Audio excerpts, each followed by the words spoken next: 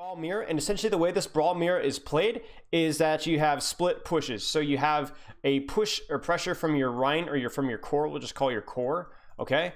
And then at the same time, your Kree is looking for off angles, and then your Diva is also looking for off angles. So they might be in the same angle, they might be in different angles. Your Diva angle might be really conservative, they might be really aggressive. It depends on the positioning and on the map.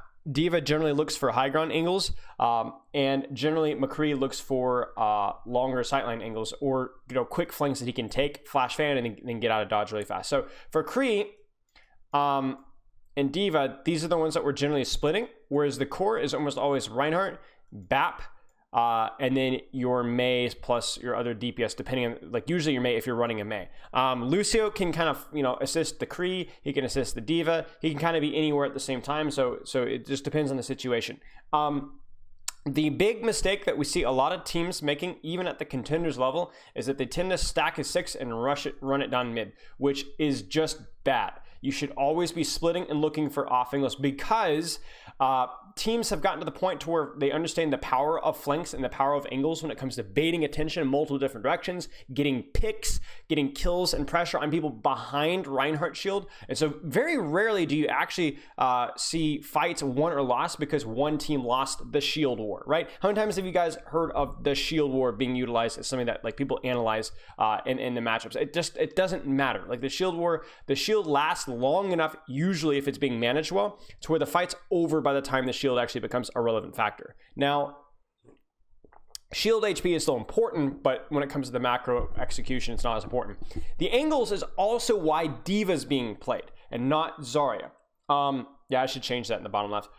Because when you're talking about Diva, you're talking about a hero that is extremely mobile, can position herself flexibly around the map, and can also take angles herself. So it's not just she can, matrix and chase down a McCree if he splits off. It's also that she can take an angle on her own. She can be on the high ground shooting in the back line. She can be like a big thing that a lot of the more aggressive Divas will do. Once they see an opportunity, lamps down, shifts down, Lucio's out of position, they will dive the back. That is something that you can do, the BAP, excuse me. And so that's why Diva's played. Right? If you're just standing AFK and just burning, then obviously Zarya is going to do more. But obviously these Divas are much better at peeling their backline against, the Doomfist, the Kree flanks, helping their McCree establish an off angle, utilizing their off angle. So there's just a lot more flexibility. The role for the Reinhardt here is to take space, synchronize his taking of space with the flanks. So like synchronization. And then he can go aggressive, he can go passive. It just depends on the playstyle of the team, like what the macro game plan is. And then obviously conserving his resources. So then Diva, the job is to either deny, remember how we just described Lucio and that one guy as disable versus enable? It's the same thing for Diva, disable versus enable. Thank you. You can either disable the enemy team. Do you guys want the hat? Do we want the snow hat? You can either disable the enemy team from taking off angles, or you can enable your own team to take off angles, or you can even enable yourself to take an off angle. You yourself, okay, yes, okay. You yourself can actually take an angle on the enemy team. So you can either stop them from, or you can do it your own, and you just kind of have to look at the situation. I don't know. And then the McCree is like almost permanently splitting, almost permanently. Occasionally you'll go for these quick flash plays, bursting on mid, but as quickly as you can, you're almost always looking for splits. How far you split depends on the map, depends on the enemy Diva's discipline, depends on the situation. For the Doom or Mei, let's just say for the Doomfist, there's really the Doom and the Mei, let's just put it this way. The Doom and the Mei are the tempo setters. I think this is a good thing that they have in combo. They're the tempo setters. Now, before I answer this, I'm gonna give you guys about 5 seconds to think about what do I mean by setting tempo shifters, tempo setters. This is what happens when you write and talk at the same time. What do you mean by tempo setters? Hair check. There's your hair check. So the idea is that when you're playing the composition, you the big cooldown with Mei Brawl is that you go in when you have wall. right? You're not even necessarily looking to wall off and kill whoever you wall off, but you're walling off to scare enemies, to force pressure, so that then your McCree can flank, your Khadiva can look for high grounds, your Ryan can go in and swing, etc. But you're doing that around Mei wall, not necessarily Amp, not necessarily Lamp, not necessarily, you know, Kree's Flashbang or Diva's Matrix, or, you know, like you're doing it around Mei wall. Mei wall is the cooldown, it's the limiting factor, it's the cycle, right? Mei wall we go in, Mei wall we go out, Mei wall we go in, right? The same thing goes with Doomfist. Doomfist is the hero that replaces Mei, and with Doomfist, your cycles can be a little faster because you have a faster cooldown. Now, you do less poke, you do less ranged, but Doomfist waits on his uppercut slash slam. He can go in with a slam, he can go in with a punch, shoot, uppercut, slam out, slam in, shoot, uppercut, punch out. One of those two, and that's your cycle, right? You're not going in unless your Doomfist has his cooldowns. That's the rule, right? Because he will create space for you. He will force pressure and attention that your McCree can capitalize off of. Okay, so they both are like their cooldowns are what really dictates the flow of the composition. Okay, I don't know if you guys can see that. I know my face cam's kind of in the way of some of them, but you guys will survive, okay? So then we go to the supports. Now, whoops. BAP's job is to min-max the damage sustain, right? So, I mean, the basics of just damage, heal, like shield pressure, poking the enemy diva, poking the enemy backline, obviously never compromising his own team support, but also proper lamp timing is really important as well. So knowing what I need to lamp, do I need to lamp a freeze? Do I need to lamp a pin? Do I need to lamp an ult? Things like that, okay? BAP is pretty consistently the same in no matter what composition he plays. And then Lucio is like Diva, is about disabling and enabling. Are we going aggressive? That's a terrible color. Are we going aggressive? In which case, I can look for a boop on the enemy Ryan. I can look for a boop on the enemy Mei. Are we like playing more passive? In which case, I need to deny that Reinhardt. And do I need to peel off the Diva on my backline? Do I need to speed my McCree in a flank?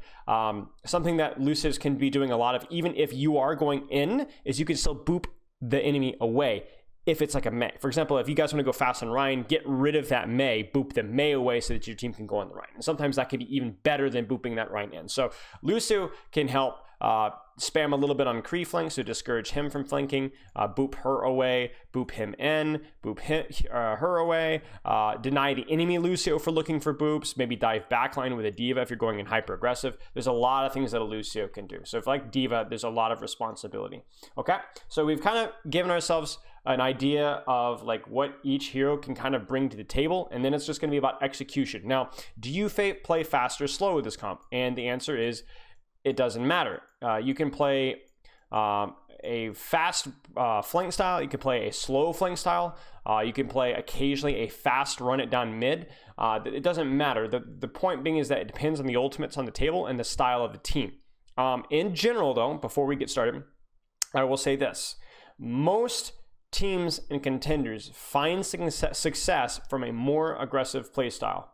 Now, why do you think that is, chat? Besides the psychological advantage, besides the fact that I think you can argue that aggression, even in Overwatch League, is better because it's kind of like the psychological of we're setting the tempo, we control things. But ignoring that, why do you think aggression is so often better in Tier 2? Why does it work so well? Because they make too many mistakes to play slow. Okay, sure. It's simple. It streamlines the neutral, right? There's not, okay, we play our angles. We need to communicate properly to the push. No, it's just like we just go in, right? For sure. Because you have to play perfectly if you're defensive. I don't agree with that, but it does demand a little bit more of a clean play style.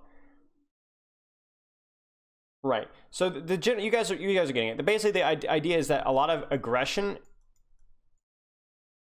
helps deal with synchronization problems. Remember that you guys talk about timing and how it's such an important concept in Overwatch? When you're aggressive, it's a lot easier to make sure that your timing is good. Because, you know, guys, I'm literally pinning in 3, 2, 1, go. And that just says, okay, I need to be doing something right now.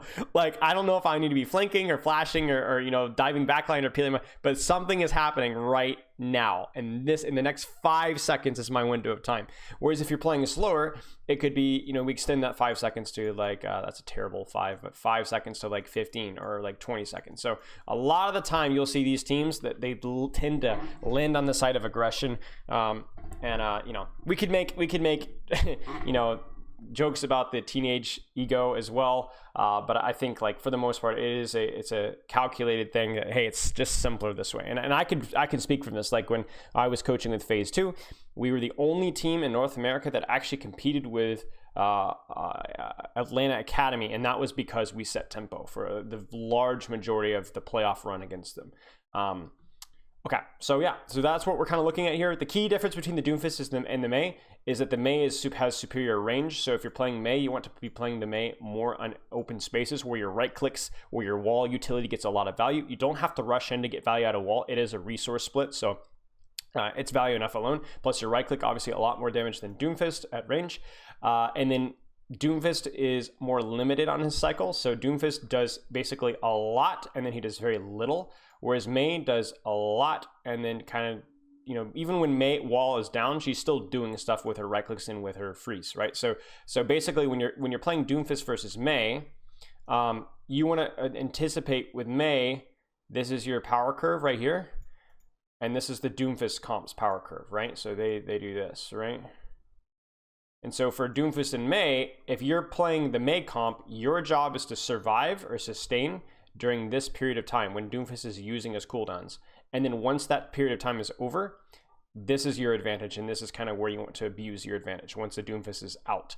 If you're the Doomfist comp, you need to be getting a lot of value during your cooldown cycle, otherwise the Mei team will outvalue you. Okay? So I wouldn't necessarily say that this comp is going to play more aggressive. I just am going to say that they should be playing more aggressive when their Doomfist is in and more passive when the Doomfist is not. This team is going to be more even-keeled. They can play up similar to the same tempo consistently. They just need to make sure that they survive the Doomfist engage. Because even if the Doomfist doesn't get kills, he can force a lot of resources that makes your Rhines vulnerable while that's happening. Okay. I see Backbone in my chat, and I say, Backbone, be gone, and that is all. Would you say that a slower playstyle would overall be more effective when we exclude the mindset simplicity factor? I think the benefits of the slower playstyle is it allows you to abuse map control for longer. For example, if you have an advantage with the map, it is better, in my opinion, to play slower because you can bleed the enemy resources and you leave it less to chance. You have an advantage, you just wait. For example, it's like a mutual fund investment. If you have a return of 7 or 8% on the economy, you're not going to be getting $100 every single day, right? It's more about just like we're saving for retirement. We're saving for retirement. If you stick with it, by the end, you're going to be all good, right? But don't rush it right now. And that's how I look at a slower playstyle, that you're playing for the long run, that you know that your superior resource trade, you will win. So I think that like on paper, it definitely leads, if you are very good at a slower playstyle, there is less of a chance of unlucky things happening. There's less, RNG, randomness, luck of the draw involved. So if you're confident you're the better team, playing slower ensures that you're going to be winning more team fights.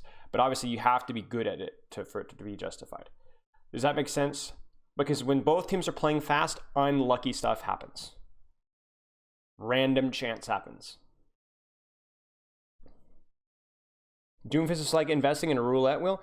I mean, less so than people think, because you don't have to get one shots with punch for it to matter. It's also, hey, I can force a lot of resources when I'm doing this. Okay. So that kind of sets the stage for really the entire map. I think my concern here is that Speedily obviously has a setup advantage here because he's already set up. So that means that there's the kill box. Like Doomfist and Mei both benefit immensely from kill boxes. If they're already set up, that's a free, easy Doomfist engage. For Mei, it's a free, easy wall. So let's see how Revival plays on this. I mean, if we know Lemon, then these teams are evidently... By the way, Seeker, this guy flanked so much, and I'm at least from what I remember hearing, so I'm looking forward to this because, again, this is how you play McCree. I've been saying it for months, and nobody listened to me, but people were not listening to me. From the very remember the lethal review we did months ago, even before that? And it seems like just now, teams are actually figuring this out. Going to suspect that Speedily is waiting for them. Oh, they get that stuff. Ooh. That Speedily is waiting for them. So let's see the synchronization of pressure. Cloudy goes in. I'm looking for Maywall. I don't see Maywall. Oh, they get that stun onto Warp. So there's the Maywall. You can see it right there. Do you see the neutral? They pushed, do you see this? They did not push this way. They pushed this way and this way, if we're speaking about Revival, right? And so what does American Tornado do? They're not all hard peeling their Rein. They're all hard pushing the angle because they know if Seeker dies, it's how they win. And it's exactly what happens. Speedily, OG, they all commit in Seeker, he's dead. Oh, they get that stun onto. I think the only thing that I have to say here is that I think Revival could have properly peaked this here. You see this? With both their main McCree without hard committing. Because remember, they have the poke advantage. They have the superior range, so they don't have to force anything. Seeker could have played a little more defensively, and they could have peeled him off better, and they could have easily... I mean, they really could have easily forced Reiner to back off and then gotten the space. So yeah, they trade, but it might not have been necessary for them to trade if they'd played this properly. But again, it's a tempo preference. I see with the immediate execute dive, and you see that falls is pretty deep into the backline of Revival, and probably got some finishes onto Nos and So I just see basically, essentially, Revival is essentially just int. They just int on attack. And to me, that's understandable if you're playing if you're playing a Mei mirror, because you know if we play slow and we play really carefully, then we're not going to be able to trade effectively because they have the better positioning. But they have the Doomfist. Like all you know, Speedily has to go in. If you peek around statue here, split, Speedily will have to engage your backline. You can back off, peel him off, and then push again. And again, you have the better comp at that point. But instead, they just int in, and I'm not a fan. I don't think that makes a lot of sense. And False didn't even lose the mech through all of. One thing I will say before we actually go in is that it might just be that this Revival is just more confident and better practiced at going fast and decisive, in which case that's fine. I would rather do the technically wrong play, but the wrong play that they've actually practiced and that they're good at. That's totally fine. The other thing to say is that while they did the wrong play, they did it the right way. They did not have Seeker stacked with his team. That would do no good. They had Seeker split. Right? They took angles when they went fast, right? There's no excuse to not take angles. Of that. So a quick reaction from America. Why are Tornado positioning on statue? When they position? No, because if they all, like, here's the thing. Rotating through hotel is pretty dangerous because you can get punched on rotation, you can get walled on rotation, and even if you flip the map, you really don't have a huge positional advantage. It's better than being here, but it's not terrible. I think that most of the times that we see rotation through hotel are because the defending team get caught with their pants down. Like this rotation is pretty darn scary, and it can go very, very wrong. American Tornado saves that. So they're probably positioned aggressively here because this is where Speedily can best set up his kill box, because it's easier for Doomfist engages to happen right here. Maybe not Reiner, but saves the mech. Now 30 seconds gone from Revival's attack. It ain't Why wasn't Hydron playing? Personal reasons. I'm not going to leak. clean though, Lemon, so we're gonna have to give away a lot of Nothing he could do. 30 seconds gone from Revival's attack. It ain't clean though, Lemon, so we're gonna have to give away a lot of ground here while we're trying to get Reiner back into the fight. And Nos has moved over now from the Mei onto the Doomfist and wants to go for this. Okay, and again, do you see what I'm seeing here? Now it's interesting that Nos actually goes Doomfist here, so interesting here. But do you see what I'm seeing, chat? Do you see what I'm seeing? Right? This is just bait. This is just raw threat. Now these guys could kill you, right? Otherwise they wouldn't be good bait. But this is where the fight is won or lost right here. Yeah, I find it interesting that they're splitting Nos as well. I mean, obviously that you can get good punches from here, but obviously splitting your Doomfist this early is a little more scary because you know, he could still get good value from punching here. But I'm curious. Doomfist, Spilo's already taken a huge amount of damage. Cloudy is just getting slapped around, and Immortality had to be dropped. So they kite the window really well there. See that Matrix first. Cloudy is just. For this Doomfist, Spilo's already taken a huge amount of damage. Cloudy is just getting. I mean, they just kited it pretty well. Like obviously the lamp kind of stings, but you'll take that. Immortality had to be dropped just in case. See that Matrix first used by the defense. You're just gonna walk away from that. You do not want to fight into. Okay. Now I'm not a fan of what Cloudy's doing right here though. Matrix first used by the defense. Cloudy really needs to be regenerating his shield. So the timing here is important, but they still have an active window, and you should be free to wait another 2 or 3 seconds here, which could be the difference between 800 shield and what is essentially walk away from that. You do not, what's going to be 400 shielder. So I think Cloudy's going too early here, and again, there's no reason for him to peak now. You need to peak when the window actually happens and when the pressure actually happens. So I actually think this is bad shield management from Cloudy. and this is something that you're going to see a lot from Cloudy and from both Ryans, is shoddy micro. And the reason for that is because when you're in the heat of an official match, you're thinking about planning and there's a lot of communication going on, and little micro details will slip. I'm sad that this is this big of a micro detail is slipping though. Not want to fight into an Ant Matrix, you will lose that, and now they use their own revival this time. Did you notice what happened when they window chat? Did you notice what happened? Where's Nos right now?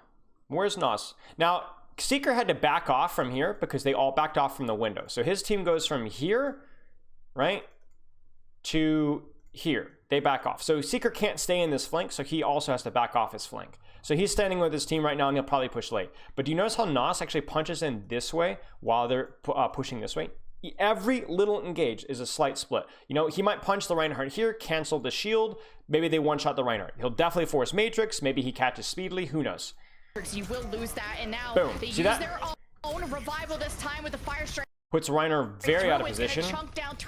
And look at that. Now they use their own revival this time with the fire strike. I'm not sure what Speedily is doing here. Matrix, you will lose that, and now they use their own.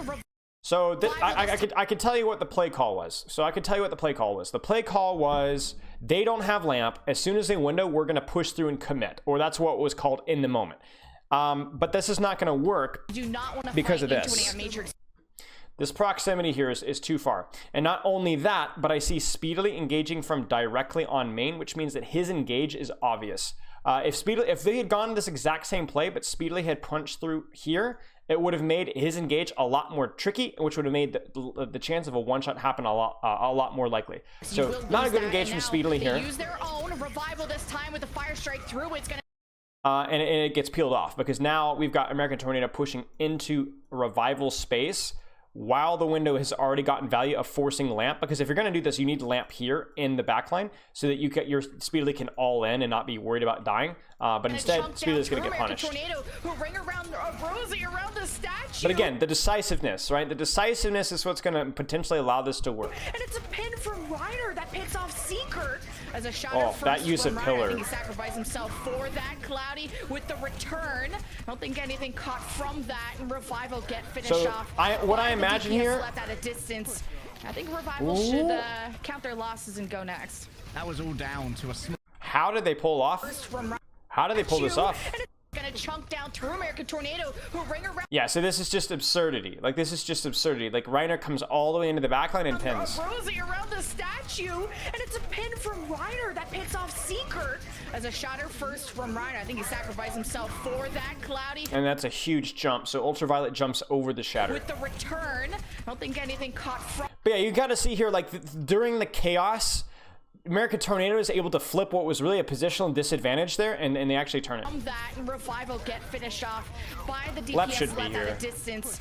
I think Revival should count Left their dying there is actually really, really big because this fight was very turnable. There from False, actually midway through Cloudy's cast, getting booped back by the Diva boosters, allowed for enough space. But it's a Devolve fight, better spawns. Ooh, that was risky. That's a risky beat from OG, but it might work out yet.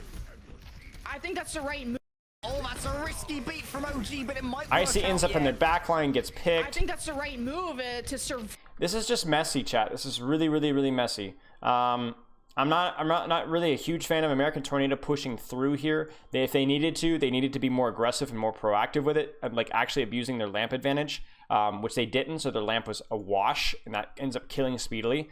But because Revival gets split off, because Reiner hard commits on that a little late, but he does hard commit, they end up taking some favorable trades. Because remember, chat, like whenever we review these, I don't really care after the first 15 seconds. Like, it's just going to get devolved and messy, and then it just comes down to target focus and like people keeping their composure, and then mechanics, right? So then, like, I'm not reviewing that. 5, that Nos dive from the Doomfist, but also the perfect time to follow up or to go after a Doomfist is after he uses those cooldowns, but they kind of waited a little bit, so the Soundbearer didn't get much value. I was gonna say, no way he gets out. He does not miss pushing. He's fired up, and Revival are back in spawn. American Tornado finally looking. Icy goes Zarya. I don't really know why. I don't think any compositional swaps are necessary here. Like, I just think, like, yeah, interesting. Okay, so the Zarya swap does two things. One, it enables Nos to go that much more aggressive on the backline. And two, it basically makes it so that the ability for Revival to like actually pressure backlines a lot lower. Icy has to kind of be careful here. So the difference between Zarya D.Va is like shorter range power, right? Versus D.Va like this, and the ability to enable Nas to go all the way in. I don't think it's necessary though, because you lose like, yeah, you don't need to eat Mei ult, so some of the value of D.Va is gone, but you can also still Matrix Doomfist going in. You can still pressure Doomfist on his angles. The Great Slob, thank you so much for the sub, mate. Like, you can make Doomfist engaging difficult by playing D.Va, because you can contest a lot of the flanks that he likes to use to engage from. You can make Speedily more punch bot from main. I mean, I don't think Doom comps are better with Zarya unless you're playing it into a non-mirror comp. Like, if you're playing Doom into, I mean, it's okay. It's okay. Like, let's put it this way. This is okay, but I'm unsure. I'm unsure. It is definitely a trade-off. It is not necessarily, if it is superior, I don't think it's by a lot. I don't think it's by a lot, because you lose a lot of your backline pressure on the enemy BAP. You lose a lot of pressure on the enemy McCree flanks. You lose a lot of pressure on, well, you lose a lot of value in terms of stopping things like Window and High Noon. You do gain your Doomfist doing engaging better, and obviously Grab is a much better ultimate than Bomb, but again, it just could get eaten. So I don't know. Interesting swap. Remember, this is an official match within Overwatch Contenders. They could lose that reigning. You're certainly all inning a lot more in the value that you do get. Champions title if this continues to go the way of Revival. That's questionable. They could lose that reigning champions title if this continues to go. What's the problem with this, chat? What's the problem with this? And I want to be very clear, we're not flaming Wub for this at all. So I don't know what the communicational structure was here, but what is a major problem with this?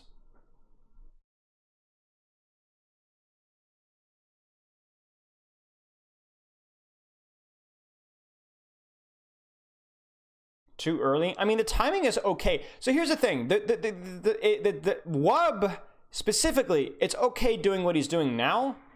But where's my team? Why is Reiner not shifting in? You see what I'm saying? Why is Reiner not literally pinning in right now? Where is my Matrix? Where is OG? OG should be up here. Right? Speedily should be punching from Hotel. It should be this. Speedily punches from Hotel. Reiner can pin or aggressively take space on main. Ultraviolet can window back. And OG and False need to be on statue, peeling this off right here, helping this guy. Like, this is a train wreck. Look at Reiner. He's just shielding. They're shielding AFK, right? Back here. And Wub is just going in. This is a serious disconnect. This is a serious disconnect. Like, this kind of play is obviously hyper aggressive and could be considered a feed, but it would work if it got proper support. It's not getting proper support right now. Now, I don't agree with this play call. Lep here can really just, he could just beat and run these guys over. I think American Tornado needs to play this like slow open space and find a way to force beat with like a better High Noon. Pineapple Bro, thanks for the sub, mate. But again, if this is what you're going to do, it could work, but it has to be executed properly. And this is a train wreck. And I don't even think this is Wub's fault. Like, where's my team? How are American Tornado on the back foot? How is that possible? It's just no excuse. Oh my God. And it's over. It's over. Wub got dominated by Seeker. Oh my God. And Cloudy. You're down one. You let them beat engage, and now they have all the space. It's over. I don't know what the issue is. I don't know if it's communication or like there's a miscommunication or like Wub just saw it and went for it. I don't know. I don't know who to blame. So I'm not going to blame anybody. But don't just AFK blame Wub for that. I'm telling you that much. It could have been very well Wub feeding, but it also very well could not have been. But the problem isn't the fact that Wub's flanking. The problem is Wub's flanking where the fight's here, but his team is back here. That's the problem.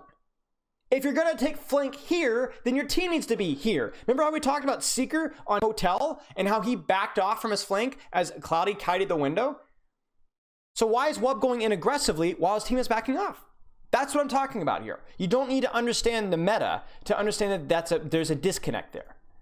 About 3 meters of him and get that flash fan onto. How's Claudia allowed in Contenders in A? Contenders in A can be for anybody. Like, anybody can be in Contenders in A. That was quite the engagement from American Tornado, and it has cost them dearly. And to my knowledge. Ryan is the highest, and he's 40%.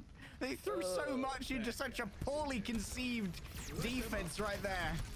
Well placed here, Matrix. They can get. Interesting window. I feel like it's a little far forward. I mean, obviously, you know, there's the risk of it being kited, but I feel like maybe letting them come in a little bit more. Right there. Well, so they're just going in. They can get some damage into the corner if American Tornado. And I think this is the proper play here. You have such a massive ult advantage that you don't even want to give them the opportunity to try and do anything. So why not just window and you know, why not just use these? These are relatively inexpensive ultimates. Just use them right now.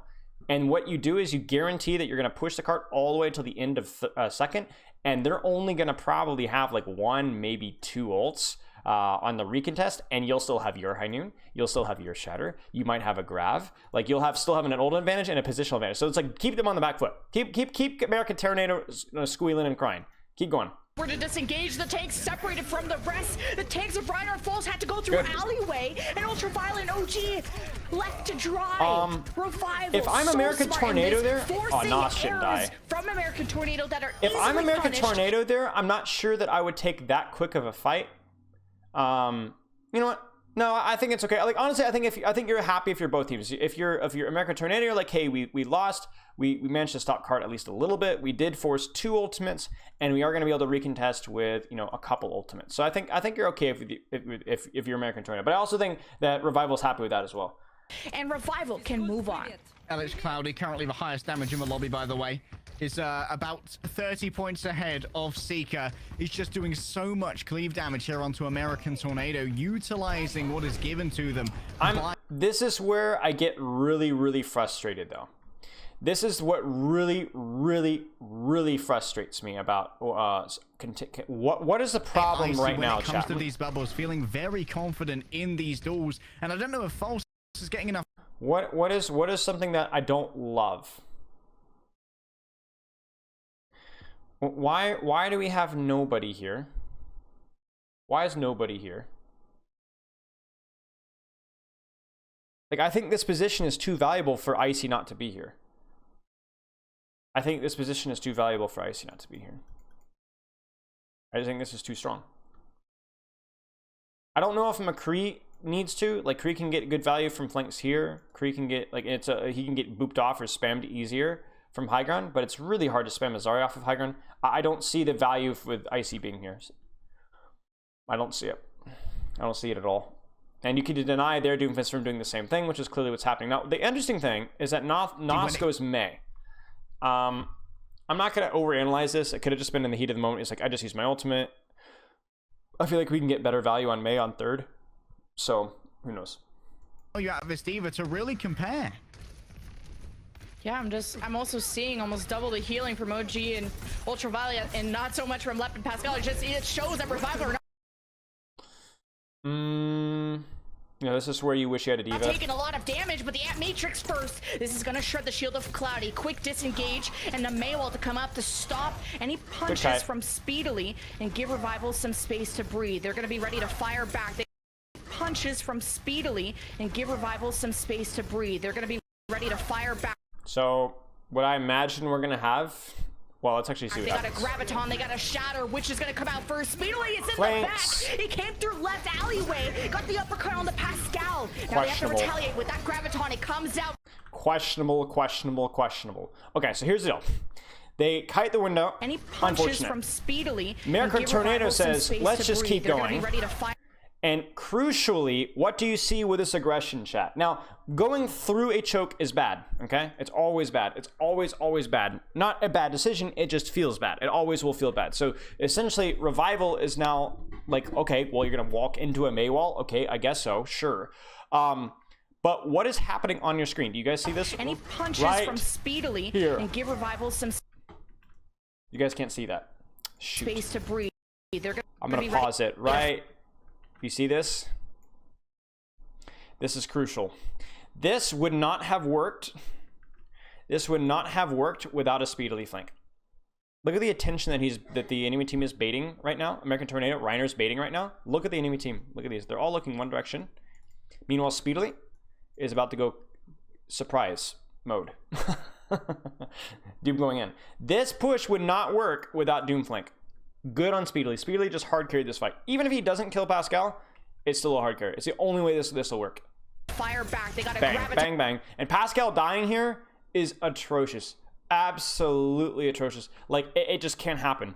You cannot be shocked when the enemy team pushes with flanks.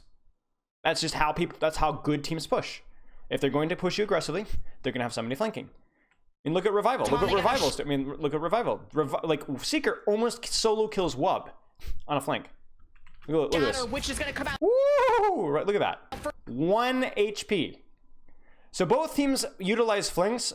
One team pushes aggressively with it and gets value out of it. The other team doesn't quite. You know, and that's just the value of the Doomfist right there, right? The instant burst of value versus the Mei, who takes a little bit more time. And if you get a kill out of that instant burst of value, then this comp is going to lose over and over and over again. So what they could have done about this is certainly anticipate the flanking better. Like a Lep could have assisted with this a little bit, could have discouraged it with Boop. Pascal could have anticipated it better. This is also an additional issue with running, not running the Diva, is you do lose to things like that a lot easier because you have less mobility, less flanking, no matrix in the backline. Maybe Icy could have, whipped around and bubbled this, but obviously that's tough to do. So for Speedily, it's in the back. He came through left out. And this is where the questionable stuff starts to come in. You, especially because Tornado have Lamp, you're not going to win this fight. You're not going to win this fight. You've committed Shatter and Grab with it on it, and you have no BAP. You lose BAP, it's over. There's just no clutch. There's just no sustain. It's over. BAP might be the worst person to lose in a team fight. I would almost rather lose. I probably would rather lose my Reinhardt than lose my BAP. So now they have to retaliate with that. Every damage they take is permanent. Comes out. Revival don't have a lot of healing. They were hoping to out damage them quick, but Speedily does not stop.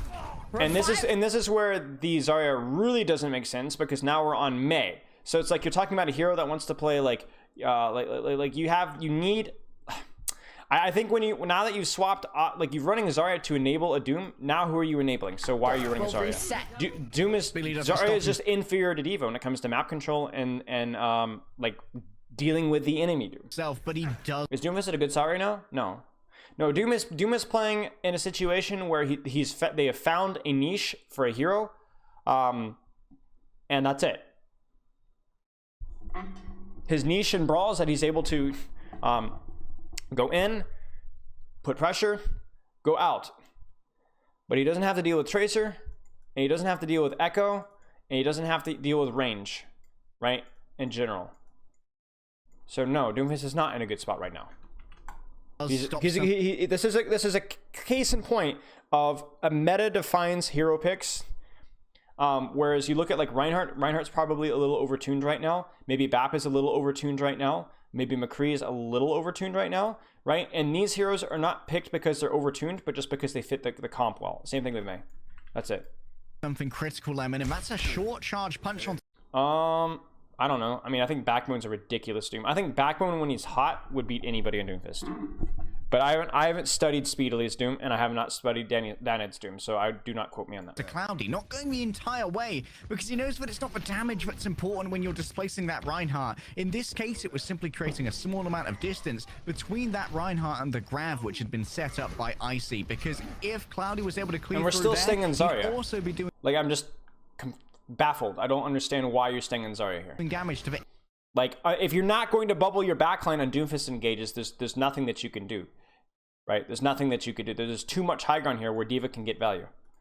Zarya, just because there's a shorter sightline doesn't mean that Zarya instantly gets more value when there's available high ground, available things to peel, and ultimates to eat. Good that Revival's clearing high ground, though. Immortality field was obfuscated by the hitboxes for everybody else. And the other thing, too, is that Wub is legit completely free right now. Like, he is so free to flank right now. I love this rotation from Revival. They put the Ant Matrix up there. You'll see the whole lane, and American Tornado can't force them away from the Ant Matrix, but they're actually pushing through Brew. They could also come up from behind American Tornado, so a lot of choices. They go to the low ground. They get ready for the Ant Matrix. It's Salamander engage. American Tornado. Like, So a lot of choices at Matrix, but they're actually pushing through Brew. They could also come up from behind American Tornado. So a lot. So first off, why clear high ground if you're just going to drop here anyway?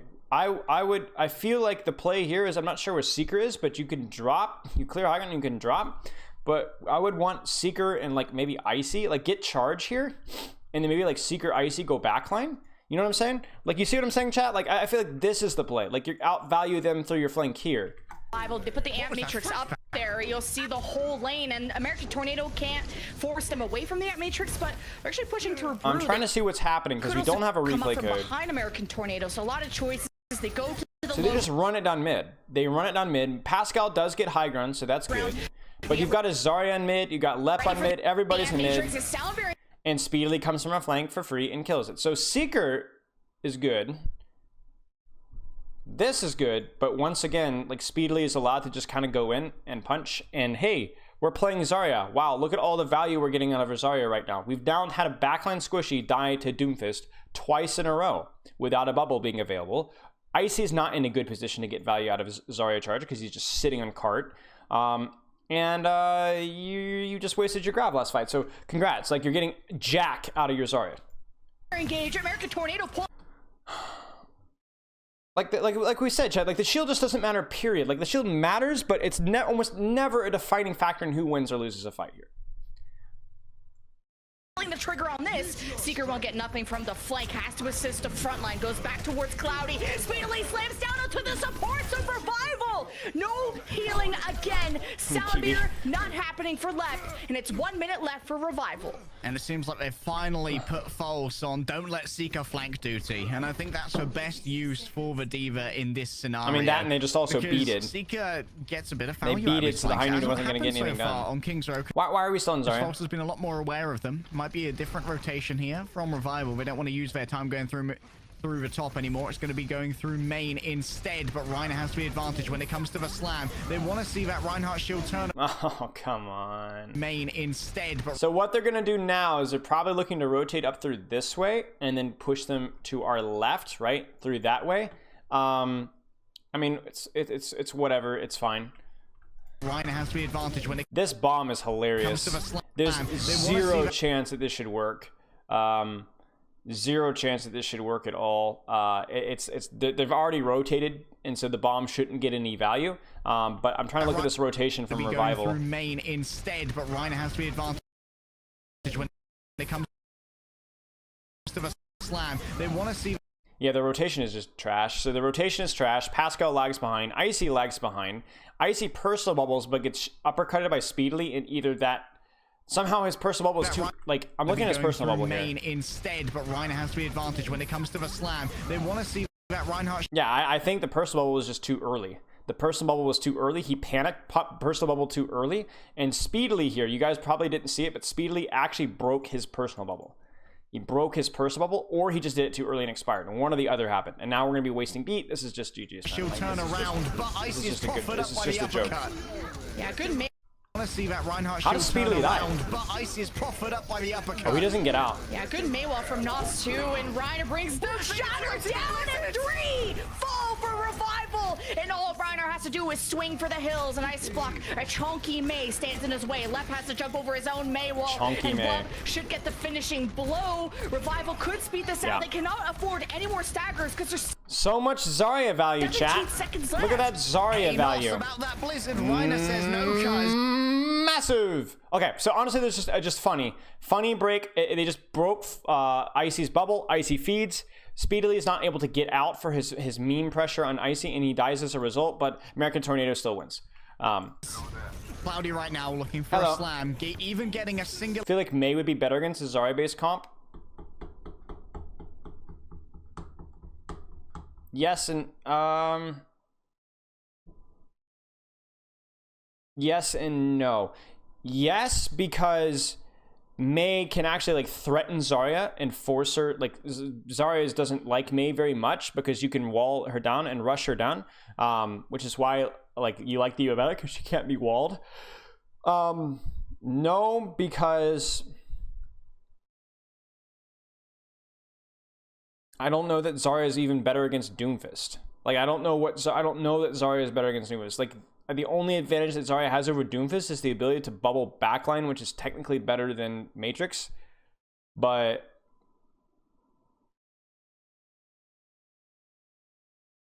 I mean, I still think Doom does pretty good against Zarya. Like, I don't know.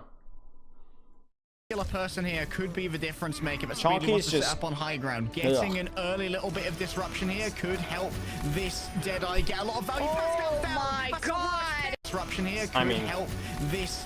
That's just goofy, man. Getting an early little bit of disruption here could help. How? Cloudy's shield just like he just walks wide of Cloudy's shield. Get a lot of value. Oh my god! So much Zarya value, chat. The main healer of Revival. So much Zarya battle. Just hits Not a single kill from a grab this entire second. He doesn't even build another grab. American Tornado all dead. So honestly, like, I think Revival had trash rotations. I think Revival's comp was trash. That's mostly it. I think American Tornado played it relatively well. They played a much better around their Doomfist. They were kill boxing around Speedily. So that's the big thing, is they were taking fights where Speedily could go in a flank. Speedily could flank punch. Speedily could flank slam. And he was getting away with it over and over and over again. I think Seeker was doing his best on flanks, but there were kills happening every single time the Doomfist went in. And like, you can't win when the first time a Doomfist goes in, he instantly gets a kill every single time. What, 3 fights in a row? 4 fights in a row? Like, you can't win like that. Like, there's no way to win the game when you're playing 5v6 before the fight like even starts. So honestly, I think Revival just played shamefully poor. I think the compositional sucked. I think the way, like I said, the rotation sucked. The ult play sucked. It just was bad all the way through. American Tornado definitely deserved that. I mean, they definitely deserved it. I don't think American Tornado played particularly like spectacularly, but one thing they did do well is, like I said, they played on Speedly's kill boxes really, really well. Okay. In rank, do you think Zarya is better with this sort of comp though? On the defense. I think Zarya is better in ranked just because Zarya is easier. Like, if you're a really good D.Va player, you'll find a lot of value out of D.Va. The only reason I recommend Zarya is because I think most D.Va players suck. Most players suck at D.Va. So, I mean, play Zarya because Zarya is easier, but don't play Zarya because she's in some way superior in ranked mode. It's just because most people suck at D.Va. Neapolitan? Was that your question? So when people are moving into your zone of influence, okay, so they defend with D.Va on the high ground and get that early bit of damage. They attack with and Doom. get a free escape. Okay, so less easy when you're moving into the enemy's high ground. This is going to be the interesting thing. Yeah, so you can see. I mean, you see it right here. Here comes the punch. So off angle, right? Off angle, easy, harder to anticipate. You don't even have to be hard splitting like through Hotel. I mean, you could see Icy here, who I assume is anticipating Speedily to come from this angle, like, but you know, here. So, hit this flashbang, but that's just silly from OG. Moving into the enemy. Like, I don't know what he's doing here. It's all up to Seeker to get. So he's going for a boop, but the level of aggression here isn't like as high as I think OG thinks it is, and OG's just inting. like, what? I mean, False could have Matrixed this potentially, but there's like, OG is a little ahead of his team, and he needs to be matching their aggression here. He also drops off the wall a little bit at the end there, and obviously that costs him. Neapolitan, I swear. This flash. I'm not even going to dignify that with a response. Goes for the punch onto the Reinhardt. He's able to uppercut and dodge a lot of shots from Seeker. Do you see how American Tornado are playing this though? Like, ignore OG feeding a little bit. Do you see like what tempo they're playing at? Again, it's not about fast versus slow. It's about when they're playing the high tempo. When Doomfist goes in, they're all inning. So it's all up to Seeker to get hit this flashbang. Look at that. Bang, bang. Triple cooldown engage. Right? Look at that. Look at that. Look at that. If this is a ranked Doomfist, I'd be like, what are you doing? Triple cooldown? It doesn't matter. Their comp is built around all inning, and because they're playing to that power spike, right? As soon as that Doomfist uses his cooldowns, they're significantly weaker. Reinhardt, but you know, lucky stuff happens, right? Like this. His American Tornado are so low, and maybe they're going a little bit deep for what their health pools are telling me right now. And Revival. And you know, all things considered, look at Revival's positioning now. And we anticipate them to be able to retake space here, but you know, Nos is dead. Nos, I think, so they should still be in a safe position to hold this point, even if maybe they repush this here. Closer respawns. I suppose their only option was to go deep. They lost those. So just mistimed aggression from American Tornado a little bit there, but I do like like the fact that they're playing it like all in with their Doomfist, because I do think that's more similar to how you'd play it with a. You certainly play aggressively with a Doom and then chill afterwards. Early, so they didn't have the No, speed I will not to release my disengage. Owl Fantasy And if team. they did so, they would have only been chased down and would have prolonged the inevitable. But back to 6 people on both sides right now. Good eats on the fire strike. Ooh, what was that? Would have prolonged the inevitable. But back to 6 people on both sides right now. Good eats on the fire strike. A lot of tumbleweeds going on right now. Good deny from. Let's look at the engage They would from have only American been Tornado. chased down and would have prolonged the inevitable. But back to 6 people on both sides right now. Good eats on the fire strike. So it gets eaten by False in the flank. And again, do you see the aggression here? Hard aggression from American Tornado this way, Pincer this way with False. And they are in. A lot of They are tumbleweeds going in. on right now. Good deny from those Then the window. divas. American Tornado. Oh, Wait, how does Ultraviolet die? Right What? now. Good deny from those divas. American Does he get fanned? Strike. A lot of No, tumbleweeds we're going watching on right Seeker. now. Good deny from those divas. American What kills Ultraviolet? A fire strike. Did they window at the same time? going on right now. Good deny from those divas. American I think it might have been Pascal. I'm sorry, chat. We have to figure this out. Right now. Who? Good deny from those divas. American Oh no, chat! It was Lep. It was Lep. Lep, and Pascal. Look at Lep's ult charge. A lot of tumbleweeds going on right now. Good deny from those divas. Mirror windows. Now watch Lep's ult charge right here. American So I assume that must have been, maybe it was Lep. It had to have been Lep. But Ultraviolet gets annihilated. I don't think Nos was behind window when he shot. I think Nos was actually in front of window and he lands a body shot. But I think the majority of the damage came from Lep. I think Lep shoots through the window because if you look when Ultraviolet dies, A lot of tumbleweeds going on when right Lep now. or Good when deny Ultraviolet dies, it's from those right divas. right there. You see it's dead and he's not behind window right there. So I think this is Lep. American I think that was Lep, either Lep or Pascal, one or the other. But it looks like ult charge wise it was Lep. Lep annihilated him. Any path to partner updates? No, not yet. Still waiting, so we're crossing our fingers. But yeah, that's ridiculously unfortunate because obviously this fight they have a lot of space. You have the advantage there. Dying for free is BAP is really sucky. So huge play. American Tornado. Oh, they're just getting cornered. False heads into the building. Very low without Ultraviolet and all secret. And again, all we have to say here is ignoring everything. Sometimes, chat, it's just your BAP's dead. Like, you can't win a fight without a BAP. Like, we don't need to analyze the macro here. BAP's dead, it's over. False heads into the building. Very low without Ultraviolet and all Seeker do. He do be finishing them off. Please, Limit Kiwi, have mercy. There are children watching. Please. Very low without Ultraviolet and all Seeker do. He do be finishing them off. So, Please. Don't do this to yourself. Please. you know, it helps also to have that animation. So American Tornado should Brilliant Flash try to fan. just run as fast as they can. But this may while shutting the door on Reiner and his life. I'm not doing it. I'm not doing it. Peer pressure is weak. You're not even my peer. You're my inferior. If a cockroach went up to you and was like, "Hey, put on this funny clown, costume," I'd be like, "Screw you, cockroach."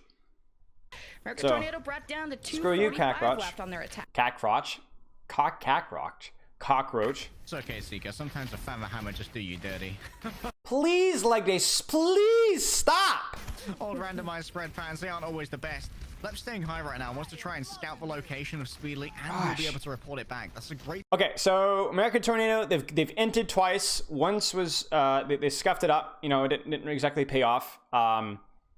Second time didn't exactly pay off either. So they're just inting. And honestly, Revival has done a pretty good job of absorbing it and then countering that. And that's the key thing. Remember, like if you absorb the all in, if you absorb the Doomfist cooldown cycle, your comp is better because you have a situation to where you can actually apply serious pressure after that cooldown cycle is done. Now, Revival are in a position here where they can once again survive a Doomfist engage, and what I would love for them to see is I'd love for them to survive the Doomfist engage here. I just love for them to beat in.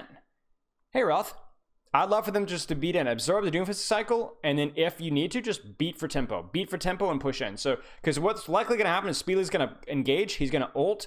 Wub will probably match ult as well. You beat in and you run over anybody on the field. But yeah, we'll see what happens. Information gathering from Lucio, knowing that they're safe to be able to do this as well. It's very unlikely enough burst damage will be delivered.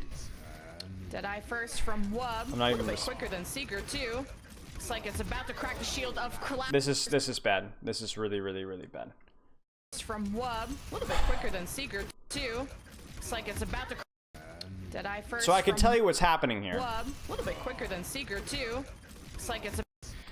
Chat, tell me how did Revival lose this fight? Deadeye. Or I assume they lose this fight. What do you see on your screen? Do you see what I see? Okay. This little bugger over here is going on a flank. Totally fine. But what's happening right now is Revival's kiting. They are not pushing. So Seeker can utilize the flank, but he cannot push. What happens is Seeker pushes. Seeker is pushing while his team goes back, which means Seeker is by himself and exposed, which means False annihilates him. Wub, a little bit quicker than Seeker too. Looks like it's. Bye-bye. And that's a mistake, because the flank is not the problem. The flank should not be pushed, though, because remember, it's matching your team's tempo. They kited this high noon. They didn't use lamp. They didn't use anything. All Seeker has to do is survive, and then they can beat and push in, or lamp and push in, or whatever, and it works. But it's not going to. Wub, a little bit quicker than Seeker. By the way, look, this is why you play Diva, chat. Deadeye first. Do you see what's happening up here as well? This is why you play Diva, and this is why you don't play Zarya into Doomfist. At least on a lot of maps. What is happening over here? I want you guys to tell me. What's happening over here? And why does it matter? You can just go shoot Seeker for free. Exactly. There's no pressure. There's no pressure. Revival's out of the fight. So you can hard focus the flanks. Holding high ground. Right. He's actively, right now, Icy is shooting speedily. Speedily is trying to flank, right? Because funny engage, right? Icy says, nope, not today. And Speedily says, understandable, have a nice day, and goes back to his team. And now he has to punch bot, right? This is why you play Diva. I'm telling you, play Diva. This is why you do this. If there's a high ground that Doomfist has to utilize, you can prevent them from doing that. It makes it really, really hard. He stopped, right, exactly. So, and then he can bully the Doomfist out, and then if Seeker had not fed, we could have seen Revival pincer like this, right? So not only does Diva deny the Doom, he also can use it himself and dive backline with, you know, the beat that should have come because Seeker should not have fed. Wub, a little bit quicker than Seeker too. Looks like it's about to crack the shield of Cloudy. Seeker down, and look at Reiner Shatter gets Cloudy. Lep also gets shattered. This is when if Seeker had survived, we would have seen beat W key. But unfortunately, because Seeker's back, I don't know. They're probably going to try and give 2 ticks, but I don't know if they can give 2 ticks. Like, Cloudy has no HP. He has no shield. He really should not be fire striking here. Like, we probably will see a lamp here pretty fast, but I'm scared that somebody else is going to die. And the left, Soundbearer they beat, but the there's no teeth behind this engage at all. Icy has disengaged from high ground. Seeker is dead. There's no teeth. Do you see this, chat? Do you see the funneled positioning that Revival is in right now? It is the easiest thing in the world for American Tornado to kite this. They probably don't need to kite off a point. Reiner can sit on point and just take it. This is just a disaster. Wish you would have saved Seeker with that, but maybe a re-engage in the process. Save Seeker with that. Well, Seeker was already dead. Like, Seeker was already hard on the flank. There's nothing that he could do. Revival looking to see where Speedily is, and it's on top of the forehead of their main tank. Cloudy, Icy, not able to get the self-destruct before losing the match. So just really, really poor from Seeker. Will get this payload online.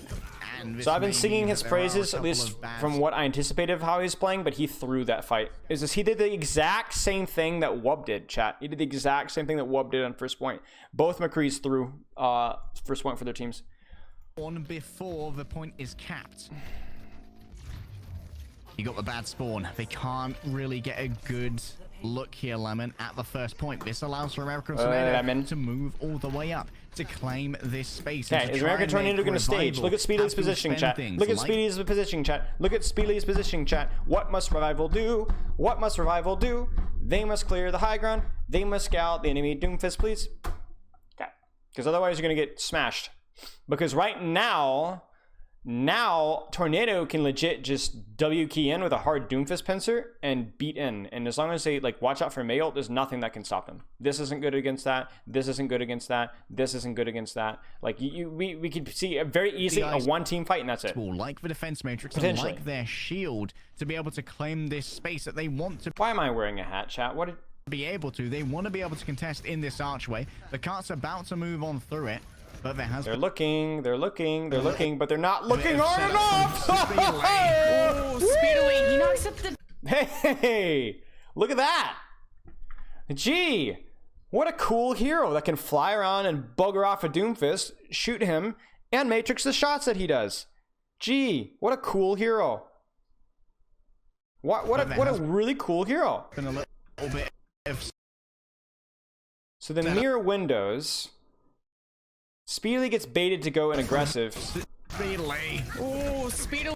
I mean, really the problem here is that the type of Doomfist engage we're seeing here, you really need more Wing off of this. Like, I don't think...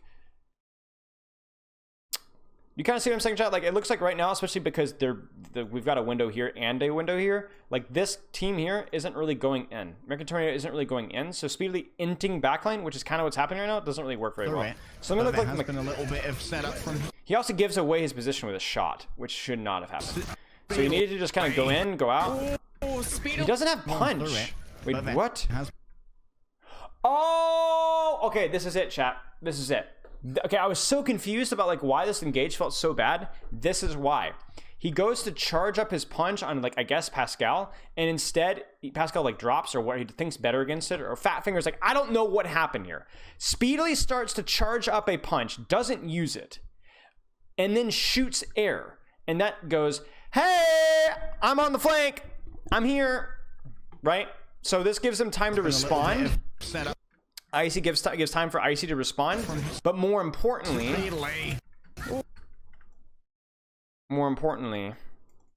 he doesn't have punch yet. So by the time he gets it back, he's at 13 HP. So that's a mechanical misplay from Speedily. But I mean, hey, D.Va does good thing. Like, why you play Speedily? Which is not what he wanted. He usually likes to go after Pascal. Speedily punished in the process. Good retaliation from Icy and Seeker. They're gonna try and turn it. I don't know why. Good retaliation from Icy and Seeker with the It's just terrible. Like, okay, the shatter itself is okay, I guess, but like OG's feeding. Reiner shatter gets punished. Good block from Cloudy, and even bigger. That is a disaster for American Tornado. So it's a mechanical misplay. Reiner yeets a shatter looking for something, finds nothing, and then OG decides it's a good time to beat, and then loses his Reinhardt anyway, while they're already a man down. So this is a monstrous feed because we've now seen 1, 2, 3 ultimates, and most importantly, this ultimate, which did not and should not have been used. And now we go from Revival thinking, oh man, this fight's going to be tough to win, to, oh, we just used 2 ultimates, and we just took 3 of yours, and now we're going to be holding the choke. So that's a bad beat. That is a bad. I mean, less kills from Revival, but it's still a fight win nonetheless. Mechanical mistakes from OG and Speedily. Left that American Tornado need to win to get to that box of victory. Oh, we do have IC is a very good D.Va. Yeah, he played very well with Third Impact back in the day. Why can't Sigma be using these brawl comps? Could he rock Doom? So yeah, rock Doom works, and he could definitely shield McCree flanks for sure. But you guys tell me why. Right, so like Sigma is too easy to get run over. Sigma likes playing more range, right? But when you're playing into a composition with speed, it's too easy for you to get run over. He doesn't deal with Mei very well. He can still get punched. Like getting punched as Sigma is lethal. You don't even have a Zarya bubble to defend yourself against that. And then also you are thinking about like I'm trying to think of the best way to put this. When you're playing up against Doomfist and you're playing up against McCree or Mei, excuse me, you need a way of dealing with Maywall, or you need a way of dealing with clearing Dooms, right? D.Va here has been able to contest Doomfist high ground and fly up and contest him. Sigma can't do that. D.Va can avoid Maywall entirely. Even Zarya can, you know, bubble, right? Sigma can't do that. Sigma has shield, yes, but when you're playing up against Reinhardt's and Lucio's and, you know, Mays and Krees who can go through, right, just run right through your shield, it's not as good. So Sigma is not very good in Brawl comps right now. There was a brief period of time when he was better, when he had a little bit more shield and he could shield faster. But even then, in May Brawl, he was almost never played. Control of this archway that they desperately wanted now, but American Citadel are going to be smart with their rotations. Without the cart in that archway, they're fairly happy to just go through. So you're not going to see them walk through here because of the Maywall. If they will, it will be only part of them. But yeah, do you notice how at least some of them went high ground? The high ground. Oh no, they're actually going to split down here. Maybe it's a little bit of a fake out to try and get people looking in the wrong direction. Ryan is going to be isolated. Oh, good ice block reaction. Saw the Deadeye and saw his life flash before his eyes, but with the down here. Maybe it's a little bit of a fake out to try and get people looking in the wrong direction. Ryan is going to be isolated. Oh, maybe it's a little bit of a fake out to try and get people looking in the wrong direction. Ryan is so they don't. It doesn't even look like False tries to eat this, which is unfortunate. They are going to aggressively pincer here. Isolated.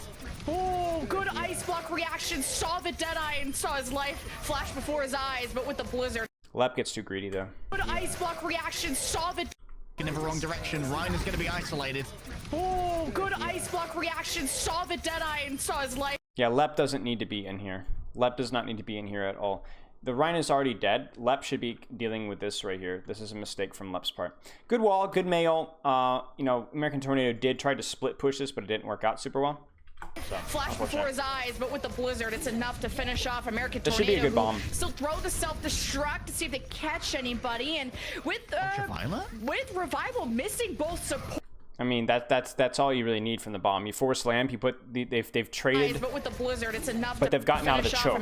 This is the big thing where the bomb is big. Okay, so you had backline stuck in here. And you were even, quote unquote, right? Maybe at a slight disadvantage because maybe Reinhardt's better than Lucio in terms of raw value. But this is the big thing.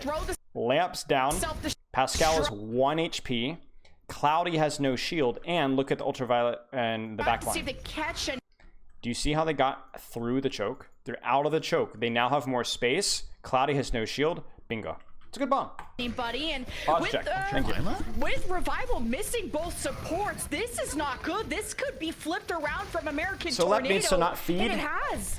Lep needs to not feed, and then that bomb has a lot less efficacy because you're able to deal with, you're able to play around it with speed boost, and which would have made that a lot easier. And obviously, just having another support for Pascal so he doesn't get 2-tapped from across the map at like 20-30 HP.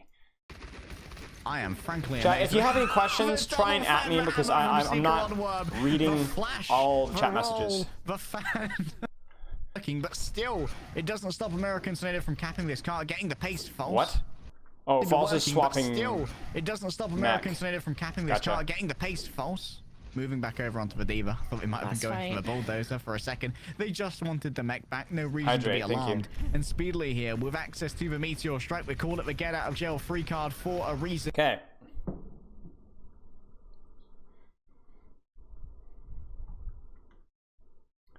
why I play D.Va.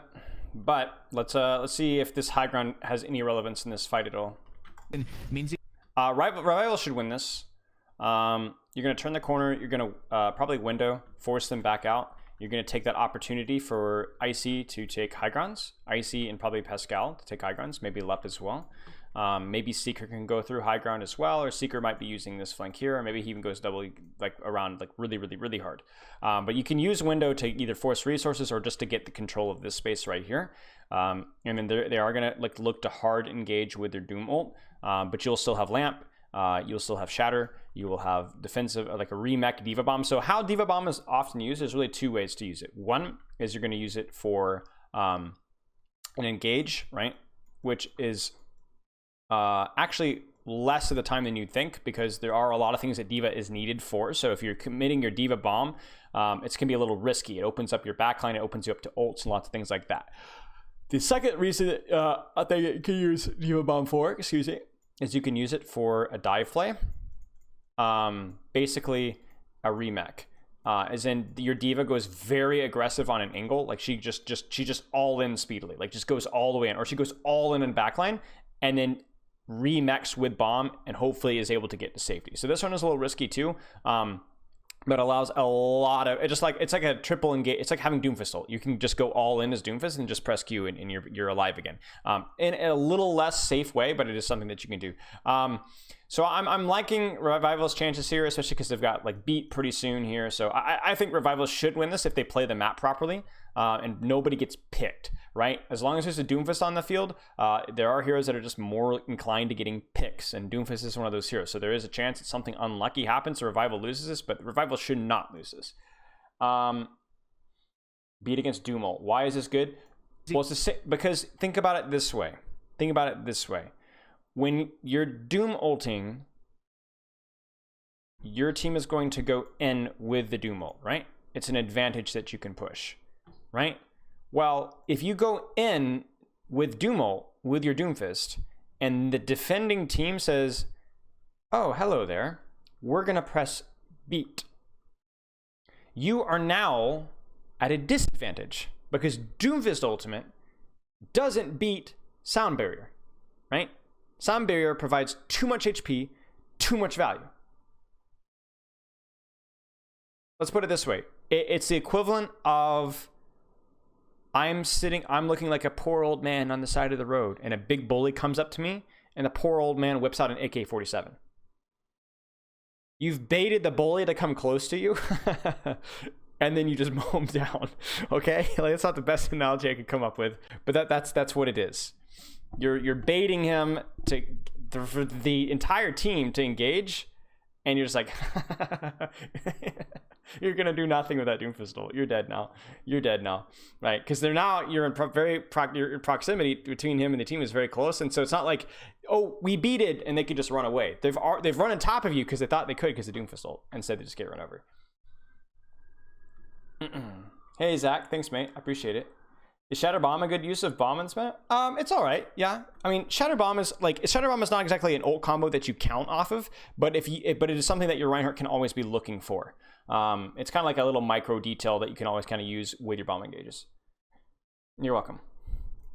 You can make because it stops the Doomfist ult from working, and it also gives you an advantage to win the fight. So it doesn't just stop the bully from beating you up; you actually beat the bully up.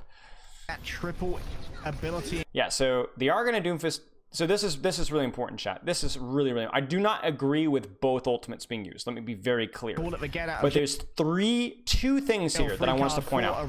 What are the two things that you guys see here that are very important? Ignore the window. Make that triple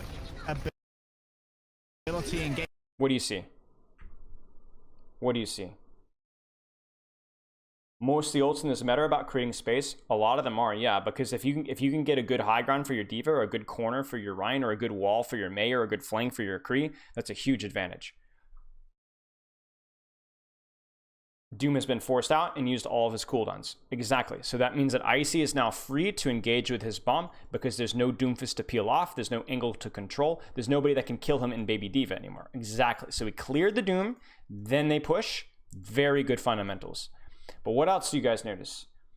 No one on high ground. Exactly. So what Ice is going to do here is he's going to bomb and he's going to land on high ground. Not only where he doesn't get killed, but also where he can remech and then immediately apply pressure from a high ground angle. So this is brilliant. My only problem is I do not like the combination of both of these. And this is a good common rule for Overwatch. You generally don't want to overlap ultimates that accomplish the same goal. You don't trance and sound barrier. You don't window and diva bomb. You don't diva bomb and high noon a lot of the time, unless they're from different positions. For example, if Icy bombed from, he was hiding in spawn and bombed from over here, and then window from over here, you create a pincer. But the problem here is that the enemy team wants to kite your bomb, right? This way.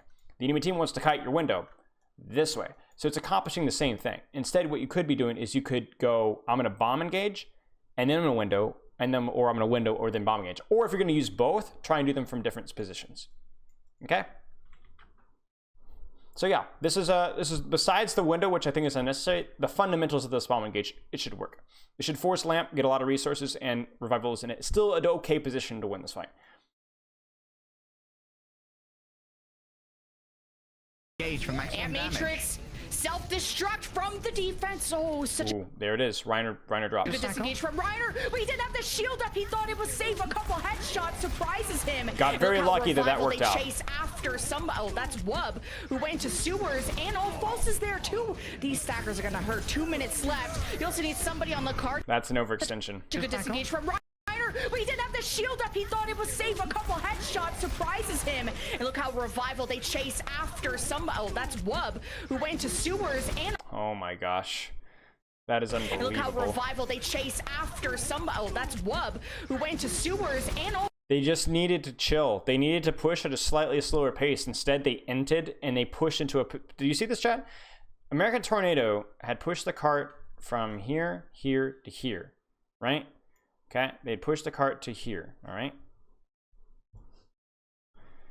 Revival goes in like this with their bomb window. And American Tornado splits this way, and they split this way. Revival hard commits on this over here, and they over pursue, and then they get smashed in the back from this angle here. False is there too. These stackers are gonna hurt. 2 minutes left. And the beat is too late. He gets Went to bait. He gets sewers, bait and at the False beat at the last second, but it's not enough to save is Pascal. there too. These stackers are That's such a so gonna hurt. bad. 2 minutes left. That's you also it. need somebody That on the should card. be it. BAP diff now. Just in case of a C9, we've seen enough of that stuff today. Doesn't matter. So, Should be Tornado it. don't have Ultraviolet too. They thought they could fight their way back, but this is more time wasted and more ult charge to Revival. Revival don't have That Pascal. was a They have to very be ugly extremely engage. careful. It's one fight lost. Yeah, that's it. Wow, they threw it. They threw it really hard. A lot of micro misplays in that tunnel there. But the big thing is that they just got greedy and pushed outside of their space. That's it. They literally just walked it down mid. They lost to 5v6 due to bad fundamentals. You think Ultraviolet is the best NA support? He's the best NA flex support, yeah. Yep, in my opinion. So, wow, that actually sucks. That really sucks. Okay, chat. That's map 1. We'll take a quick break. I'm gonna get some tea, and you guys can vote for what's next. So poll. What map? Lijiang Tower. I should remember this by now. Havana. I think it was Hanamura. Hanamura. Mura. Why I say it so funny. Rialto and Oasis. Rialto and Oasis. All right, you guys vote and chat. And I'm gonna get some tea. Should we add a hammer time break as an option? Maybe after. Well, no. I want to get like through at least like 3 or 4 maps of this. That was map 3. So to be very clear, the reason why we're voting is because I wasn't planning on going in chronological order here, because I wasn't gonna be able to get through all of them. So what's the point of going chronologically? So, anyway. Hanamura, maybe. If you guys have any questions, general questions, now would be the time.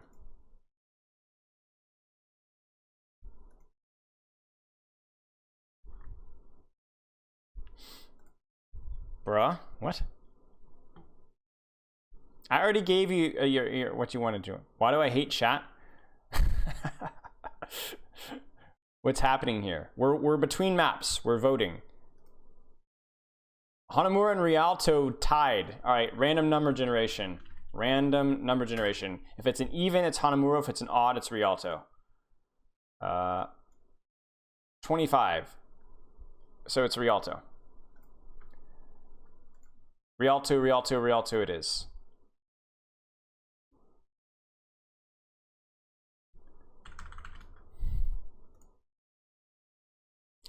What did you give me? I didn't give you anything. I haven't done it publicly, but I messaged you in Discord. You just worked for 11.5 hours. Please help. No help for you. What are some good off-tank players to watch if I'm trying to learn D.Va? I don't know. See, here's the problem is people asked me this the other day, like, who are some good streamers for... I don't know, man. I don't know many... I mean, A10's a good Zarya. Yazin's a good Pharah. Cloudy's a good Rhine. I don't know enough of the other heroes, unfortunately. How would I buff Doom without making this comp OP? I mean, Doomfist is just a hero that struggles too much with staging. He is way too strong once he goes in. So I would find a way to make him to give more counterplay / less one-shot ability with his punch and his slam uppercut on his engage, but also somehow find a way to increase his ability to stage quickly and not get poked out. But I'm not sure. That is an anomaly for me. As a McCree player, how do I know when a flank is good in Brawl? Always. Always. How deep you flank depends on how aggressive your team is going and whether the enemy team has like a diva or a tracer or something that can mark you in the flank. But always, almost, unless you're going for a big flash play, you should almost always be doing at least a slight flank. More so later in fights. I will midget. Space, I'm sure is a good. Yeah, I'm sure Space is a good diva player. Space will be a better diva player than Emong. Space, Void, Choi Fury. Yeah. What would you? Their off tank. Learn about the different ranges that the off tanks play and how to split control off angles. Because Diva, Zarya, Sigma, Hog, all are about splitting sometimes, but knowing how far to split and when to split. So I would study pros or find VOD reviews on that. I don't know, but who are you? Pro, just really good, decent. I am a bronze. I couldn't keep a straight face. Dang it. So because you're being polite about it. Some people come in here like, what rank are you? Are you? There's my Liquipedia. That's my history coaching Overwatch. So coach Chicken Contenders, won Open Division, got into Contenders, coached Australian Contenders, finished second there. Third and fourth finish with an unsigned NA team with Uprising Academy. Had a complete meme dream run with them, but we finished pretty strong, so that was good. Had a good, really solid run with Sheer Cold and European Contenders, and removed them from being hard stuck trials and got them back into like top 3, top 4 finishes. And I'm more proud of like what my players that I have coached have done. I've coached a lot of players that have gone on to be very successful, and I feel like I had some help with that. In terms of like streaming, like outside of pro coaching, I've been streaming for what? How many years? 3 years? Like 3 years. I've been doing. I've literally done probably close to 7,000 hours of VOD reviews. I've done at least 1,000. Maybe of like a lot more than 7,000 hours. I've done at least 1,000, maybe 2,000 on stream. I've coached every hero literally every hero from bronze to top 500 to pro level. I've worked with Overwatch League players. I've worked with a lot of bronze players. So there you go. Why does your face look twice as wide in the Liquipedia picture? I mean, I don't know. I haven't even paid attention. Framing? I have no idea. I'm not a photographer. Jacked cheeks back then? You're welcome. Okay. So yeah, we're gonna move on to Rialto. I mean, maybe they got buff hardtack for that picture. Who knows? I've heard that guy's pretty big. All right, let's go on to Rialto, ladies and gentlemen. That's my face. That is not what I wanted to look at. And you wouldn't be able to reach. Okay, so Rialto is a very, very common Brawl map. Any map where its only payload is generally strong for Brawl, because one of the small aspects of Brawl, so like if you look at like Dive and Spam, okay? Dive and Spam are really good in maps where map control is really strong, right? In other words, the ability, or like long sightlines, okay? So in other words, flanks, sight lines. The way I'm structuring this is terrible, but you guys will get it, right? So sight lines, like long sight lines, lots of flanks. Heroes like Tracer and Ball are really good with a lot of flanks, you know. And then Spam is really good with like Widow and Ashe, and you know, Sigma, where there's a lot of flanks and a lot of angles and a lot of long sight lines, right? And then there's Objective, and that's where we go the eternal struggle between a map and Objective. Because here's the thing, chat. You can ignore going high ground. You can ignore going on flanks. You can just sit on point and cap point. You can sit on cart and just push cart or stop cart, but you cannot control high ground and push cart at the same time, right? At least a 6, it's not possible. So what you generally see is you see comps that have less flexibility with how mobile they are, that aren't as fast, that aren't as ranged. Those comps are better where the objective is stronger because they're beefier, they're tankier, right? So they defend this small space really, really well. They push that cart, they're hard to stop. And maps where the objective isn't as strong or the map is more wide open is better for dive and spam. So on payload maps, brawl comps are more powerful because brawl comps can die on, because payload is very strong for brawl, right? You can push, you can die on cart over and over and over and over and over and over again, and the cart doesn't move, right? You could spawn camp here, take another fight here, and then take another fight at the end of first, and then take a fight on second, and take another fight, and then maybe even recontest, and take a fight early third, and take another fight here, and then take a fight right at the end of third. You could take like 8 or 9 fights and lose every single fight and bleed the clock to basically overtime. It's miserable to play spam into brawl here if it's played properly. So that's why a lot of teams favor brawl and payload maps, is because you could die on cart and push cart and stop cart and waste a lot of time. And because it is a brawlier, tankier comp, they can sustain and survive for longer and force you to waste more and more and more and more and more and more time. That's originally what made GOATs so strong. Now, obviously, GOATs evolved away from just objective, and it got to be a mirror match, and then it got back to flanks and map control. But if you went Moira GOATs, you could sit on cart and burn a lot of time. And then by the time you came back, you'd have really strong ultimates to win the next fight. So for here, I'm curious to see if we see a spawn camp here or not. I think spawn camping here is bad. I don't think this is a very easy thing to spawn camp anymore. And I think like the fact that they can just roll out on high ground makes spawn camping pretty bad. Although I have seen some teams do it. And I think this choke like right here is too strong. Like look at Speedily. Speedily is going to feast on backlines from this high ground staging, right? So I think this is where you want to be taking the fight. And I don't think you can spawn camp and take a fight here, at least right here, realistically at the same time. Did I coach Mirror and Nero? I worked a little bit with Mirror back in the day. But no, I've not worked with Nero. Without investing the rising uppercut, which is an important tool in the Doomfist arsenal to guarantee a pick, which is why American Tornado are going to be holding this a little bit further back than you'll see Revival. Okay, so they are not spawn camping. I think that's the play. Yeah, it's really unique that you're not getting a spawn camp. Usually you squeeze more. Yeah, I think spawn camping is trash here. Exactly. If they're, you can. So what I would actually like to see. So this might be a little bit of a hot take for you guys. I think I would like to see Nos Maywall here, or maybe not even Maywall, but I would love to see Revival pushed cart to here and rotate and clear high ground. Yeah, it's not a hot take at all. Never mind. I'd love Seeker, Icy, and maybe Lep go high ground and just make sure that Speedily can't do anything, right? Don't give him this high ground, and then give Seeker the high ground to poke down on these guys.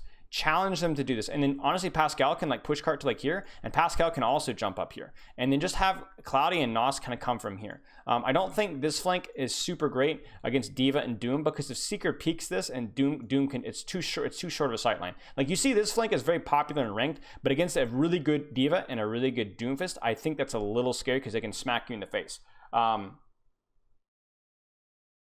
Be able to get around this bend just fine. Now they have to have someone in this building that checks those flanks from that. So they're gonna have actually D.Va push cart and Ryan go high ground, and I think that's fine. When the fight actually starts, you'd prefer D.Va and high ground, I think. Bottom left doorway, but Seeker's actually going to the high ground. See if he can get a flashbang or.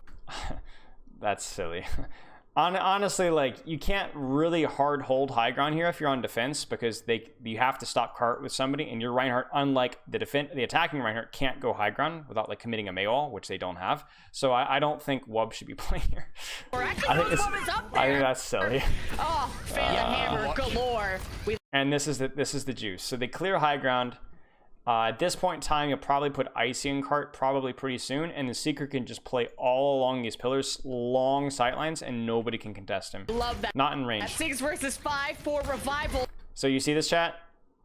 Like, I think I watched I don't even remember watching this map, at least very much. I feel like Revival should just win this fight. Like look at this. Look at the positioning Seeker has. They're still going to engage. Their Speedily returns to his team. The final shot, the final lap from Seeker. He is so free. He's paying rent point in the American Tornado backline, and they have not found Waldo. Oh my. That is, and they have not found Waldo. Excellent. It was good on American Tornado there at the end to try and all-in Pascal, try and trade a kill. Doesn't work out. I mean, honestly, just like, I don't think it makes any sense for American Tornado to have DPS hard holding high ground there. Like, we talked about how Speedily can stage from here, but as soon as they start to path high ground, you have to drop because your Reinhardt's on the low ground and their Reinhardt's on the high ground. You can't win that trade. You have to back away. And Wub just didn't back away. Wub didn't scout it. They didn't scout it. Wub was deaf. Like, I'm not sure what happened. That is a definite individual error on Wub, though. So we talked about earlier, it could have been a little bit of both. That was Wub just feeding. My goodness. Do teams usually plan this before the game? They probably have done this multiple times in scrims or something to this extent, yes. So free, he's just declared independence from the British Empire. Oh my goodness. And the differential, of course, onto the old Flash fan. The Seeker special, when they begin to call it, because, well, he's just extracting a huge amount of value from that. American Tornado haven't been able to win in their preferred location. So this is key.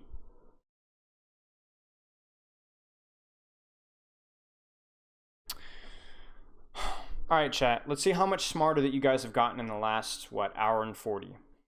What needs to happen here? What does Revival need to do with both their window and their positioning here? And I want some specifics if you can. Don't just be like, we'll take high ground. No. Get out of there. Clear high ground. Well, you're not going to rotate a 6 and clear high ground. That's absurd. So be more specific. Charge in. Go Hammond. This is why I stop asking questions. I stop asking questions. You guys could just bathe in your ignorance. I just don't even care anymore. So for me, I think you need to be more patient here. I think this wall is a little early. I think you just like push cart and then you can window here. But I really, really, really need to see Icy going high ground at some point in time. Yeah. This needs to be checked. This needs to be checked soon. And I'm scared that we're just going to see a 4-head window here and it's going to get lamped and Speedly's going to come in and trade somebody. And Speedly's barely got anything done. Boys on passive ult charge right now. I hate to see that.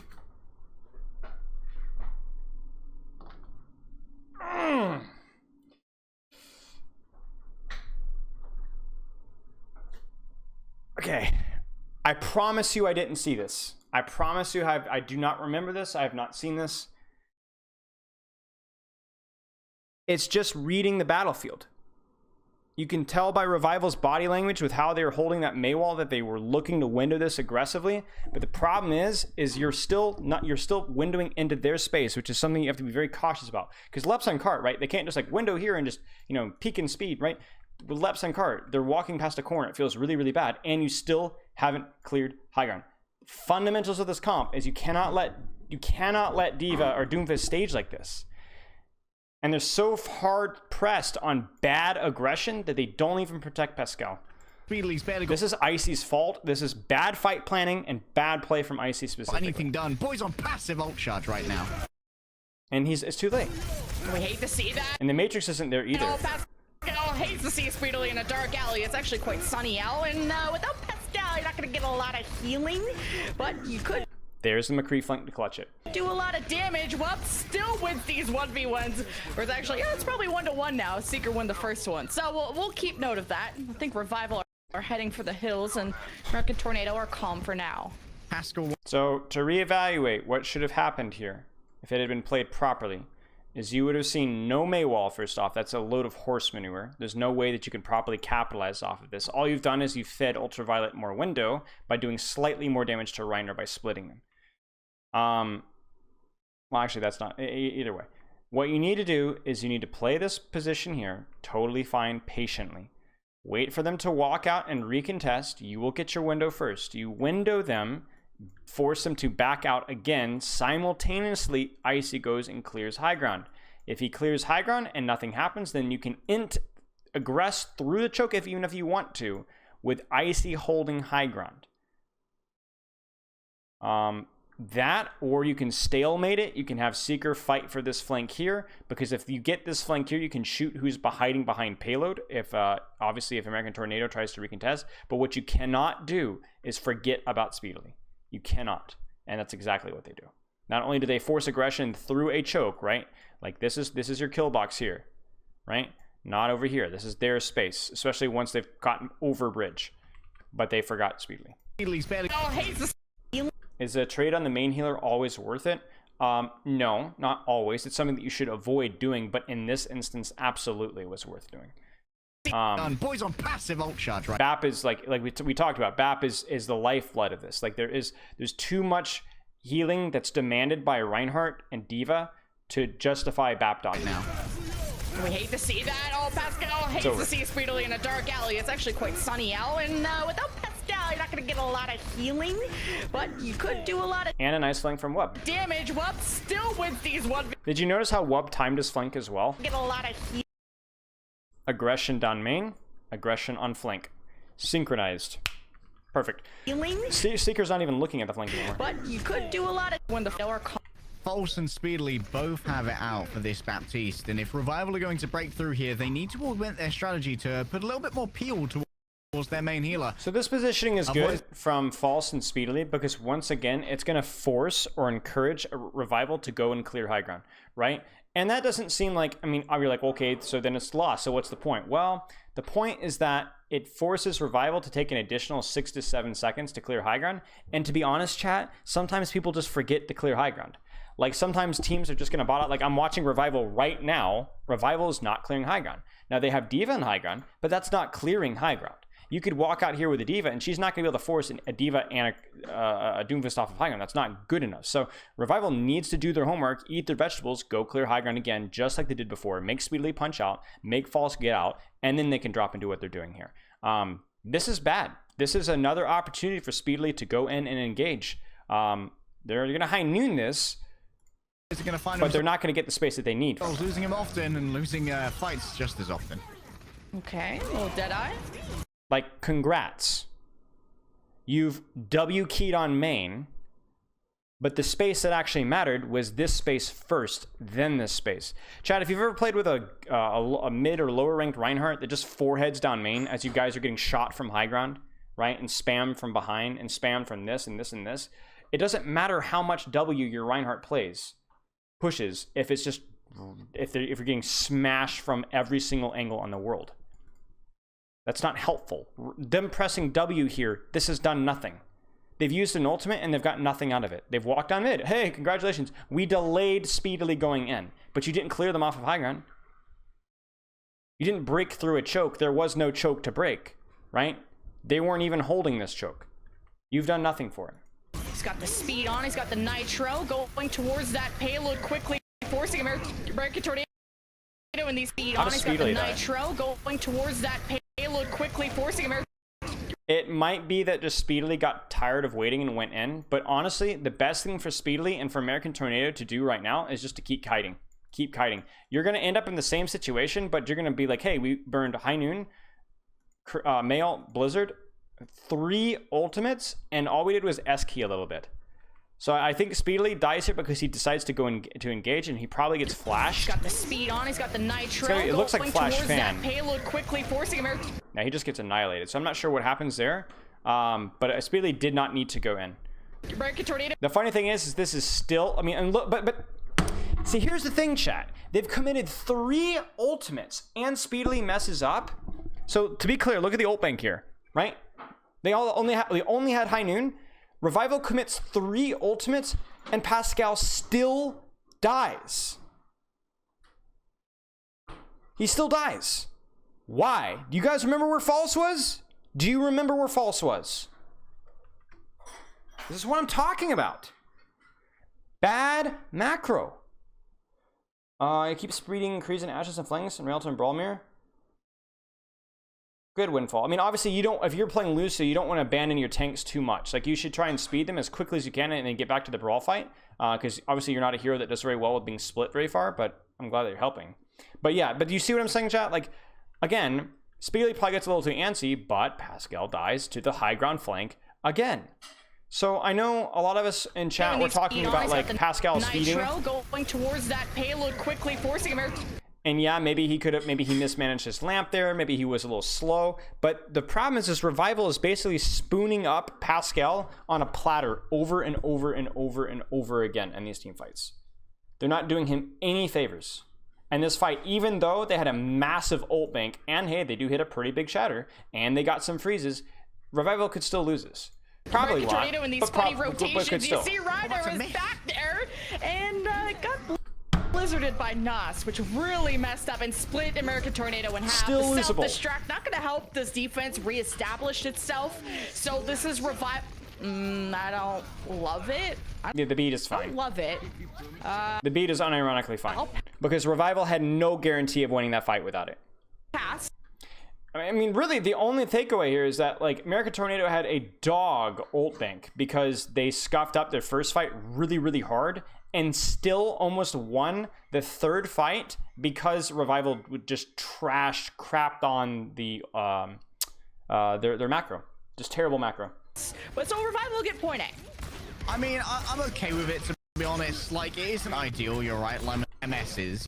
It wasn't ideal. So, bad macro from Revival. American Tornado should handily win this next fight. The word.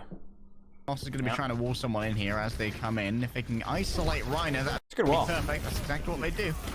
Yeah, you know when the maze not shooting you right. Good Isolate aggression Reiner, from that'd be American perfect. Tornado. Do you guys see something else too? Ideal. Nos is going to be trying to Look wall at how they someone in aggress. here as False sees Maywall, and look what False does. they come in. If they can isolate Reiner. Right here. Even if my Ryan gets walled, I can still matrix him. We don't even have to break wall though. That'd be perfect. That's exactly what they do. Yeah, you know And look at that when aggression. the maze not shooting you right. They're gonna win high ground. Clicking you, she's setting up that wall, and it doesn't matter. American Tornado break it down. The sound barrier, the meter strike, and more. Setting. Oh, he just hates Pascal so much. He is always chasing them guy. to Well, yeah, Neverland. it's bad. And Doofus Revival. poops on when bad. they lose Pascal. I'm trying to think like what could Revival have done better here? I mean, you don't have the ults to really hold high ground here. I think Come for in. If they one can thing for isolate sure, Reiner, that'd be perfect. That's exactly what they do. Yeah, you know when the maze not shooting you. maybe play high ground a little bit more defensively. So like look to drop once they hard push here, drop on the here. I think they committed too hard in high ground, Revival. But I think this has to be a dry fight for you, or a fight where you have to hope that something crazy happens, because I don't think that there's a way that you just win like this. The problem here is that obviously Revival now has to cross the bridge, and crossing the bridge is misery. You're right clicking you. She's setting. What are your thoughts about trying to engage into this area on Rialto and defense, like as opposed to positioning more on staircase? I mean, it's bad because you have to walk through a choke.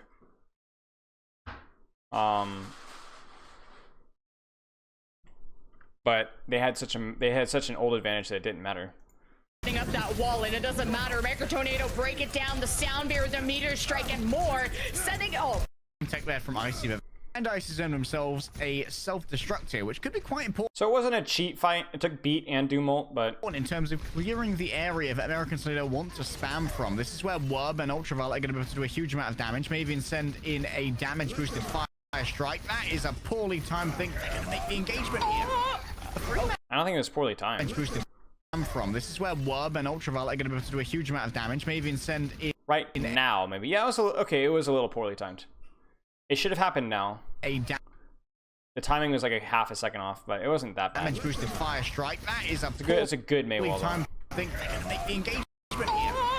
Okay, 3 down from that shatter. Immortality up. Reiner with a charge. He's 1 HP. Might as well go for a hero play, but he got frozen up. Somehow he's still living. But with Wub down, Seeker should be able to get more damage out. Breaks the shield. The flashbang. How? How? So this is where I'm torn, because I'm like, American Tornado has a high ground. You really don't need to force a fight here. I mean, obviously it's like you have an advantage, maybe you want to push it, but I'm like, I don't think you have to force a fight here. But at the same time, I'm like, hey, you have a Doomfist. Maybe you do need to drop, because you lose some of the advantage of Doomfist if you're not willing to commit on a drop. So I'm not sure if I like this, but I don't hate it. A damage-boosted fire strike. That is a poorly timed thing. They're going to make the engagement here. Okay, 3 down from But obviously, that when they shatter. do drop, then a lot of the advantage of being on high ground is gone. Now, what is very curious to me is where the flip is Wub. In terms of clearing the Maybe What is send Wub in doing? a damage Because boost. Wub should be on high ground. Poorly timed thing.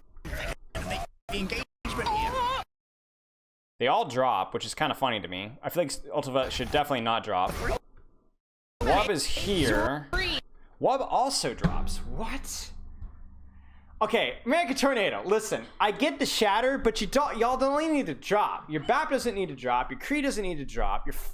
Your Diva doesn't need to drop. You can all find the value from the high ground. Your Doom and Ryan definitely needed to drop if you want to go for an aggressive play here. But I don't understand why Wub drops at all. This is like his sightlines aren't amazing, but like he can still pew pew pew right from up here, right? Anybody that steps even half an inch gets shot. That's a massive throw. Down from that shatter. And he's now woefully mispositioned because he's going to run all the way back, get mini, and basically he's going to be out of the fight. Immortality up. Reiner with a charge. He's 1 HP. Might as well go for from that. Yeah, and you can see because Shatter.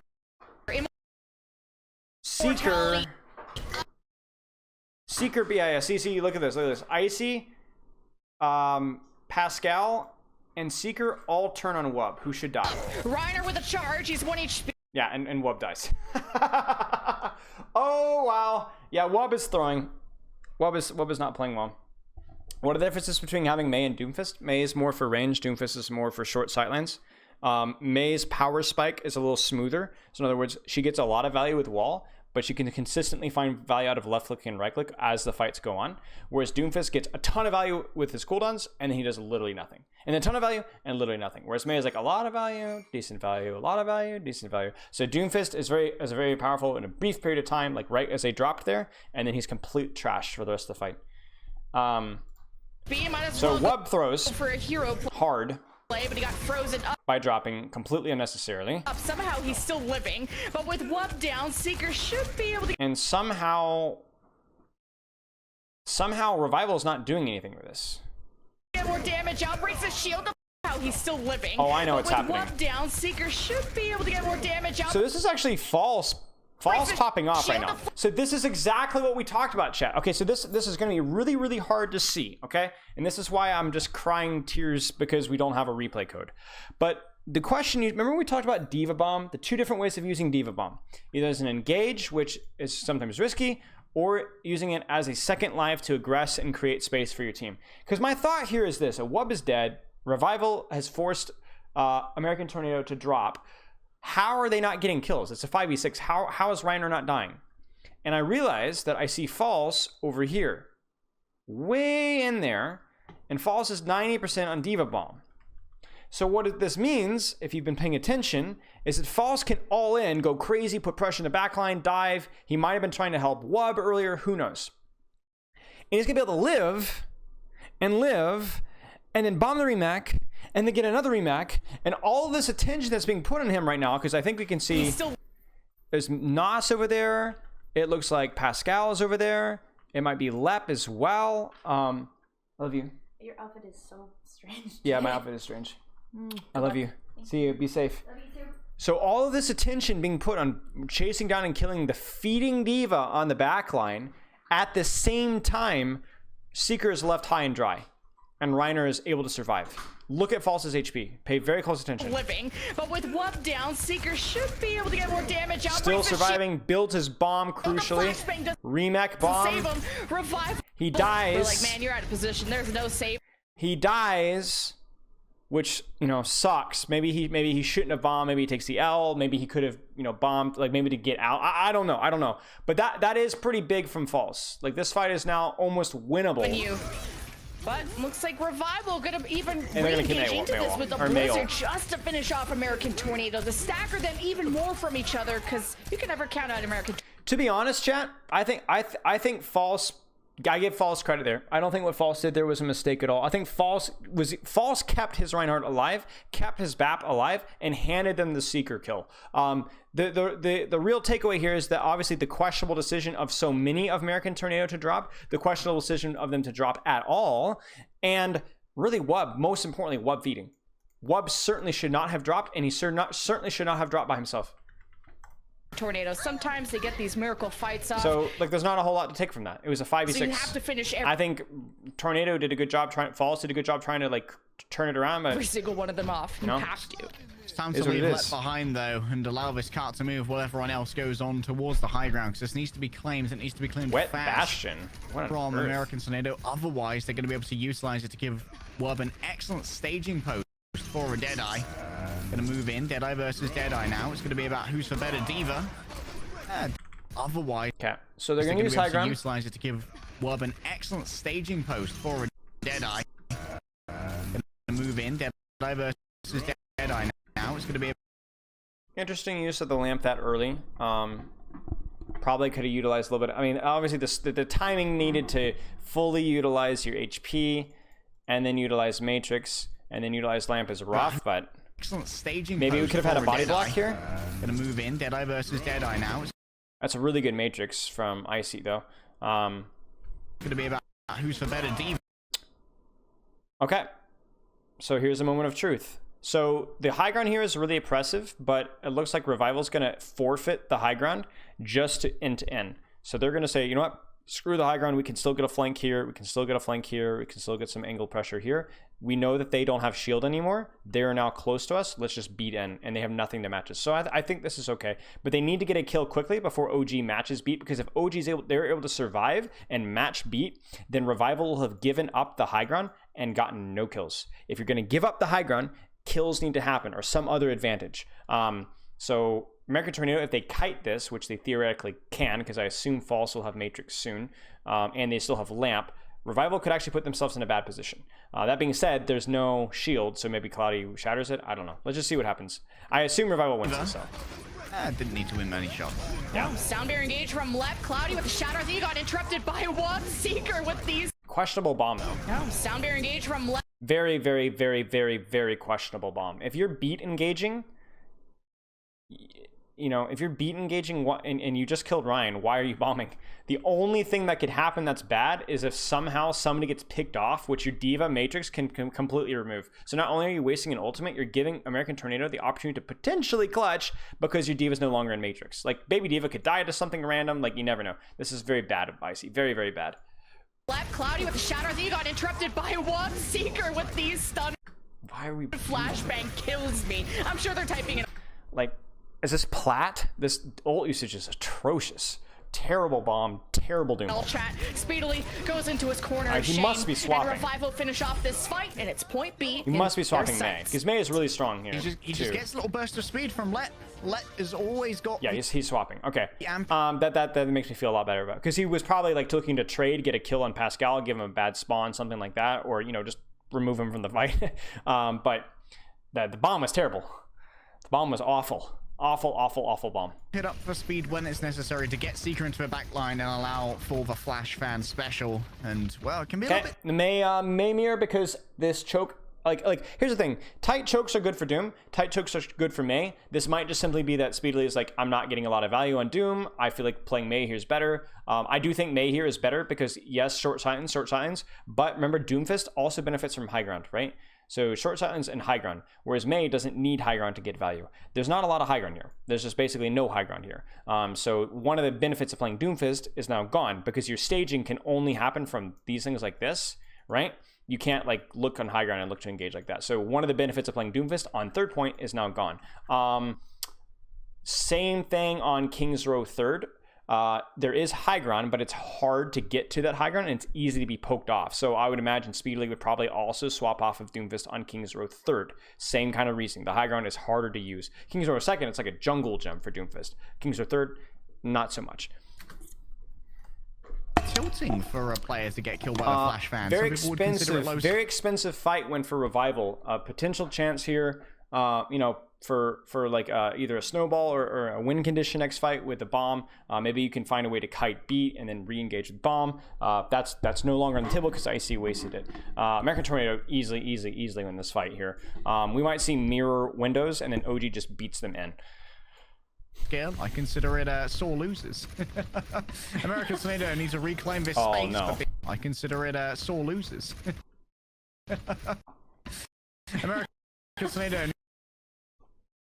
That's honestly unlucky. He gets two tapped. He wasn't even that poorly positioned. He literally gets two tapped. Watch how long he peeks, low chat. Scale. I consider it sore losers. Right here. Bang, bang. Look at that. That's unbelievable. I need to reclaim this space, but being down on speed. And that's so bad too, because this fight was such an easy win. This probably means it's gonna, yeah, we're gonna see an early beat almost certainly. They need to, there's gonna be a little bit of a panic, but the problem is, with the Mei dead, your ability to pursue kills is a lot weaker because you can't wall off the retreat, right? It's like what we talked about, how losing Lep meant that they were less able to kite the bomb. Mei and Lucia are huge kite tools. So if you lose them, it's hard for you to pursue to kite yourself, or it's hard for the enemy team to punish you from kiting. So losing speedily is bad. I'm curious to see what's happening with the Kreese, because I think I just saw both Kreese flashbanged. Sore loses. American Tornado needs to reclaim this space, but being down on speed. Yeah, so both Kreese just flashbanged each other on the flank, which we see both teams synchronizing their pressure. Mei wall, Kree flank, right? That's what we talked about at the very start of the review. Synchronizing your timing. Mei wall, Kree flank. BAP window, Kree flank, right? That's what we're looking for. If Seeker survives this could be really bad news, but I imagine OG is going to beat. Not going to help. That's not going to help. The wall comes up behind. American Tornado standing their ground, not being too aggressive with it without their Mei. They don't want to get abused by Nos. That's an interesting pin by Cloudy. Is left on his own. I don't think I see. Okay, here comes the engage. Realizes he's peeling for the backline. Wub, always looking for Seeker. He smells that flashbang. He wants to do it to him, and the supports are there. Both flashbangs exchange, and I don't know, chat. I don't know. He realizes. So this is why losing the Mei was such a big deal, because again, we see a beat here. It's a 5-man beat, totally fine. But once again, because there's no Mei wall, there's no opportunity for American Tornado to really chase down and push this advantage, right? Again, like they're just gonna bite back, and nothing's gonna happen. They still have Lamp. No, they don't have Lamp, excuse me. They still have, there's Lucio live, they still have Matrix, they still have some shield.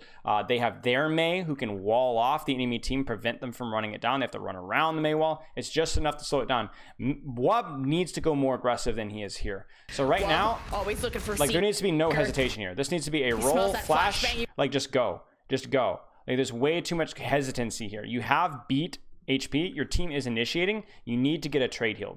I think this needs to happen because you're already in, so you need to go all the way in. Instead, he kind of hesitates. Wants to do it to him, and the supports. The flash is late, and he's gonna die for it. Flashbangs exchange. Now they do get a kill on Nos, but like considering they just use beat and window, and they just use window, like if you're Revival, you're very happy about this trade, and this fight is still winnable. There's no Lamp now on the side of American Tornado as well. Very winnable for if Seeker survives. I think Revival wins this. It's peeled for by False.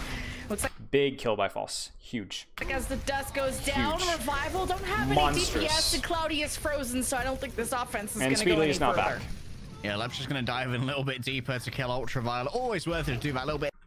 Bangs he smells that flashbang. He wants to do it to him, and the supports are there. Both flashbangs. I definitely think False is a little late, so maybe False could have gone, like, once you see the beat here. I don't think Icy realizes he's peeling for the backline.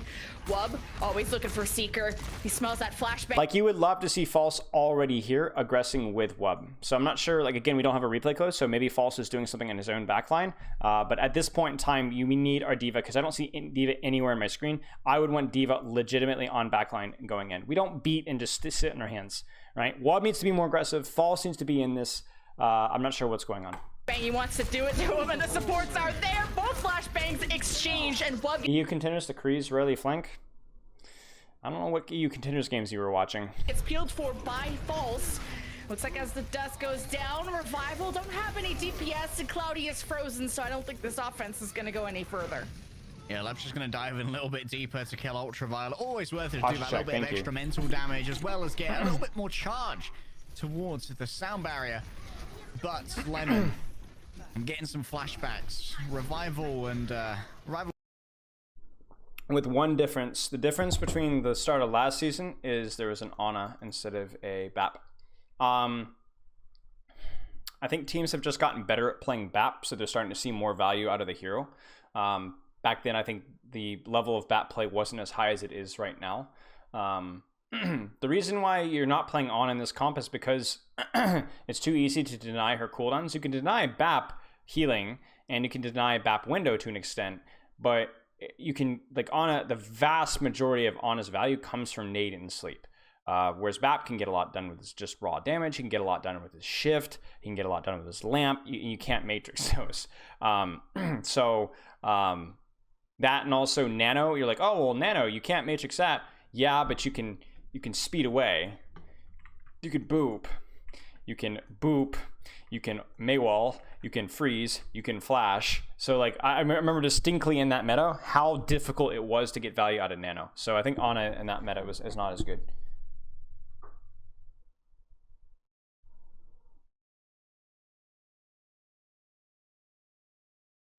Odyssey, I think, had some. This might be a hot take, but I think Brawl is the worst meta to watch, to be honest. I think it's the worst, most unfun meta to watch. I know people complain about double shield, but I would 10 times rather watch Ashe, Tracer, Zen, even like Ball, whatever we saw was Ball Sig or whatever, than this. I'm not a big fan of Orisa play. That's the one reason why I don't like double shield, but I would 10 times rather than Brawl. I've always hated Brawl. Some long holds. I know people are like, oh, Goats is great. Goats was awful. Goats was fun for a week, and then it just was a chore visually. It's just not fun. And that's obviously fun is perspective. That's just my opinion. So we're going to be able to do the very same here. Holds on this point C. And American City we're going to be able to do the very winnable same for both sides. Nice rotation, though. Good wall. That's a nice Great wall. well. That's an annoying wall for C. Ooh. The very same here. Just a nice rotation, though. That's a nice wall as well. IC tries to brain game, the High Noon gets punished for it. That's basically it. Would Ryan Diva ult combo be a possibility? We had that question earlier, and I think it's not something that you specifically plan out, but it is something that you look for. In other words, you can say, guys, I'm going to look for a Diva Bomb, or I'm looking for a Diva Bomb, and that gives your Ryan the cue that, hey, I can look for a shatter opportunity while we're Diva Bombing, because it might break shield, it might make the Ryan turn his shield. So it's not something you plan, but it is something that a Reinhardt will be looking for, yes.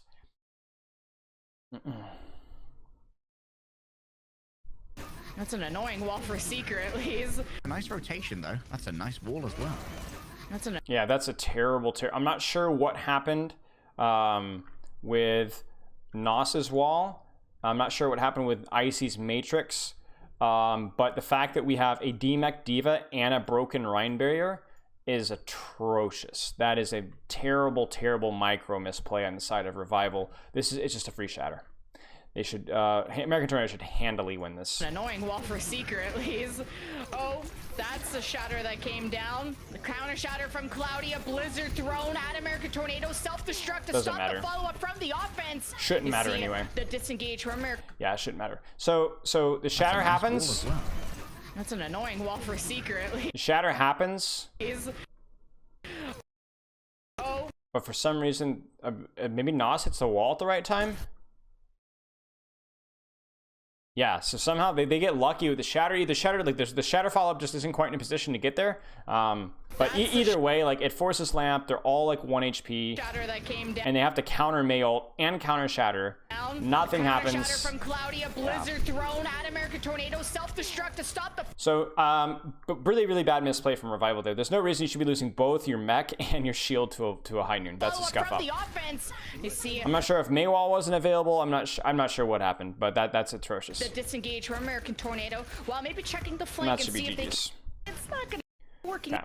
Wants to use their Blizzard in this forthcoming battle, Lemon. Nobody got stunned by the shatter? Yeah. Nobody got stunned by the shatter. I see. If they can. Although I will say this though, Seeker was able to break Reiner's shield there at the end, which is why he died. Since a fight wins. In this forthcoming. So they held that High Noon until the Maywall actually dropped and then pulled the trigger after that. So obviously Maywall is a good counter to High Noon, but it doesn't single-handedly stop it. Lemon. I see. If they can eat this, the main win condition for American Tornado will be gone. So what you're gonna see, chat, is you're gonna see Revival probably play this with just window. They're gonna window. They're gonna aggressively take space, and you're gonna try and have Icy eat the May ult with the aggression from window. Try and force the May ult somehow. Once the May ult happens, Lep will beat it. Now, if Revival is able to get enough space and or kills or cooldowns or whatever with that window, and they're able to put basically American Tornado on the back foot, then it's likely that American Tornado won't be able to get enough follow-up off of the May ult to get kills through beat and lamp. So I'm looking to see Revival play, look to get a lot of value, maybe lamp, shield, matrix, wall, whatever from their window, and then continue to push, just keeping an eye out for Maywall. Revival is actually a pretty good position to win this fight. A lot of hopes rest here. Needs to help lead this team Good. to victory. Gonna clear high ground. That's good. In this series. Reiner, he's sure That's questionable. playing like he has a shotter, but he sure is playing like he's Series. Reiner, he sure is playing like he has a shot. I just can't, man. I just can't. What? Come on. American Tornado says, I don't know if they just realize that they're just like, this is a clutch play. This is just, we think that we're not going to be able to win this next fight, so we're just going to run into you. Which shouldn't work. This just makes it that you're walking through a choke where it's easier to get Maywalled and easy, like right here, like you're walking through a choke and you're on defense. To a lead, right? So there's no reason for you to be walking through a choke, but they do. The Maywall isn't even that particularly good. The counter Maywall by Nos is good. Somehow he gets away with a flashbang. So somehow Wob gets a big flashbang there. Somehow. Which means the follow-up on Reiner and Wob isn't there fast enough. And then the lamp is like a 1/10 of a second too late, or it doesn't catch LOS. Like I don't get it. I don't understand how this is possible. Yeah, it's just literally like a 1/10 of a second too late. There's just no way. There's just no way. And like this keeps happening. Like Reiner just keeps shifting in and randomly catching these squishies, and that's it. Like that's probably it. Because if American Tornado gets one more kill in like the next 30 seconds, they have such a spawn advantage that it's not going to matter. So like I don't. But he sure is playing like he's gonna be dead soon if he's not careful. Immortality saves his life, just barely gets the pin on the Seeker from the wall. So American Tornado, I don't know how they keep getting away with it. And Cloud, I don't know either. One swing away, misses the fire strike that would have ended Reiner. That was very good. The Soundberry engage from Revival. That was very good. So did you notice when Let beat in chat? Immortality saves his They life. Didn't beat to stand still. Just barely gets the pin on the Seeker. They regen with Widow. Now they lost their McCree, but they've got some space. They force a lot of cooldowns. Obviously these guys pushed into a terrible spot, so they're all 1 HP still from it, right? And again, they didn't rush. They wait. Hey, they're down one, guys. Let's start to push. Oh wait, we're still low. And now they beat. Do you see this, chat? They can beat when they can actually aggress. They don't beat. Remember OG Speed over here where American Tornado just kind of sat there except for Wub, who went on a flank and acted like a sissy? They're actually actively going in, and now it's over. Like, even though it's a 5v6, the bad positional aggression from American Tornado gets overrun. Fire strike that would have ended Reiner. The Soundberry engage from Well Revival. done. They chase away. They get the pin on the Speedily. So Well no done. block But and no stall, and that's good because Revival needs Speedily every second they has some discipline and holds on to Mayo. can get to push in this final part. So good job. Really stupid play by Reiner. I don't know how he gets away with that. It should not that shouldn't work. If Reiner shifts, he should get counter pin, frozen flash, whatever. The flash pin, they flash pinned, which is part of the reason why it was set up, but that shouldn't happen. He should have instantly died, and they could have won that fight without even having to use beat, but whatever. But, you know, American Tornado is in a good position to win this. So what you'll see this here is you'll see a window out of spawn, and you might even see a high noon, and you might even see a blizzard, depending on how much is committed here, because it's going to depend on how badly, like how aggressive Revival takes this, because Revival needs to play very, very, very careful. They don't have any support ults. They don't have beat. They don't have any ult to really aggress with May ult. They really just need to kind of chill and know that May ult's coming, play split, and somehow either eat or avoid May ult entirely, because anybody gets frozen by May ult is probably dead. Cheers, Buttface Brown. This is great news for because you can't bomb engage here. High noon is also tricky to get value out of. I mean, you can Zeus it to zone card. Level fans, because they're moving into this final area, and Seeker's going to be able to use the Deadeye from the back, and he's on top of a car. He's not even going to be able to use the car. Yeah, I don't love this. I don't love this from Revival. This isn't. I mean, it's not a terrible play, but it is it is very much an all-in of we're going to stuff you at the spawn doors and get a kill. If this doesn't work, we're screwed, because look at Nos's positioning, look at Seeker's positioning, right? Look at Cloudy's positioning. There's no kiting here. You're in or you're out. If this male's not eaten, it's over. And I think it's over. I don't think American Tornado should lose this. I think what you're going to see is you're going to see male and then maybe a window here. And then it should be over. Because Seeker's going to die. Because Seeker will probably get frozen. Nos will have to ice block. There's going to be a lot of cooldowns forced here, and people probably frozen as well. Nice little flank here. I like this. Let's see what happens. Part full cover. The walls already. Oh. Oh my gosh. That was it. That was it. He had to eat that male. That was, let me tell you something, chat. This is like bluff. This is like the enemy has like a flush in poker, and you bluff like a royal flush. You bluff it. You've got like, you know, a 2 of spades and a 3 of diamonds, or a 4 of diamonds, and you got nothing. You have literally air, you know, 8 high, you know, and you bluff and you beat a flush. This is literally an all-in. This is an all-in. This is an incredible. If he doesn't eat it, it's over. From the back, and he's on top of the cart. He's not even going to be able to use the cart. Holy smokes. And the cart breaks right where it needs to for him to go through and actually eat the mailed. Full cover. The walls are already being blown down. That's it. This is big icy self-destruct is a Wow. Wow. The all-in. The all-in, chat. Whoa. The spawn camp line. Brilliant. Brilliant. Lucky, but brilliant. That's incredible. Because if that male's not eaten, it's over. Because you're going to have at least two frozen. Diva boosters forced. Diva probably would have been frozen as well because she'd used boosters. I don't know if she would have gotten out all the way. May ice block forced. Kree frozen. Ryan probably frozen as well. Yikes. That's insane. Completion American Spawn Tornado camp. are coming out. Interesting. 37 I don't like seconds this. and a map completion American Tornado are coming out. It's 2-2 But we'll see. apiece. Who will be going to series point in Yeah, that worked. That went real well. That went real well.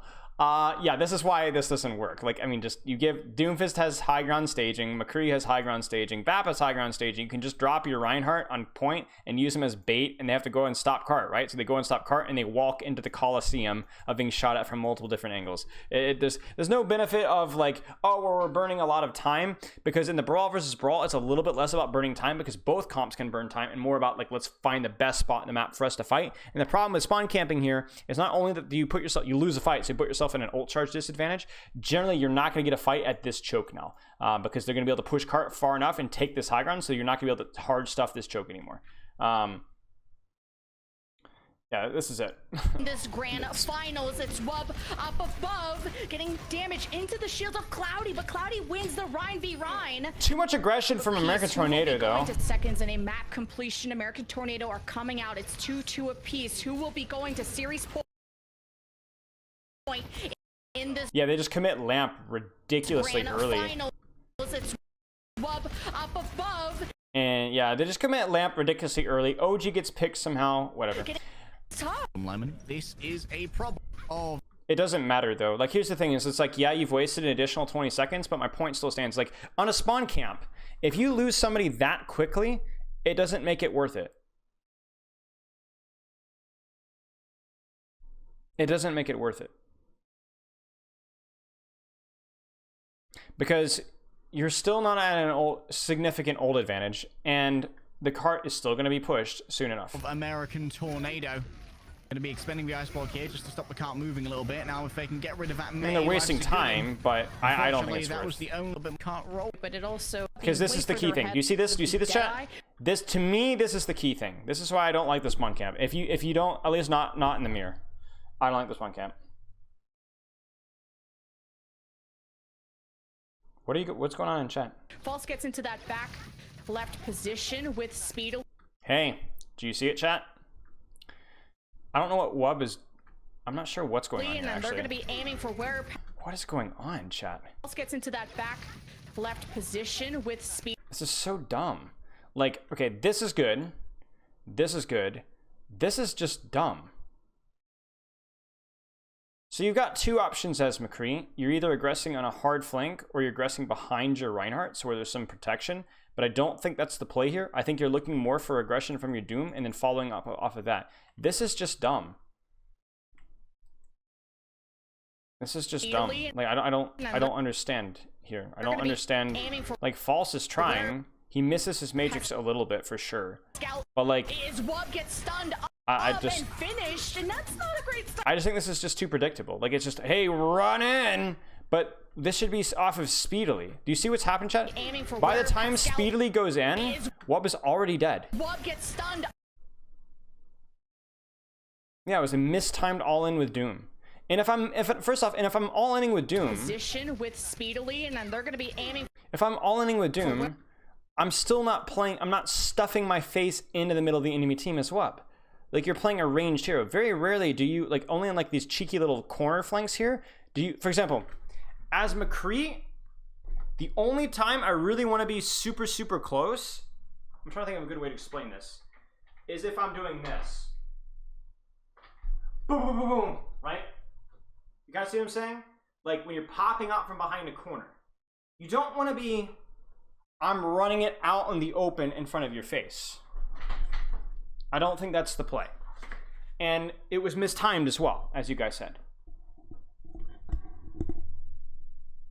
What was the message? Do I even care?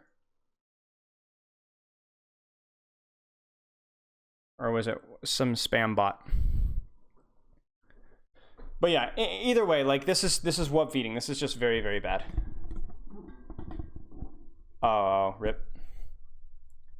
What? Why? Like, who cares? Like, why? Who would actually do? He's got to be like 12. Okay. Yeah, Wub is this is just bad. This is just poor play from Wub. Way too aggressive. He's not on a flank. He's completely mistimed, terribly mistimed. Like, look at his position in relation to his team. Like, that's all you really need to see. Pascal is Wub gets Yikes, stunned dude. up. Immediately finished, and that's Because again, somehow stupid Reiner finds another pin. Wub gets stunned up. Like, I don't get it. I don't know how he does this, but like this works if Wub's alive. If Wub's alive, now you've got Speedily in, and Speedily's going to create some havoc and get out. And but now it's just like, you know, because it's not just the fact that Wub fed, it's the damage that you lost, it's the support that you lost, the fact that False had to try and fly in and matrix him and failed, so that's resources wasted. It's the fact that we wasted Lamp on Wub, so we've wasted Matrix, boosters, and Lamp, and Wub still dies. It's not a great start to American Tornado's attack, especially when Speedily was immediately turned towards focus. From what we've seen so far, chat, the crumbled. The plat chat opinion that I was reading a lot that Wub was throwing, I think, like, first off, I really like to avoid throwing players under the bus. So I'm not sure what the issue was, but Wub does not look very comfortable on Creep. I will say that. 7 deaths and an extra ultimate used on top of Reiner. They've managed to lap them over the course of this map. Ultimate used on top of So they're clearing high ground. To lap them over the course of this map. Sort of. It's good so far. Ant Matrix walled off. Heads up play from Nas. Looks like there's no punish from that player that was isolated. Seeker on the over the course of this map. It's good. On top that's of a Reiner, huge they've managed burst. to lap them over the course of this map. So here's the thing with this window, chat. The reason this window is important is because it's not only, like, you know, forcing resources, forcing a rotation, but it is allowing Speedily to rotate this way. My concern, obviously, is that cart is not going to be moved at all, so I'm... It's good so far. We will Ant see. Matrix walled off. Heads up play from Nas. Looks like there's no punish from that player that was isolated. Seeker on the cart, nice and hidden with the dead eye. No one's... This Deadeye might just have been a zoning Deadeye, so there's an active window being used, and Seeker did not want that window to give them space value. Do you notice how that both ultimates have been used, and they've essentially stalemated 1 for 1? They were not able to push off of this window, and obviously they were not able to push off the high noon, but if you're on defense, you're okay to trade ultimates. You still have the positional advantage. The card is still not moving. They're still stuck in a small room. So I think that was not Seeker wasting an ult, but actually using it to stop them from pushing off of that. It's home though. American Tornado probably going to play off. If they can get to this high ground, that would be ideal. That's unfortunate. No one's home though. American Tornado probably going to play off. If they can get to this Oh no! Oh no! Oh no! Oh no! high ground, that would be ideal, especially for speed. You had to replace Hydra in the last one? Yeah, like, And looks like they don't even probably going to play off. If they can get to this high ground, that would be ideal, especially for speed. And looks like they don't even want to let Wob get. If they can get to this high ground, that would be ideal, especially for speedily. And looks like they don't I'm not sure why Nos dies there. even want to let And Lep should not have died either. That's a misposition from both of them. The high noon was clearly still being held. Wob off. If they can get to this high ground, that would be ideal, especially for speedily. And looks like they don't even want to let Wob get. Wub dies, but this is actually not his fault. He is playing close to his team and high nooning, in which case he, like, you remember we talked about flanks with McCree? When you're high nooning, you generally play with your Rhine because you need more resources. So that was totally fine from Wub. Unfortunate that he died. He probably should not have died, but that's not his fault. I mean, this just should not have died. Lep and Nos should not have died to that. He was, you know, anytime you see somebody who's standing near cover die to a high noon, that's generally an error on their part. Hydrate, thank you. But the shield didn't come up.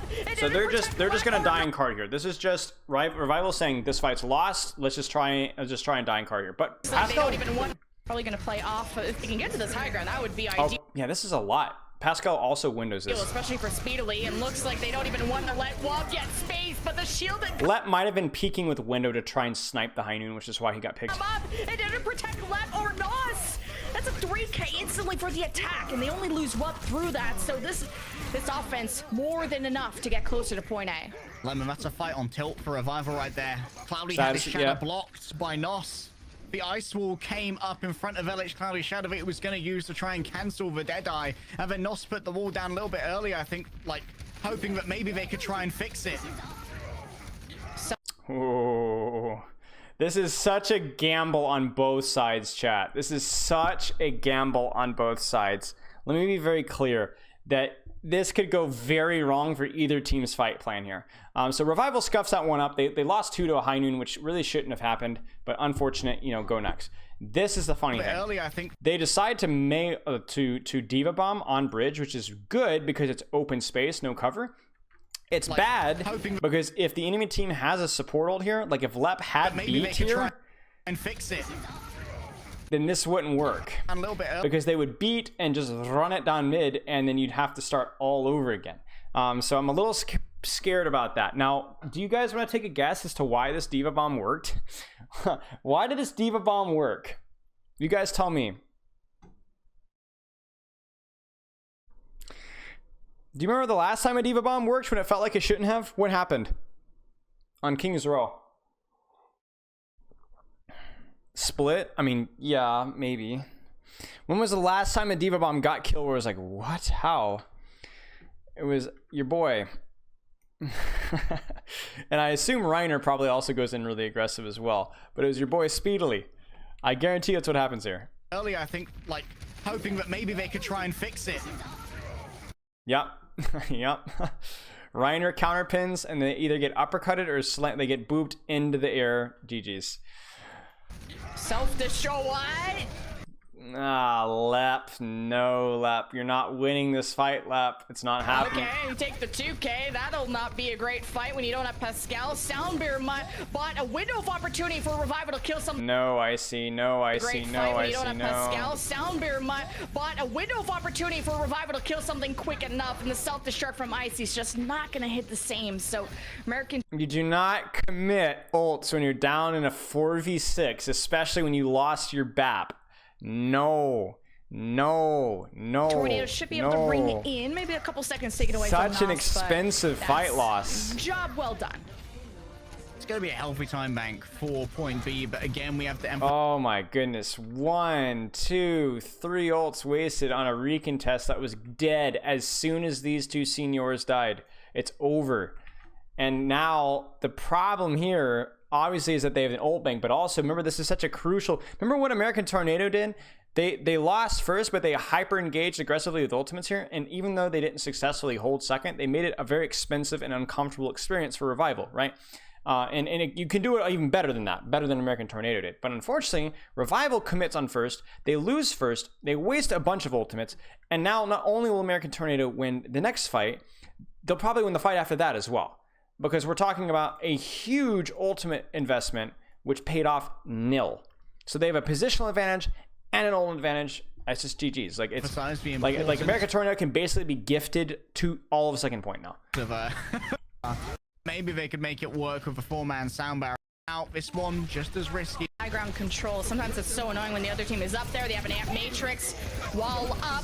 Maybe Cloudy down, and that's a shatter from Reiner. Gets those supports. And I don't want to analyze this. It's Revival trying to take an aggressive fight plan, trying like Cloudy pinning in, and maybe you can get a pick, maybe you can get a play. Like there's no like you could play fast or play slow with an ult disadvantage. You can either play fast and try and pop off for clutch, or play slow, like really split and really baity and bait the enemy team to do something stupid. You can't do the baity style here. There's no space for you to flank. There's no open sight lines. It's just all crunched in. So you have to go for these crazy pins and hope something happens. It doesn't happen. They flash shatter. They window. That's the next fight. Always being focused and that's it. down. Like, and now Revival's going to recontest. They're going to stagger Icy as well. Revival are suffering without these resources. They will not win the long fight. How does Ultraviolet die? Even though losing That's one a or two mistake. there. How does Wub die? That's a mistake. I'm sorry. What? How? Always being focused down. Where's OG? Suffering without these resources. OG gets split really hard. I have no idea where OG is. OG's just in cart. OG's just in cart. OG needs to get the frick off of cart, man. The cart's moving already. Go win the fight. This is actually this is really sloppy. This is really, really sloppy. It's a 6v4 and they lost 2 people. This might mean that Revival can actually recontest here because yes, they still have an ult disadvantage, right?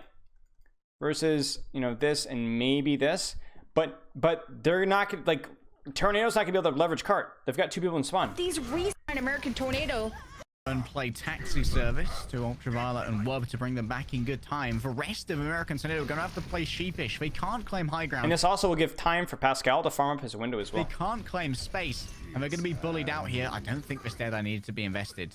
They were leaving anyway. I think it was fine. Actually, no, like this, right? They were going to leave anyway. They're going to be bullied out here. I don't think this Deadeye needed to be invested.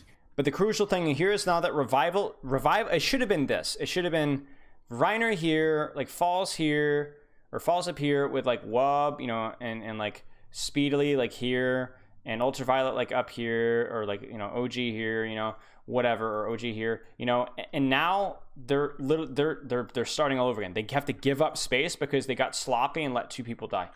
They were leaving anyway. However, now but look at Revival's positioning now. Reset their position most likely and try and go around high ground to try and take that. Brilliant. Out of way because you can't. And look at their mail, right? Look at the mail. What the fuck? It's winnable. It's probably not one, but it is winnable. It's a Revival here when they have full control of this. Yeah, because they can retake the high ground. Wait, because you can't afford to fight into Revival here when they have full control of this.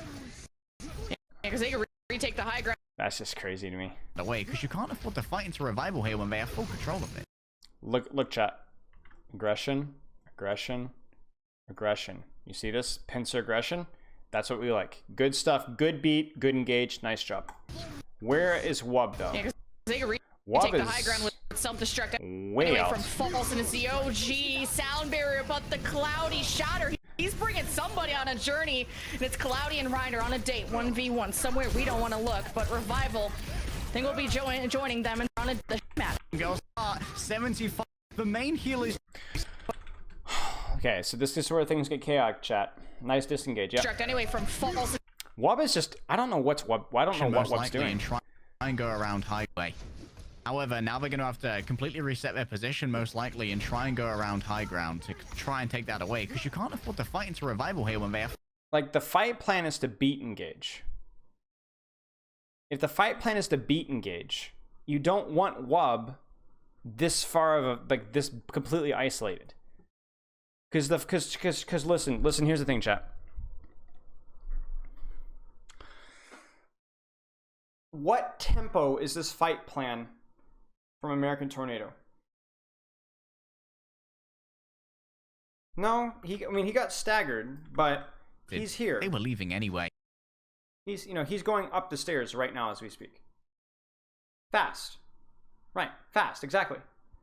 So where does Wub can be on a flank, but he needs to be on a flank where he can play fast, where he can do something aggressive. Like, this is kind of like a, I might catch your McCree flanking behind, I might poke out your Diva a little bit and discourage you guys from holding high ground. I don't understand this. I sincerely do not understand Wub's decision making here, because he's out of the fight entirely. However, now they're going to have to completely reset their position, most likely, and try and go around. You don't understand why Revival gives high ground? To try and take that away, because you can't afford to fight into Revival here when they have full control of this. High ground to try and take that away, because you can't afford to fight into Revival here when they have full. So yes, Pascal. It should be Cloudy can drop the point, but it certainly should not be as many as we saw here. So you are correct in this. Pascal should not have dropped. Pascal should have stayed up here with his Lucio, Diva, Kree. They can't remove him from it. This is Pascal's positional error. Great catch. I just was not paying attention whatsoever. So very, very good catch. This is unquestionably a mistake on Pascal's end. Control of it. So they hand him the kill. They can retake the high ground with self-destruct anyway. Because Nos and Cloudy can absorb a lot of heat, right? From that beat and the Doomfist stuff. They can absorb a lot of heat without dying. So that was definitely a mistake on Pascal's part. The problem here is that it's still a 5 versus 5. It's obviously you're down your BAP, but it's still a 5 versus 5 because Wub is, you know, playing jacks in the corner. Like, I have no idea what's going on. Mike. It's the OG. I'm still concerned about this May ult though, but we'll see. But the Cloudy shatter, like I just don't think committing May ult when you're down your BAP is very good. Like, if you have May Grav, maybe, but like you could kind of just talk. We talked about it already. You've given up high ground. You've lost your BAP. The fight's over. It's over. May ult doesn't turn this. He's bringing somebody on a journey, and it's Cloudy. May ult doesn't turn this. It doesn't turn this. On a date, 1v. Like, we've seen now Revival twice in a row willing to commit ults when they're down their BAP, and it's gone poorly each time. Somewhere we don't want to look, but Revival, I think we'll be joining them into the Shadow Realm. Somewhere we. Okay, so how does Ultraviolet die? Somebody on Cloudy pins Reiner off the map. Whatever. How does Ultraviolet die? A journey, and it's Cloudy and Reiner on a date. 1v. The Cloudy shatter. He's Icy, nice job. Icy sees an opportunity. OG gets sloppy, and basically this trade happens. I don't know where False is either. False is the OG sound barrier, but the Cloudy shatter.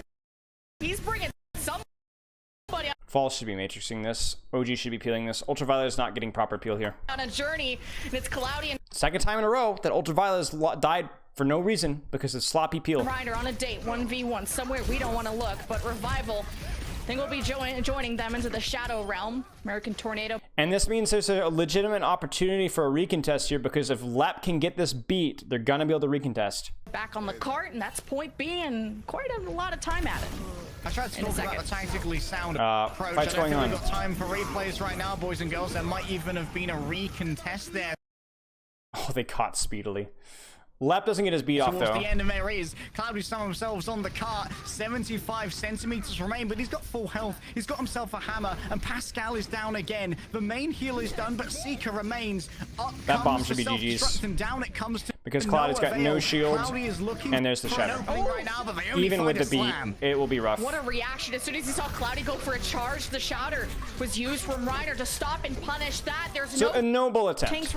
And it did cost them extra. So I think that was a noble attempt by Revival. But it's like American Tornado keeps on spoon. Basically, here's the TLDR. Pascal, questionable positioning. Not Revival as a whole seems too hard to try and win fights when they're down their BAP, when they should just take the L. On American Tornado side, OG and False are letting Ultraviolet die too often, and Wub looks clueless on McCree.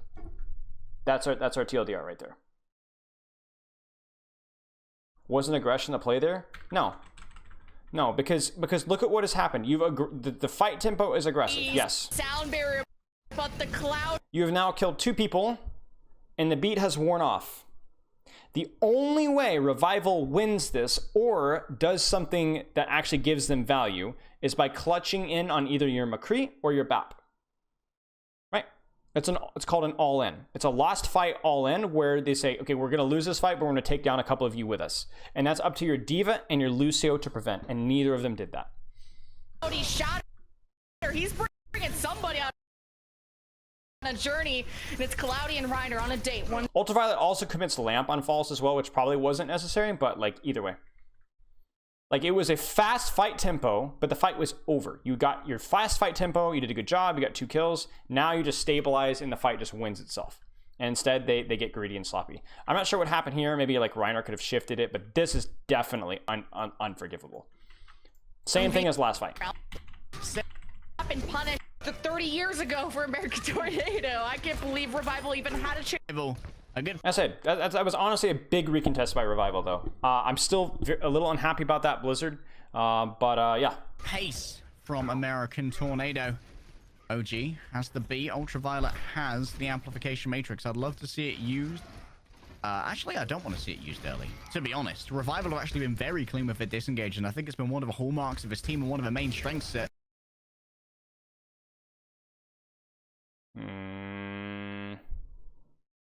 I think this could be big, chat. So the one of 2 things are going to happen. I'm going to make a small prediction here. Either this is going to be a very clean fight win by American Tornado, or things are going to get messy and the Blizzard is going to be what wins it. The Blizzard or Shatter are going to win it, or the American Tornado are going to win this fast. Because we're about to beat into high noon, say screw you, and run you over, and they're going to doom ult afterwards. They just get out of the dodge and they see that window. Seeker. Yeah, so the Shatter is what matters. He's got the Deadeyes charging it as much as he can, but the Soundbear engages. So OG has these every fight. Oh god, my eyes. But yeah, so that. Oh my gosh. Okay, chat. I was kind of right. I don't even know what I'm looking at here. They just get out of the dodge and they see that window. So they aggress with beat. Somehow Seeker holds his high noon. Marks of his team and one of the main strengths. They just get out of the dodge and they see that window. Seeker. What? How? He's got the Deadeyes charging it. Somehow. Seeker. And DMX false with it. Brilliant. Huge. Cloudy gets the Shatter. Now, I don't know why Nos doesn't Blizzard this already. He waits, though, and then kind of panic launches it. Okay, so let's just look at positioning, chat. Let's look at positioning. So this is chaos. So let's look at the positioning here. They just get out. Do we like our positioning? See that window. Seeker. He's got the Deadeyes charging it as much as I see that window. From American Tornado. I think it's okay. Hallmarks of his team and one of the main strengths. They just get out of the dodge.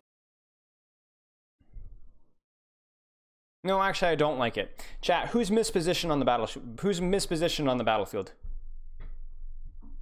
Who's mispositioned on the battlefield? I see 2 people at least. Well, at least 1 person, potentially 2. One of the hallmarks of his team and one of the main strengths. They just get out of the dodge and they see that window. Definitely at least 1 person. I think it's been one of the hallmarks of his team and one of the main strengths. They just get out of the dodge. On American Tornado, to be very clear, I think 1 person on American Tornado is very mispositioned. I'll give you guys about 5 seconds. Nomar, you need to wait. You need to wait. Wait. Wait. She wants to be fed. Wub. It's Wub. American Tornado. I'm talking about American Tornado. Wub is mispositioned. What's wrong with Wub's position?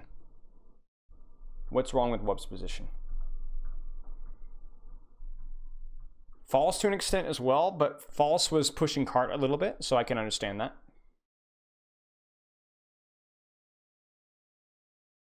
Yeah, exactly. There's no angle.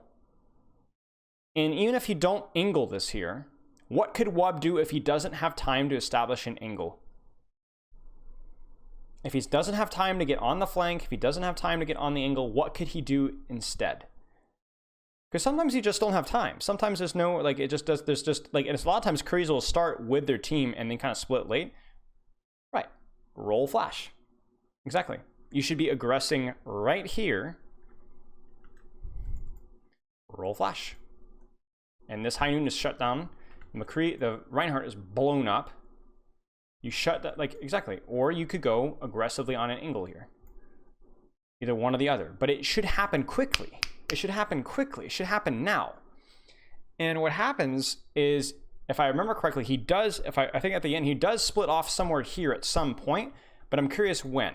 Ultra may see that window. Yeah, so he's there a good 2 or 3 seconds too late. This should have been flashed. This guy should already be dead. One of these two things would happen, because here's what happens. If either this guy is flashed and killed, or this guy is flashed, then this high noon is shut down because there's no lamp. And this guy's dead. You kind of see what I'm saying, chat? His aggression is, he's lagging in his aggression. And this is in contrast to what happened on first, where Wub was leading the charge and died. And now Wub is lagging behind. Right, so you need to take an angle, or you can just end. Like, just go right here. Can you imagine how much value you could flash this? End it. Flash this, kill this guy, no high noon, and not only, you know, not only is the threat of this guy done, but False doesn't get demeched. So, not good. Now let's look at Revival side. How is Revival positioned around The hallmarks of his team and one of the main strengths that they just get out. So, Seeker's on main, which we anticipate, right? That's how you high noon a lot of the time. You high noon behind Rain Shield. The Ultra may see that window. Seeker. Oh yeah, I don't know what Lep is doing. I don't know what Lep is doing. Okay, I think let me look at his team. One of the main strengths that they just fine. Probably fine. Again, they're just rolling out that this is. Why is it Revival playing for choke?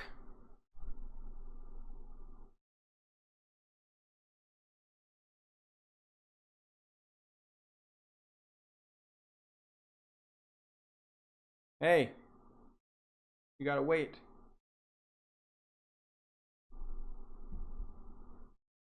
I don't know, Feichel. I'm gonna think about that. Do you guys have any ideas why Revival would not play for fighting here? Maybe they think they can get a recontest? The only reason I can think is that they think they can get a recontest. They think that the cart is far enough that they can get a recontest.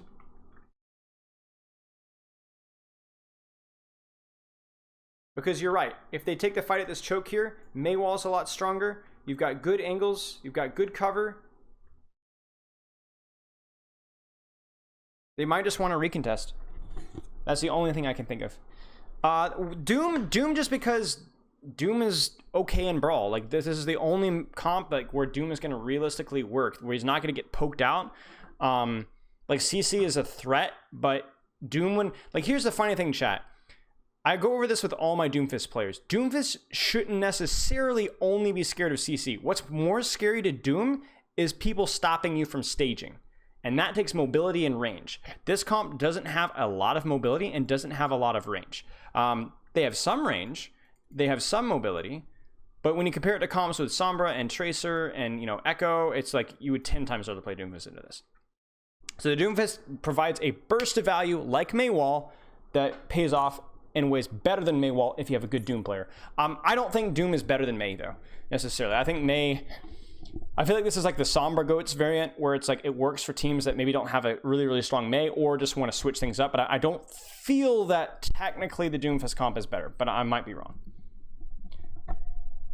So...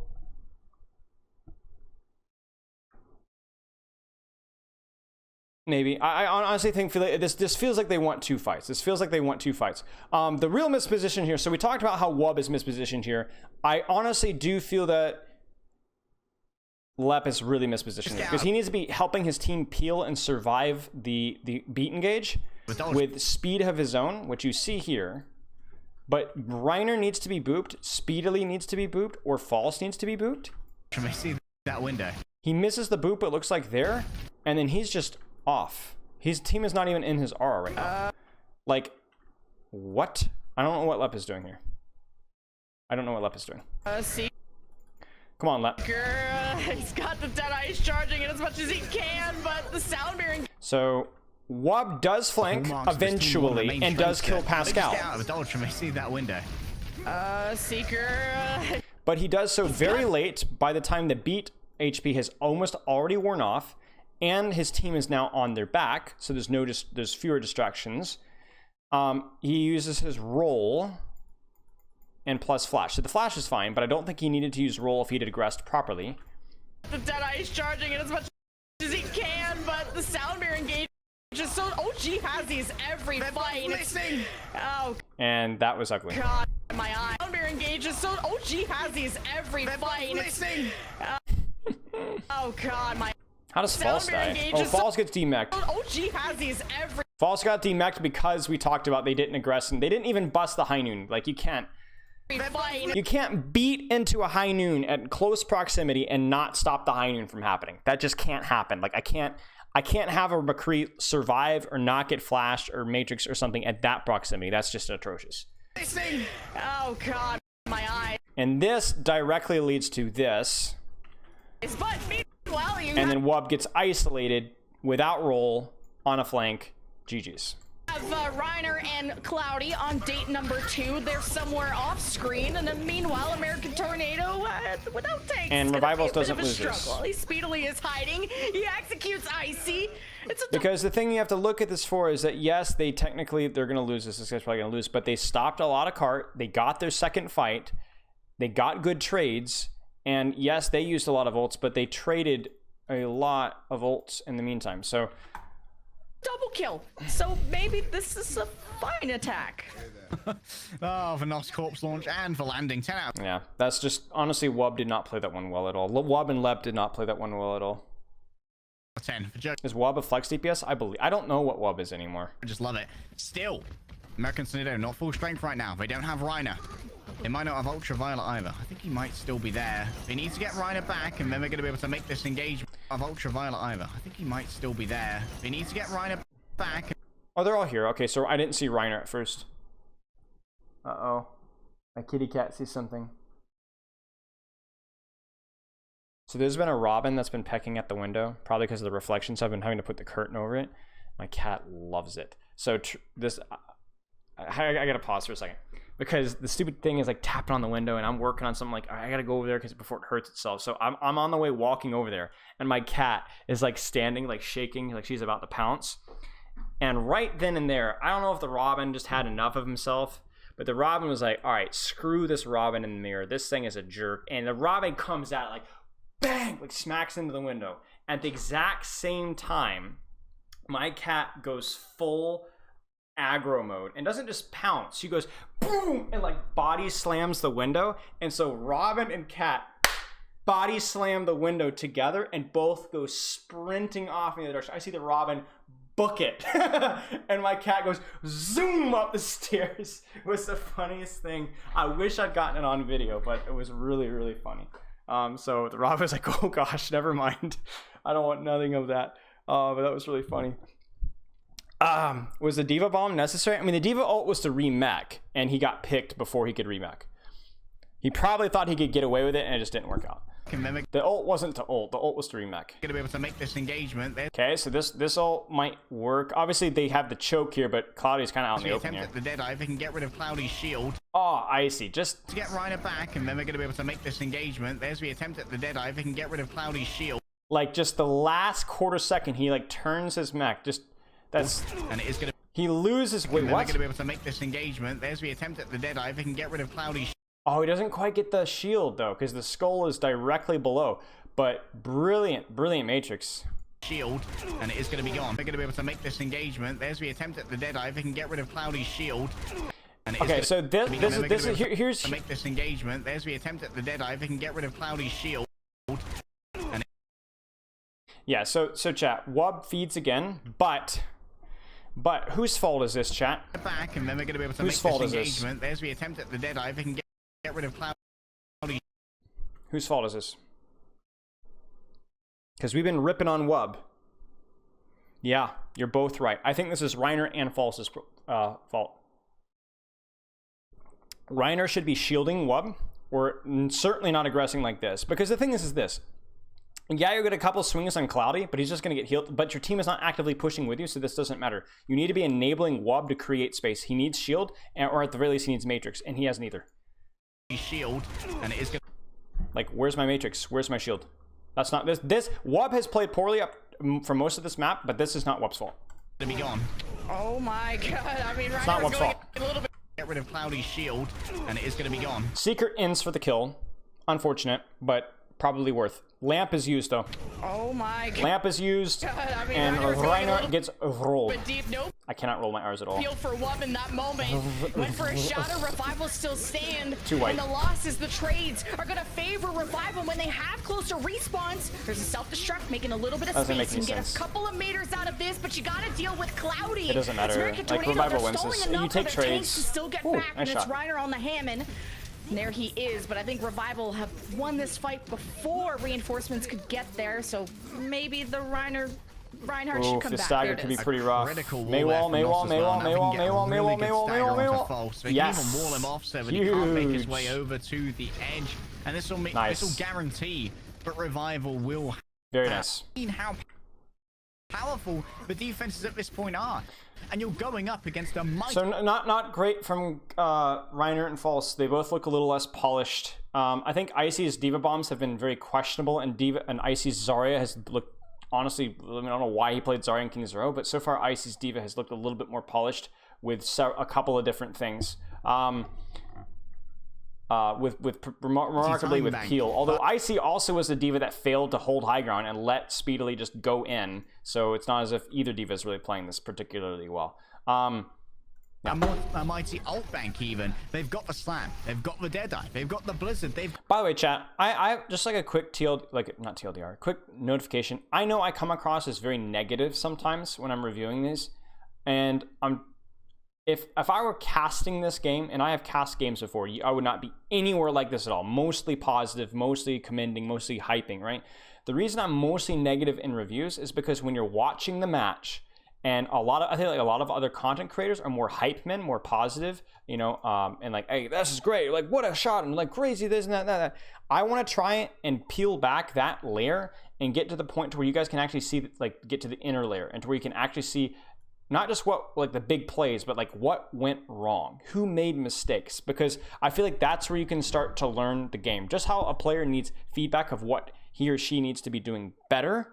I think for you guys, you don't need the feedback necessarily for your own play. Just to understand the pro meta more, you need the feedback of what wasn't executed well. I will highlight plays that were executed well, but I'm gonna also highlight plays that were not executed well. And I know I come across as negative. These guys are all phenomenal players. I've worked with a couple of these guys, and I've worked with this guy, worked with a little bit of this guy. I've worked with this guy a lot.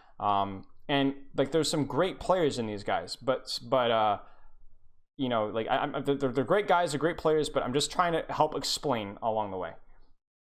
got the sound barrier. And Negative casting, I feel like that might be pretty funny. That would be pretty funny. American Solo, they've only got themselves a window and a meteor strike. It ain't great. Got the sound barrier. Here comes the American Ent Solo, with Doomel. they've only got themselves a window and a meteor strike. It ain't great. Like this room push. Split off angle push. Did you guys see that? Did you guys see that? The split off angle push? Because, I mean, if Claudia was going to go for an aggressive shatter, they could have hit in the room. Sound barrier first from Lep. A little bit of extra shields for Revival. It ain't This is bad. great. Sound barrier. And American Solo, So they've only got Revival, themselves a window and Revival is not fighting here because there is no second fight here because of where the cart is. So they're just getting a little bit of poke here. They get a little surprised by this rotation, but they're still going to kite it. So Lep beats here, but this is bad because they don't want, because here's the thing, chat. Remember, this is the, I'm not going to do this. I'm going to do this. Revival will make his way over. Well, now But I think stalling enough for Revival a couple of... Revival wants to fight on this side of the point, right? They want to fight on this choke with the Maywall. They don't want to fight over here. They were pushing up here to get some poke, but they're going to back off really quick and fight in this choke. So with Lep committing beat here, it implies that they're going to push into American Tornado, which they're not. They want American Tornado to push into them, into their choke, into their kill box.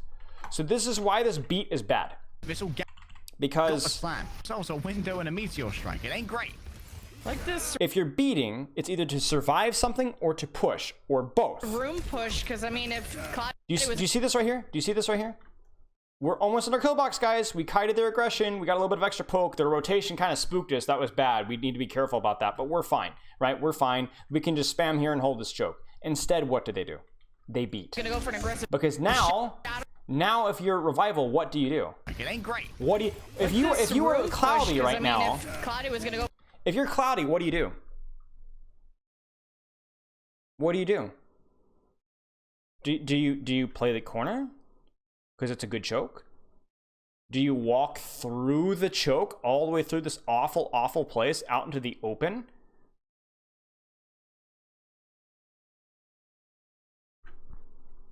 I don't know what you do. They get to flip the choke on them if they push. Yes. Yes. I think you should push here a little bit, but I'm very this beat will probably not get anything done. And that's concerning because then American Tornado will then be able to window or Doom ult in, and they won't have a beat to stop them.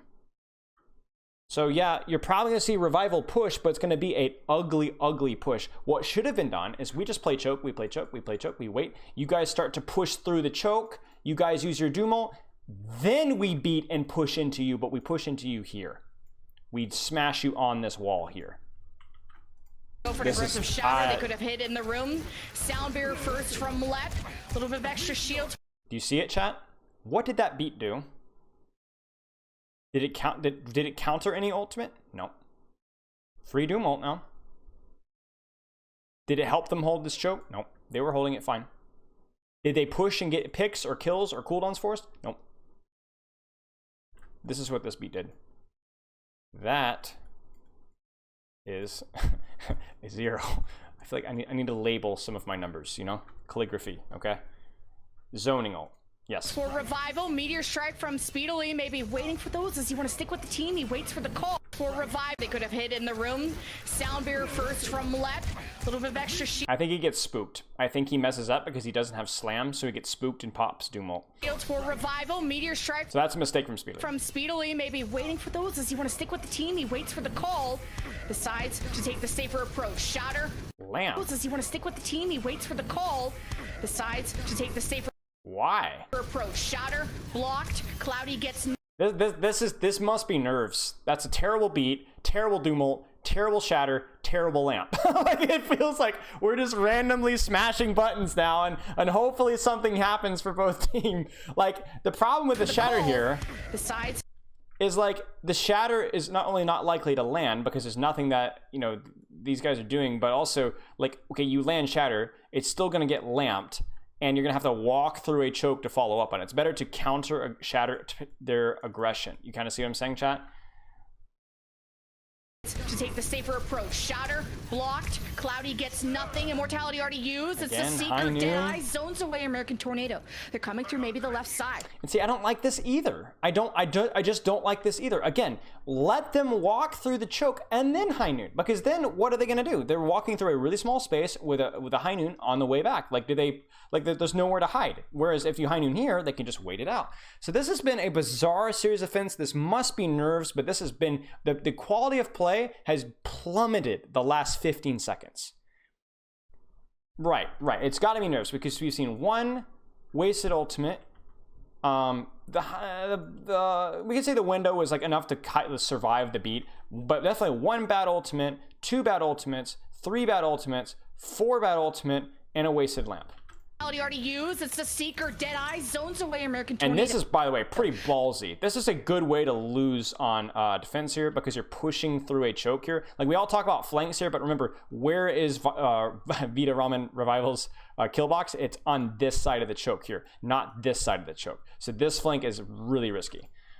Even Coming to with maybe the support, left it's side. risky. Seeker doesn't find anything even with the flank. So American Tornado have to depend on now a Sound Bear. OG whips it out in the Blizzard Dome. Do you see, chat? I'm telling you, this is what this meta is. flank. Look at So Seeker. American Tornado There's the beat. So what does he expect Wub to do? He expects Wub to flank. Would have been nice to have Shatter here. Would have been nice to have High Noon here. You know what I'm saying? But whatever. to depend on now a Sound Bear. OG They counter aggress with the mail. That's whips good. it out in the Blizzard Dome might slow things down. It's Knots with a big play. It's on the cart.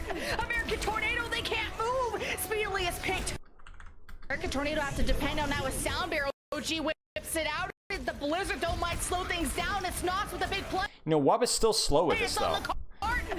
So Wub is still slow with this. Like Wub, good on Wub for utilizing this flank with the beat, but he's still slow in it. American Tornado, they can't. Blizzard Dome might slow things down. So American Tornado have to depend on now a Sound Bear. OG whips it out. The Blizzard Dome might slow things down. It's Knots with a big play. It's on the cart. So I can't see what happens with Speedily, but he all ends. American Tornado, they can't move. Speedily is picked. The mail somehow Knots with a catches big play. only Reiner. It's on the cart. American Tornado, they Hey, can't kitty. move. Speedily is picked. Reiner is half health. Wub, he's doing everything he can, Uh-oh. but Knots chases him down. Icy makes this winnable for the Yeah, defense. shaky They mechanics. just have to stay on the cart so the defensive response that they have quicker can Hey, get kitty. back. But American Tornado, they just cannot be slain. They're so stubborn. But surely with only 2 people left, this won't. Yeah, so that's gonna be it right there. Big thing was like Wub might have been a little late in that flank there. And then Speedily all ends, and somehow OG dies to bomb. So I assume that must have been a boot from Lep. Hi. Wub, he's doing everything he can. It has to have been a boot from Lep on OG. She keeps bumping into my leg. But not chase. So, and then Wub struggles here. Like this is where as a McCree you need to be clicking heads. I don't know if you guys are watching European Contenders here, but like you saw Sparker, if you saw Graythan, if you saw Fuki, who else? My mind's slipping me. But if you saw them on these flanks here, or even if you saw Seeker, like people are dying, right? People are dying. Lep dies here. Chase him down. Icy makes this winnable for the defense. But a lot of missed shots, right? A lot of missed shots. So you can have with all the positioning in the world, but if you can't hit your shots, then ultimately, like the way I describe hitting mechanics, to kind of put like a metaphor for it, it's like being a really good technical fighter that has good footwork, that knows how to utilize your range, knows good technique, but being 120 pounds soaking wet, or what is it, 50 kilos, right? It matters, technique matters, but if you're to go up against somebody who's heavier than you and also has good technique, you're gonna get rolled because they have the muscle, weight, size, speed advantage, right, or whatever. So in that situation there, he was on the flank a little late, but he eventually got to where he needed to be, but he wasn't able to do anything with it. He just lost it. So, okay. It could be nervous. Yeah, it could be nerves. Solar. Yeah, Solar was playing really well as well. Okay, chat, give me 1 second. I'm gonna go, well, let's do this, chat. We'll do one more. You guys want to do one more map, or should we call it? Because it's been 3 hours. We can do one more map. We'll do one more map, but I might cherry pick it because I want something besides Brawl. Give me 1 second, chat. I'm gonna feed my cat, and then we're gonna pick our last map and hopefully avoid some Brawl. Do you want to eat? Be right back. Come here. Come here. Come here.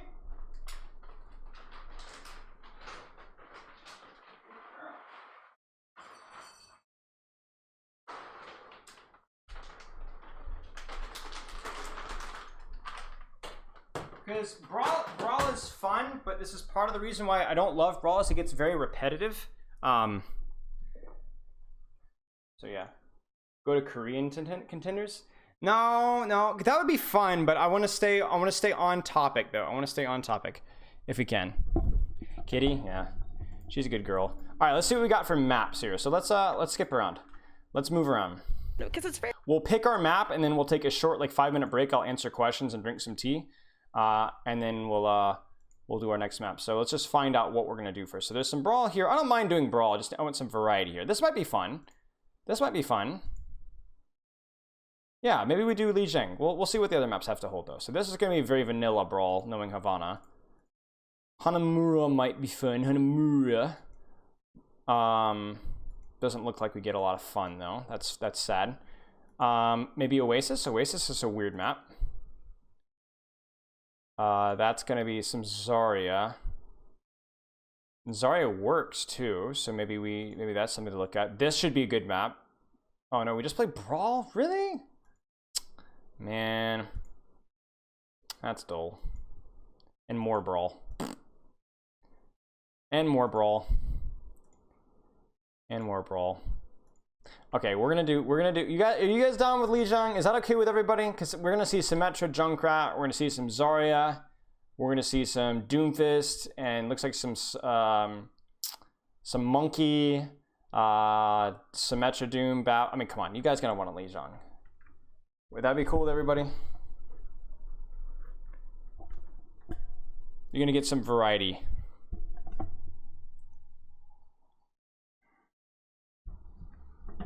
All right, sick. We'll go at it then.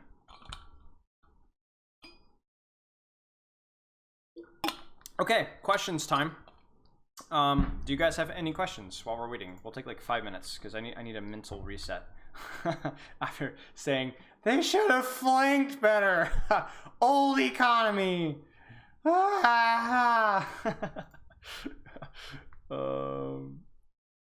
Yeah, Korean contenders. Korean contenders is probably because they have a lot more flexible in the DPS. Because the problem with NA contenders right now is everybody like always harps on the Reinhardt and the monkey thing, and they're right.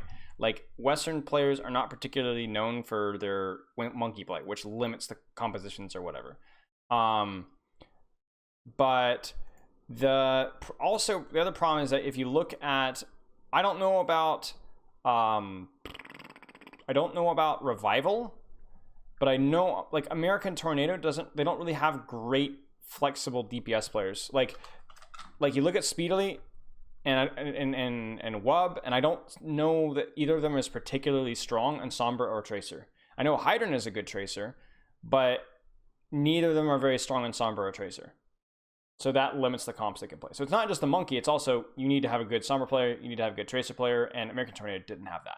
And I imagine Revival, similar position. Seeker probably is not as strong of a Sombra Tracer. That's where Korean contenders is a lot better because they've got those strong Sombra players, those strong Tracer players, the strong Monkey players, which open up the opportunities for them to play other comps as well. I also think the level of Brig play on North America is also lower, which again discourages things like variations of spam, variations of dive. How do you play Ryan Winston comp that Revival plays in Koth? We'll go over that in the review. It's a good question.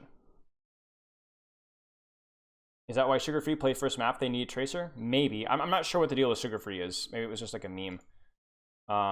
But yeah, potentially. It might have just been like, hey, Sugar Free's back. We're playing first map. Ha ha ha. And then they lost, and they're like, oh shoot. But you know, Wub and Speedily, neither of them are particularly strong on Sombra Tracer that I know of. Which, I mean, you know, that's a big deal. Like we're reaching a point. Maybe we're not reaching a point. We've been at a point for a while where you need to have you can't not play Tracer if you're a DPS player, or a hit scan. Like that's just not like the days of the hit scans, the pines. Like that's just like I'm a one trick widow. Like that's just too much of a liability. So. Okay, you guys ready to go over some Li Jing? Li Jing Tower. Let's do this. Let me get my epic pin pulled up.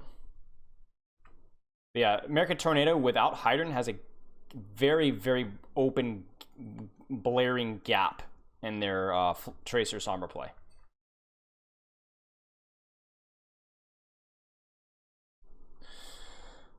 Could you spend some extra time on the pacing decisions in the initial control center fight with versus high spam? Yeah, Miss Koi, remind me if I forget. Okay, so let's make sure that they roll out on the proper comps. Okay, so this is the situation. Both of these compositions are counter comps. In other words, they by themselves are kind of trash against. So let's put it this way: meta becomes meta when it beats other comps. Is easier, but it also beats other comps. Okay? Other comps, you know, through, you know, it can beat other brawl, it can beat other dive, it can beat other spam, etc., etc., etc. So then what happens is people take the meta and they off shade it just a little bit. I wanted a different color. That's not quite enough. Meta variation. And what a meta variation is, a comp that sucks against other comps other than the meta comp. Now that might be a little confusing, but I can explain it very easily. You guys remember Zen Goats, right? Now Zen Goats was fine against triple DPS. It was fine against quad DPS, but it wasn't amazing. You would prefer to be running an Ana or a BAP or a Moira, who had more survivability, more healing. The original composition that dominated metas was Moira Goats / Ana Goats, not Zenyatta Goats. But then teams realized that, hey, if we're both gonna just play Goats, because if we're just both gonna play Goats, if I play Zen and you play Moira, I win. So then what was Moira Goats turned into Zenyatta Goats, not because Zen was better against DPS comps. He wasn't bad, but he wasn't better than Moira or Ana. It was because Zen Goats was better against other Goat compositions. Hanzo Goats. Yeah, Hanzo Goats was a variation that was good against Sombra Goats. Hanzo Goats against normal Goats was terrible. You had Diva Matrix on you couldn't angle at all. Your dragons got eaten. It was awful. But it beat Sombra Goats because Sombra Goats didn't have a Diva, and because Sombra could get her Translocator forced very quickly by just one body shot by a Hanzo. So you look at this composition here, and these are not meta compositions. I know that sounds weird for me to say, but they're not meta. The meta historically here has been Symmetra, Mei, Rein, Diva, etc., etc., etc. Right? This position has been flexible sometimes, but it's been mostly Symmetra, Mei. Sometimes you'd see things like Sigma. You know, it just depends on the situation. Okay? And why would you play Doomfist into that? Well, the answer is simple. If you know they're going to roll out on BAP, and you know that they're going to roll out on Symmetra, Doomfist does really good against those double DPS. That's a squishy hero here, a squishy hero here. You can one-shot both of those guys, and you can crush them, right? But if we were to roll out on this comp, and they were to roll out on, you know, Pharah, you know, or something spammier, I would really, really, really wish that we had a Mei wall to block some damage, right? To turtle on point better. I don't want my useless Doomfist. Like, what? The hero is terrible. Garbage hero. But he's really good against the other meta. Now, I want you to take that same logic and apply it here. Again, this looks good. Symmetra Mei, right. Huh? Monkey? Why? Right? Why would you play Monkey? And again, this is a meta-specific counter. If you are doing a TP strat, and both teams are TPing, one team is TPing here on point, and the other team is TPing here on point, and they're both mashing their faces into each other at like instantly. I don't really care about Matrix or boosters or micro missiles. I would like a hero that can put down a big, juicy, succulent bubble and cleave his 6 members of the enemy team all in a clump. And hey, Monkey's also pretty darn good against Symmetra as well, because he can break turrets. She's a squishy hero that he can dive. Monkey is going to do a lot more than Diva in that first initial fight when both teams TP. Now, if I roll out on Monkey and you're playing like a normal brawl, maybe you're playing like McCree, Mei, and you don't TP to point, I'm like, what is my Monkey going to do? He can't dive you. He can't off angle. He can't spam you. If you roll out on Pharah, or Echo, and I'm on Monkey, shoot. I can't Matrix your offing. Or if we're on Tracer, I get rolled. Monkey is terrible into that. So we see here 2 specific counter to the meta comp, which is Sim, Mei, Rein, Diva, BAP, Lucio. One hero swapped here, one hero swapped here to counter the enemy comp. Now, has the level of NA diminished compared to the other regions? I think so. This season is not as bad as I thought it would be, but it's definitely a step back from what it was last season of Trials. First NA's 2020 Season 1 Trials was stacked. I don't think it's as good now. I think the level of players has dropped, and obviously coaches have dropped like flies. So I don't think it's as bad as I thought it could have been, but I don't think it's as good. So the key question here is that both teams trying to big brain each other. Which one is better against each other? Not which one is better, period. Just which one is better against each other.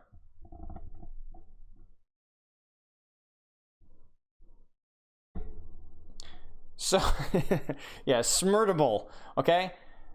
And I'm not sure.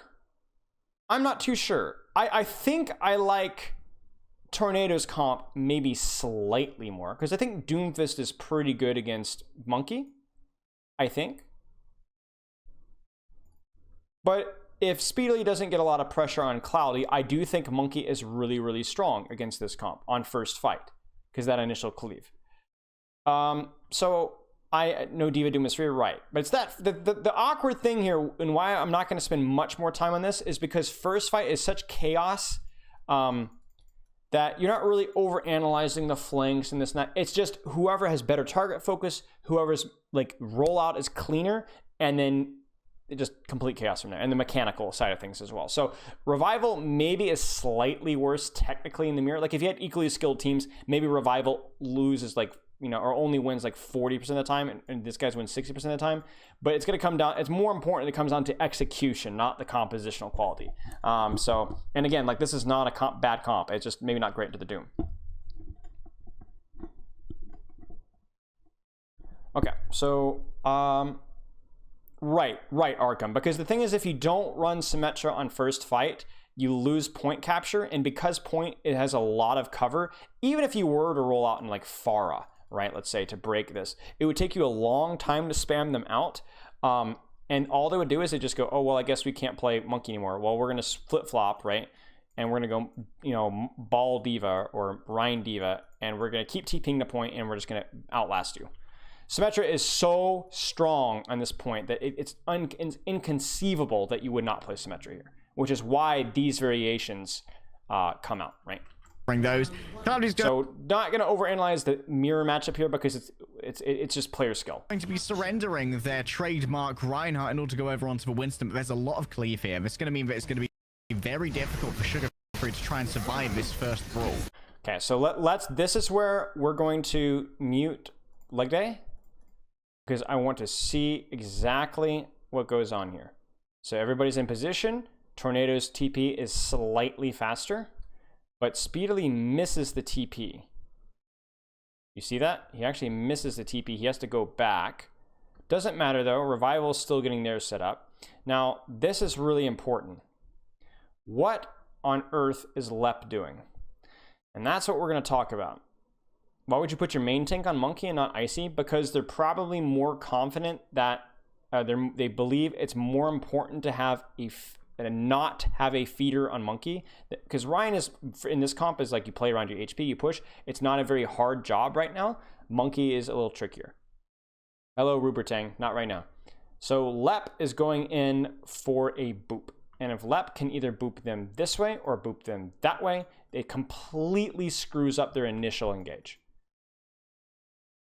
When I was coaching Sheer Cold and we were playing up against Obey Alliance in the playoffs, we did this TP strat with the Bastion to catch their Monkey Reinhardt comp off guard, and we would have beaten them, except for Admiral Raptor, who's now on British Hurricane, rolled out and booped everybody but our Bastion off of the high ground and exposed our Bastion. It's a huge boop. So TP,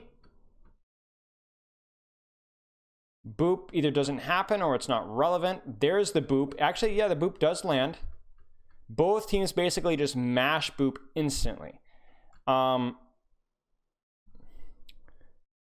Okay, Cloudy is in position to get some stuff done. Icy presses shift. Speedily punches in, doesn't hit anybody.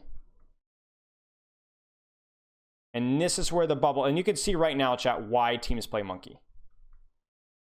This is why. Do you see this? This is big. Now this is also why teams play Doomfist though, because we've seen a massive bubble that's going to allow Cloudy to farm up a lot of charge, cause complete chaos and complete split in the fight. Hello, Childish. But also, Speedily has punched in. He missed his punch, but he landed his uppercut, and look what has been forced almost instantaneously. So you're seeing the advantages of Monkey and Doom front and center right now. The chaos and split and disruption that the Monkey's causing, and the fact that Speedily just walks in, punches once, and there's Lamp instantly. He went for the up boop after TP, yeah. But Sugar Free gets split. We're a little late on the Lamp, which is pretty significant here. It's also significant as well that the turrets from Seeker, Seeker was able to get turrets down, and I don't know whether Sugar Free was able to or not, but this turret's going to do a lot of work until it gets broken, which obviously takes attention. Cloudy's going to keep going. This pin's going to land though. Oh, no, not quite. But the big thing to note here is that, yes, not only do they get the first kill, and yeah, Pascal dies afterwards, but do you see the map control that Revival has? Do you see how, with the Monkey Bubble, Tornado gets split off one? Now, they do take angles, but they don't take angles, and they don't take them safely, right? Do you see how low they are? And they're all split off here. Meanwhile, these guys have the point, so that it's up for American Tornado to push in. We're not going to watch the whole map at this speed, but just for right now. And then obviously Ultraviolet gets caught with his pants down, and that should be it. I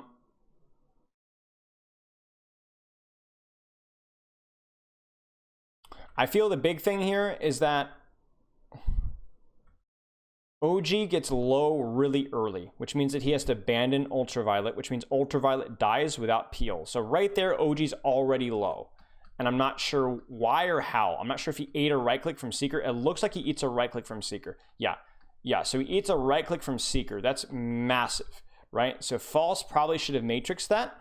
So OG eats a right click from Seeker, which means that he's out of position in that fight. In fact, False is, where is False? Is False? Oh, no, that's Spilo. So yeah, so they puts OG low. Ultraviolet is late on his Lamp on Sugar Free. We should be Lamp 3, 2, 1 now. He does not get lamped until too late. There's the Lamp, way too late, and now OG is completely mispositioned to peel off Ultraviolet, who literally dies just for free.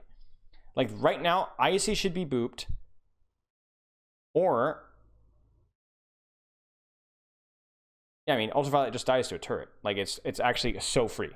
So I don't even think this is a huge comp diff. You definitely saw the value of the Monkey there, but I think Speedily did a lot on Doom for sure. It was just better execution from Revival as a whole. Okay, so as we said, definitely good comps, both of them, but it was less of which comp was better and more the fact that American Tornado did not execute as well. Just for Cleave, it's a little bit too much, and a couple of nicely placed headshots as well get Sugar Free. He couldn't even get turrets out with Winston, yeah. Who is actually doing a huge amount of damage. Look at that ultimate charge on Lep right now. Didn't get any boops. It's just straight off good healing and excellent Sound Blaster usage. So maybe a...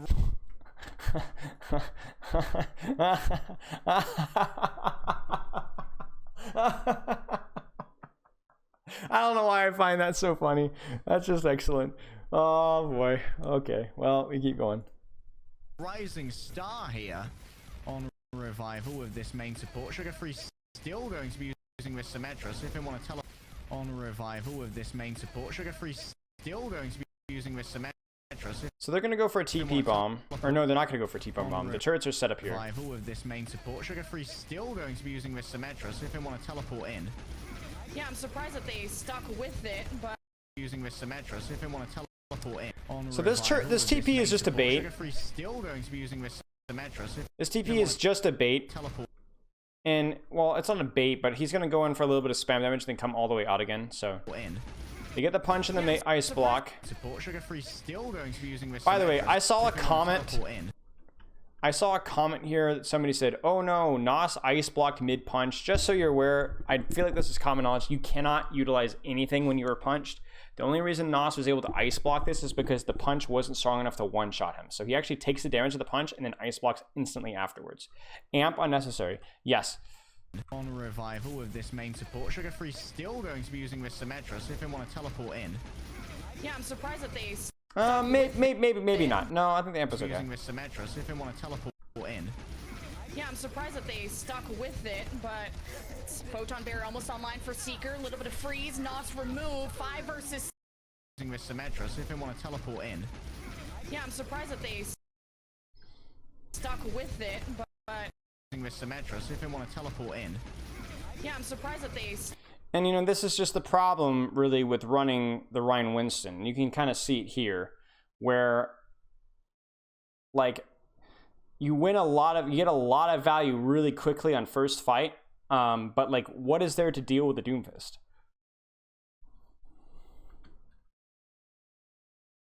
Like, what is there to deal? There's not a lot to deal with the Doomfist here. So Doomfist punches in, and what discourages him really? Not a whole lot. Stuck with it, but I do think I would like Lep to actively pursue Speedily more than he is, though. So I think like he's staying with his team a little bit, but I think it's more important that he's like right now Lep is not doing a lot right now. They stuck with it, but you see this here? We're kind of just existing in Heal Song, but like we're not really booping people back. Like right now, like. Photon Bear almost online for Seeker. A little bit of freeze. Yeah, it's not great. Remove 5 versus 6, and now equalize left. What a well-timed sound barrier. It saves those tanks. Will this pay off? They're all coalescing onto those tanks of American Tornado. That they stuck with it, but Photon so Bear messy. A little bit of freeze. Not. So maybe a right to be using this Symmetra. So if they want to teleport. I think the key thing to see here is that, again, that American Tornado is pushing through like 2 chokes at the same time. You used to be able to see Doomfist flanks from around left side and from around right side sometimes. But one strategy that I developed over at Boston is you can just throw one turret on the flank and then have your Lucio watch the other flank, and it completely shuts down the opportunity for them to flank without being scouted. So most Doomfists generally just kind of go from main because they're going to get scouted going the other way anyway. Yeah, he could have killed Speedily. Yeah, I'm surprised that they stuck with it. Like this is where you miss the diva, because you need that pursuit on Speedily to punish him from doing that. Yeah. But Photon Bear almost online. But the boop there doesn't accomplish a whole lot. Yeah, I'm surprised that they stuck with it, but Photon Bear almost online for Seeker. A little bit of freeze. The boop doesn't accomplish a lot. That's pretty significant. We let Speedily just survive in our backline, which is pretty big. It saves those tanks. Will this pay and this off? kill is just monstrous. Onto those tanks of American Tornado. He does get the stim wall off though. Reposition with this meteor strike. He's taking a sweet time. At least he lanes with the rest of his team. Now they want to work as Cloudy really wants his primal. But which door do they want to come out of? Huge lap, huge lap. See, this is what we like to see. This right here. Bang. Massive. Almost makes up for what happened last fight. Cloudy goes in. They've been given up the space. They're going to re-engage with the Cloudy Primal Rage as OG gets American Tornado ready with that sound barrier. Remember. And this is just chaos, man. Speedily kills Seeker again. This icy shatter was wait, what? Was that lamps?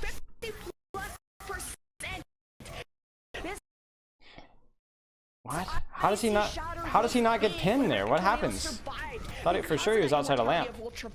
And then all Reiner had to do was swing. Still, the job's not done. Still Lemon contest. American Tornado may be winning in terms of kills, but they are losing valuable percentage points. So yeah, we see like this is honestly miserable to analyze, and I'm not gonna even try without a replay code, but there's a couple of basic things that we can take away. We can take away one, that Let probably should have done a better job pursuing threats and denying the initial engage. We did not do a good enough job at that. Number 2, you can see basically just how oppressive that Doomfist is in this mirror matchup. The monkey gives that initial big value on first fight, but after that, and a lot of the retakes, the monkey doesn't do as much because there isn't that initial clump of everybody fighting in one single spot. It does get more spread out. The value of the monkey in terms of the peel and to be in a million different places at once, not as strong. And then honestly, Speedily just mechanically outplayed, like just mechanically popped off to the nth value. Outside of that, not really going to be saying much. I do think that this would be the time for a tank swap from Cloudy and Icy. They might stick with it, but I don't think it would be technically the best play. Revival, they're gonna have a blizzard to try and reach. How is Cloudy's monkey compared to his Rhine? I don't know. I mean, he's not historically known for good monkey, and he doesn't play a lot of monkeys, so I don't imagine it's very good, but I don't know. Take. Once again, the question is going to be all about teleporter usage. Will Revival decide They're gonna stay to try monkey? and skip the poke phase by teleporting into the midst of everybody? And if they do so, Weird. how much value will Speedily get off of their... I don't know what monkey does here. Well, I do know what monkey does here, but I don't know if he does it very well into a diva. Seismic slam. Because what's gonna happen is they're gonna push through, and then we're gonna have Cloudy jump backline and like have like a pincer dive backline. But I don't know. I don't know. Shielding and damage to set Revival low. Like, it's very easy to peel off as an individual monkey who has to use jump to engage. Nos has the blizzard. They're gonna throw this in at any moment. Make sure fall. Nos has the blizzard. They're gonna throw this in at any moment. Make sure Falls doesn't eat it up, and a counter shatter from Ryder. Monstrous mail though. At any moment. Make sure Falls doesn't eat it up, and Icy just shifts in. from Ryder to stop the follow-up revival into that blizzard. And I still think American Tornado were slowed down quite a bit. They lose ultraviolet, not a lot of healing left. I just don't understand. Nos has the blizzard. They're gonna throw this in at any moment. Make sure Falls doesn't eat it up, and a counter shatter. So Icy Pins, probably not wise for him to do that. Revival into that blizzard, and I still think American Tornado were slowed down in at any moment. So again, Chaos. Make sure Falls doesn't eat it up, and a counter. Okay, so Chaos, Icy Pins gets punished. From Ryder to stop the follow-up Mayold is big. It clears a lot of space and freezes Reinhardt and ultimately kills him. And I still think American Tornado were slowed down quite a bit. They lose ultraviolet, not a lot of This is healing just where the left. monkey just isn't Revival, particularly not good. much damage when they only have a May. It looks like Speedily is not even done for American Tornado. But we're gonna go to Hammer time soon. But Cloudy is gonna get primal next fight. So maybe we'll see a fight win here. Yeah, it's going to take them a while to get back to this point that they have to coalesce with everyone again. Cloudy almost has that primal rage. And remember that the sides of this point are ringed with danger, fraught with death. And if you go on... Nos goes Doom. So this match is... So why would Nos go Doom, chat? What is the fight win condition now? What's the fight win condition now? Yeah, you just all in. Yeah, you just all in. Yeah, you just all in. You have to just ignore front line and just all in. Around on the outside, you are going to be a victim. Here comes 3, 2. They have to deal with a symmetric turret from Sugar Free. They demanded. Oh, Doom is flanking. Doom is flanking. Doom is flanking. This is why. Okay, where's OG? They make you look away.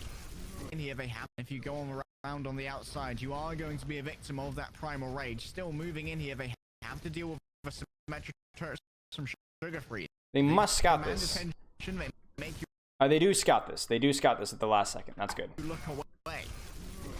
But there's instantly the lamp. From this, Bang. Claudia's Wow. primal rage. There's the all in. Look at Seeker. He just rolls flash fan.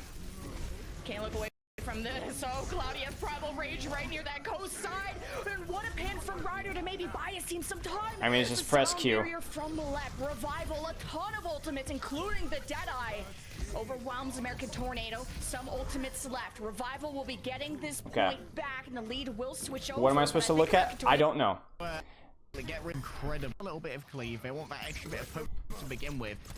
Okay. Try and choke stuff this because they have a little bit of cleave. They want that extra bit of poke to So here's the win condition for American Tornado. They're gonna window here. begin with. They're gonna have to They're going to walk away here. wall. Because there's just going to be too much. They're going to wall. You're going to window, they're going to wall, and then you're going to simply split push and pressure this here. As soon as Monkey engages, you just need to survive the Monkey engage. So remember how we talked about when, like, Doomfist versus May? Whoops, Doom versus May. All you have to do is survive the Doomfist cooldowns and then apply pressure afterwards. Same thing here. Like, the Monkey does legitimately nothing when he doesn't have jump, and most importantly, when he doesn't have bubble either. So keep that in mind. Damage coming through this window. Yeah, Amp Matrix from Pascal to stop. Simwall is not good though. There's going to be too much damage coming through this window. Because the Simwall doesn't properly split the battlefield. You would like a Simwall that would be sharper angled like this across the middle of the battlefield. I do not like the Simwall at all. Yeah, Amp Matrix from Pascal to stop the fall. There's going to be too much damage coming through this window.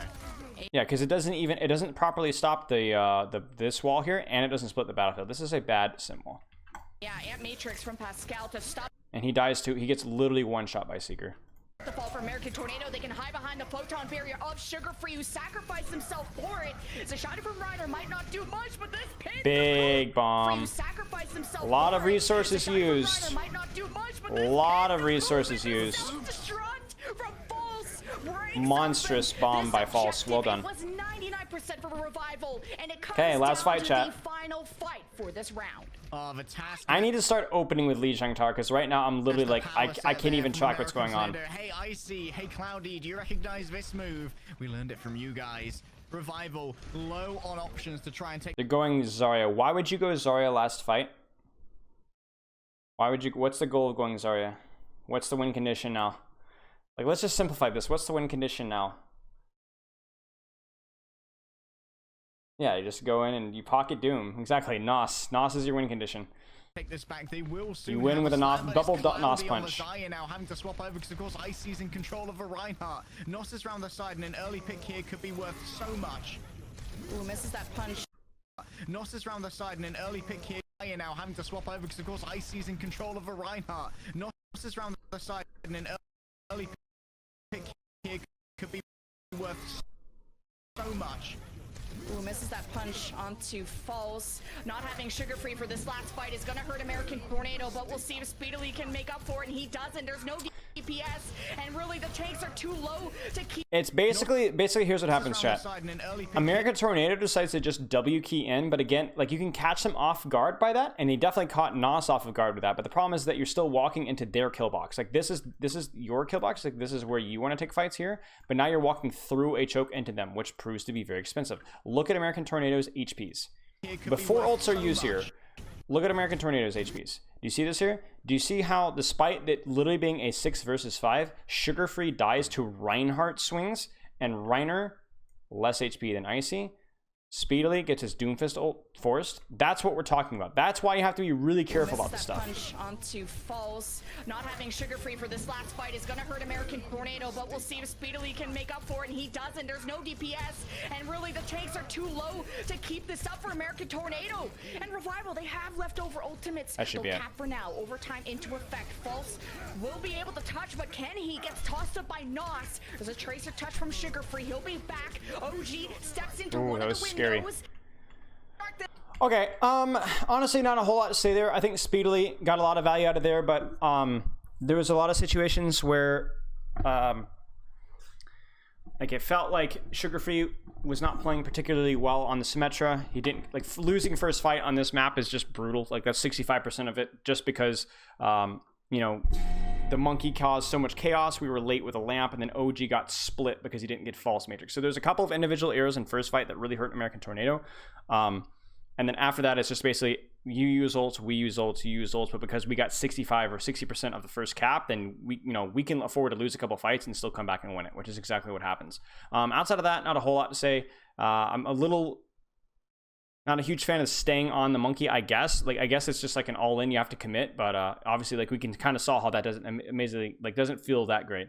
But yeah, Nos didn't look super great in the Doom there. Okay. Think this Symmetra out. So I got asked to go over this matchup really quickly here. So this is how this matchup looks. Let me get a good freeze frame here. Are we gonna get a good freeze frame? We're not gonna get a freeze frame. Okay, this is what this matchup looks like. Essentially, you don't have to overanalyze this at all. You do not have to overanalyze this at all. All this is short range, high damage, longer range. That's all you have to worry about.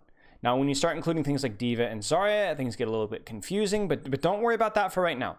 Don't worry about that for right now. All I want you to think is that this comp wins in the short range wars. This comp wins in more open space. Now, it seems weird saying that for Kree and especially Mei, but when you compare Mei to a Junkrat, Mei to a Symmetra, she has a lot more utility and a lot more value from range when compared to those heroes. So what you're probably going to see from Revival, yes, they could theoretically walk through here, wall, and like bubble pin and get a pick. That can work. They do have some short range capabilities, but to me, especially when you're playing with a McCree, it makes more sense for you to play more open space. Now, the Zarya can farm a lot of charge off of this comp. There's guaranteed high charge here. You can be rushed down. Yes, we have to be careful, but there's no Mei wall that they can rush you down with. So you can play very safe, very conservatively, play open space. So in a way, Zarya can almost play like a spam hero against this comp. So I look at this here, and I'm expecting American Tornado to aggressively clear the white room, right? The room up in the high ground there in the stairs.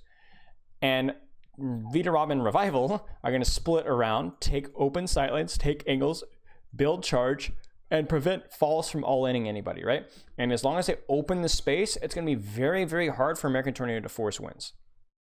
Now, the problematic thing, though, is that white is very strong. White is a very, very strong, small, enclosed, good coverage area that has great sightlines onto point.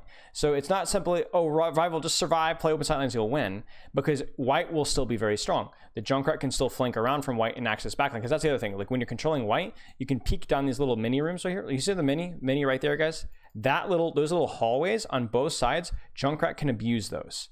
Junkrat can abuse those, Symmetra can peek with a right click, things like that. And controlling white allows you to use those. So controlling white is very strong. There's a reason why Symmetra Junkrat is very popular here. But Vita Ramen Revival, they do have a win condition. So that's my TLDR of that right there. Don't overanalyze it. Play range, play open space, not even slow or fast. You can play fast, but it has to be in range, where you get more, the Symmetra and Junkrat get less value. But it's a scaling type of damage, so American Tornado. I mean, this makes sense. Like you can see, like they've given up white. They're not going to try and fight for white. These longer fights, and IC is not on the diva, so you're not able to matrix some of these. And now a question, chat. If you were Revival here, what tempo do you think that you can play this here? This is a trick question.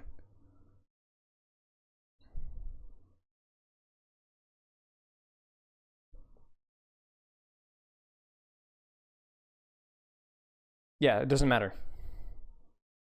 It doesn't matter. You could bubble pin this, absolutely. Because do you think that they're going to properly, if you bubble pin this, your Ryan's not in really any danger at all. They can't get a lot of value out of spamming. This is not a small space. They're not going to get a lot of value out of spamming in this small location here. So if you pin in here out in this open space, you'll be fine. Or you can spam Rhine Shield, break Rhine Shield with your Kree, Mei, Zarya, Lucio, BAP, and make Reiner back off and give up point. It doesn't matter. I do remember a player by the name of Nerdables, Baggins, faintly. So it doesn't matter. This is a great Maywall. You're playing to the strengths of your composition. Well done. Grenades also from the Junkrat. The wall comes up behind American Tornado. So they choose to play fast. Stunned, and Reiner is frozen. Nah, slowing down the pace. Behind American Tornado, false is. You're not able to matrix some of these grenades also from the Junkrat. The wall comes up behind American Tornado. All we have to see here is see that the fight is happening here and not here. And that's why this is, because like this is the traditional meta comp on this map and has been for a while. But because the fight's happening here and not in here, that's why this comp isn't looking so bad. This is why, like, I look at this here and I'm like, there's no way American Tornado loses, but they very well lose this because of where the fight is happening.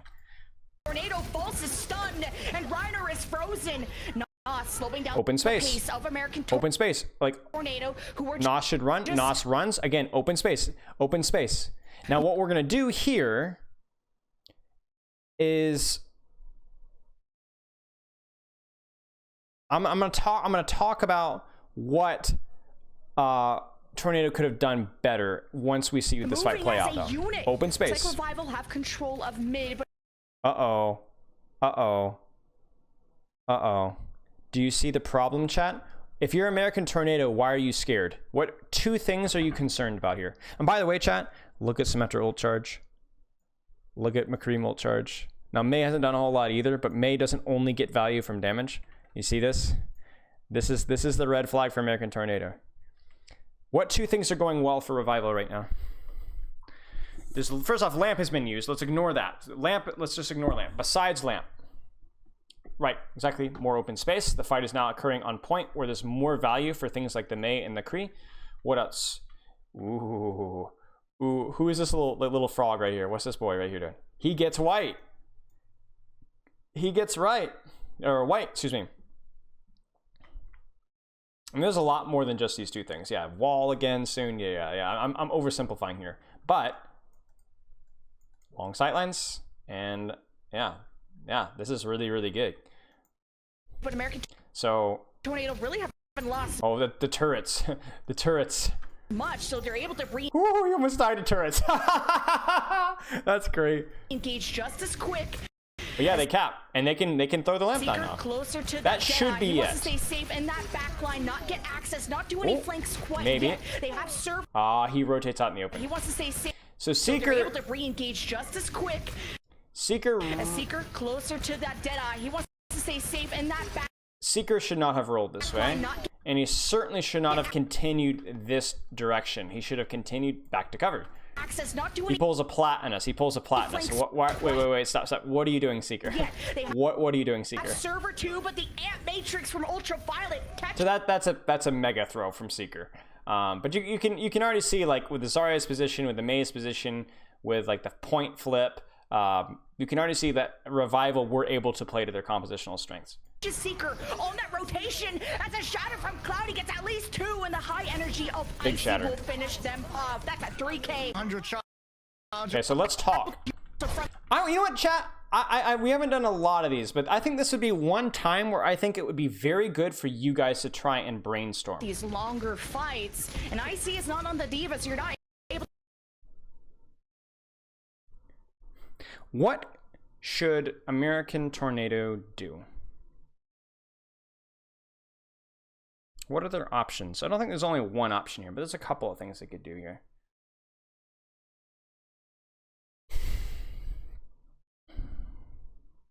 Hold their ground is an option. They've got 12 seconds.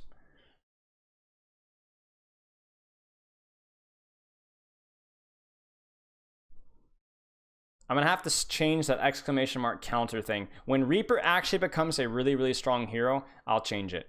That thing has been a meme for over 3 years. Spam shield, junk off angle, rush mini, rotate to backline, push stairs. Yeah, you guys have got the right idea for sure. So there's a lot of things that you can do. You can AFK. You can continue to rotate this way with amped speed and catch them.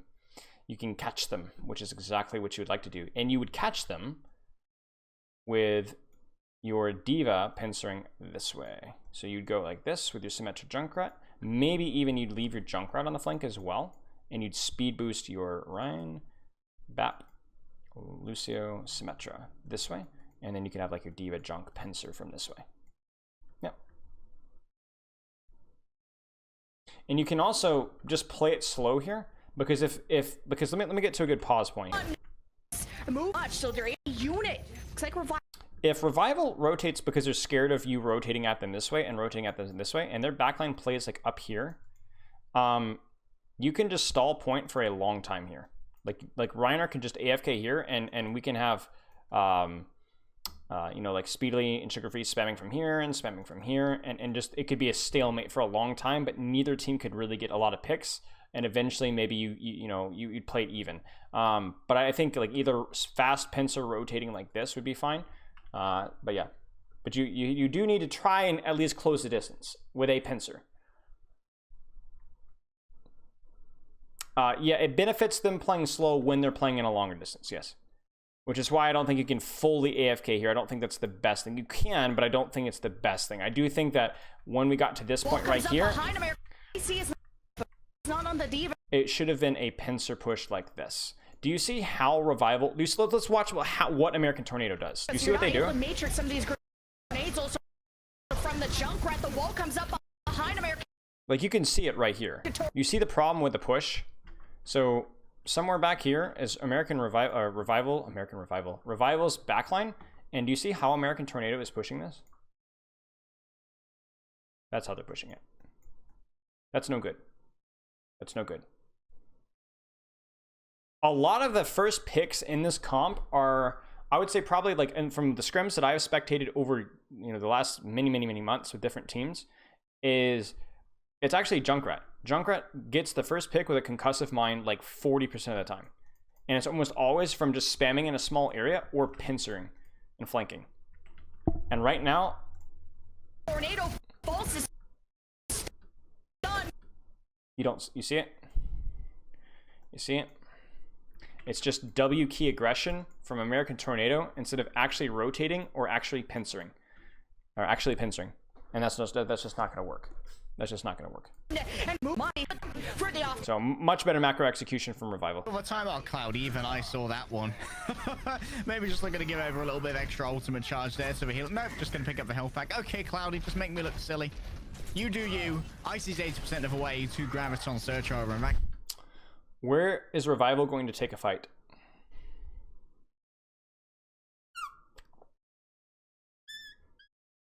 I haven't made that noise since I was a child. I accidentally made that noise. I was like, what is my mouth doing?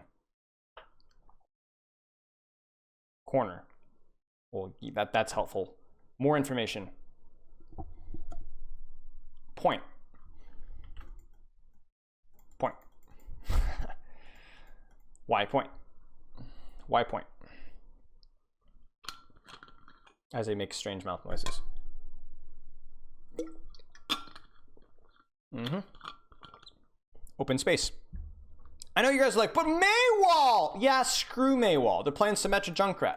They're going to TP past a choke on the point, and they're going to fight you in White Room, and you're going to lose. I know. Do you let them push White for free? No. No, you might soft contest it. You might have, like, you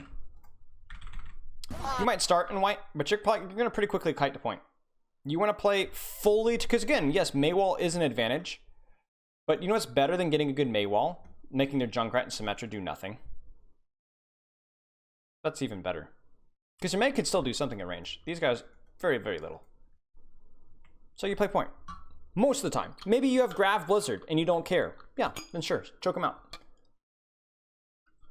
And you can't stuff the front choke, even though it's a great Maywall, because they're going to TP past it. Or there's a threat of TPing past it. Icy's 80% of the way. So they're just poking a little here to get charged. Americans look quite silly in their But, next engagement. OG needs to point. outpace the generation of this to make sure it can be countered if needed with their own defensive ultimate. See, their comp is better here. Now, obviously, this is concerning, but this is what Revival wants to do. Oh, Retire's coming, servers. Oh no. The double kill. Needed with their own defensive ultimate. That's really, really, really lucky. Like, you have Bubbles and Lamp, and somehow neither of them get used. At the very least, you'd expect him to bait him out and then come back and maybe get it later, but that's pretty sloppy that they were just able to tire forehead and get a kill through that. That shouldn't happen. That's a misplay from a Revival. Coming server side. Why is Junk? Because Junk is significantly less accurate at range, and the more clumped that the enemy team is, the more value grenades get, because grenades are AoE, slightly AoE. Concussive mines are certainly AoE. Junkrat is not a hero that does well when there's precision. If you had a 1v1, a Junkrat versus McCree at 20 meters, who's going to win that, right? Junkrat is not only shorter range with his concussive mines, with his trap, with his spam. He also, like I said, benefits from multiple targets being in an area. Pascal couldn't drop the immortality, was too close range. Now he's a duel against Seeker who gets close. Like, there's no way Speedily ever even considers taking this duel or beating Seeker in this duel, unless it's in here. Pascal couldn't drop the immortality, was too close range. Now he's a duel against Seeker who... Lep's very late with a beat. So again, we've seen Revival seems to have this obsession where they think fights are winnable when I don't think they are. The immortality was too close. So I'm whatever. If you want a Blizzard, fine. But Lep needs to be now. It needs to be now. Seeker who gets closer, misses the flash bang. Speedily should be able to win this, but the Sound Bear maybe gives a bit of a buff. So the rest of Revival will have to engage without their main tank Cloud. Yeah, that was a bad beat from Lep. It's the maze. Okay, it does get matched though, so that's good. Is very fantastic on the defense, but when you are trying to attack this point and you're attacking into a Junkrat, you're attacking into a Symmetra, it's not quite as good. And now they're going to go for Doomfist instead. Chat, why are they going Doomfist? Why are they going Doomfist?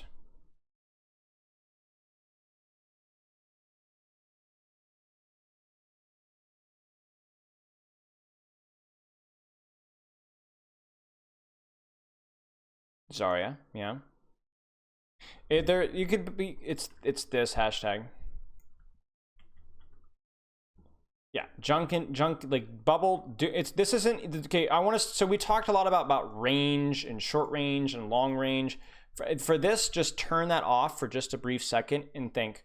This hero very easily kills this hero and this hero and this hero. And if he gets bubble, it's even easier. That's it. It's no longer a question of range and short range and long range. It's just Doom beats this hero easy. GG's. That's it. It's going to be difficult to take out these symmetrical turrets, but that's not necessarily going to be his job. You got the grab from Icy. It's pretty high charge too. When the call is made, he will throw it, maybe waiting out the photon barrier, but he doesn't. Traps most of American Tornado, who were following it with Reiner's Shatter. But Icy is pretty high. But that's not necessarily going to be his job. You got the grab from Icy. Turrets, but that's not necessarily going to be his job. You got the grab from Icy. It's pretty high charge too. When the call is made, he will throw it, maybe waiting out the grab from Icy. It's pretty high charge too. When the call is made, he will throw it, maybe waiting out the yeah, Simult's really strong. The Shatter is really, really big because it gets Cloudy and Nos. Well, it gets Nos and Pascal, which puts them on their back, which ends up getting them killed. From Icy is pretty high charge too. When the call the grab comes a little late. made, he will throw Because obviously he's expecting False to 180, but False just ignores him and focuses on following up on the Shatter. maybe waiting out the photon barrier, but he doesn't. Traps most of American Tornado, who were following it with Reiner's Shatter. But Revival, were they even ready? Icy was, and now they're disengaging. They've lost Nos and Seeker, picked away. There's no way from the Icy got out. rush Icy of got American out. Okay, so yeah, that's basically 1, 2 ultimates used there. Big, what did Ultraviolet window too? with Yeah, so 1, 2, 3 for the grab here. It happens. Reiner's Shatter. You take that. Revival, picked out of May. It's gonna So much in terms of that shield power. It can be so easily spammed by the Symmetra, by the Junkrat, and of course by those turrets as well, which are going to have to be reset on the point as American Tornado will cede this ground away and allow for Revival to move into their trap. Speedily is desperately trying to build up towards yet another There it is. way and allow for Revival to move into their trap. Speedily is desperately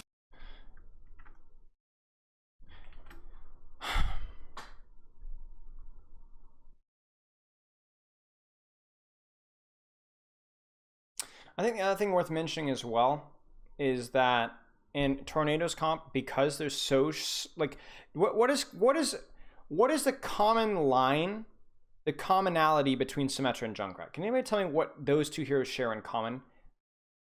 Two things that they share in common.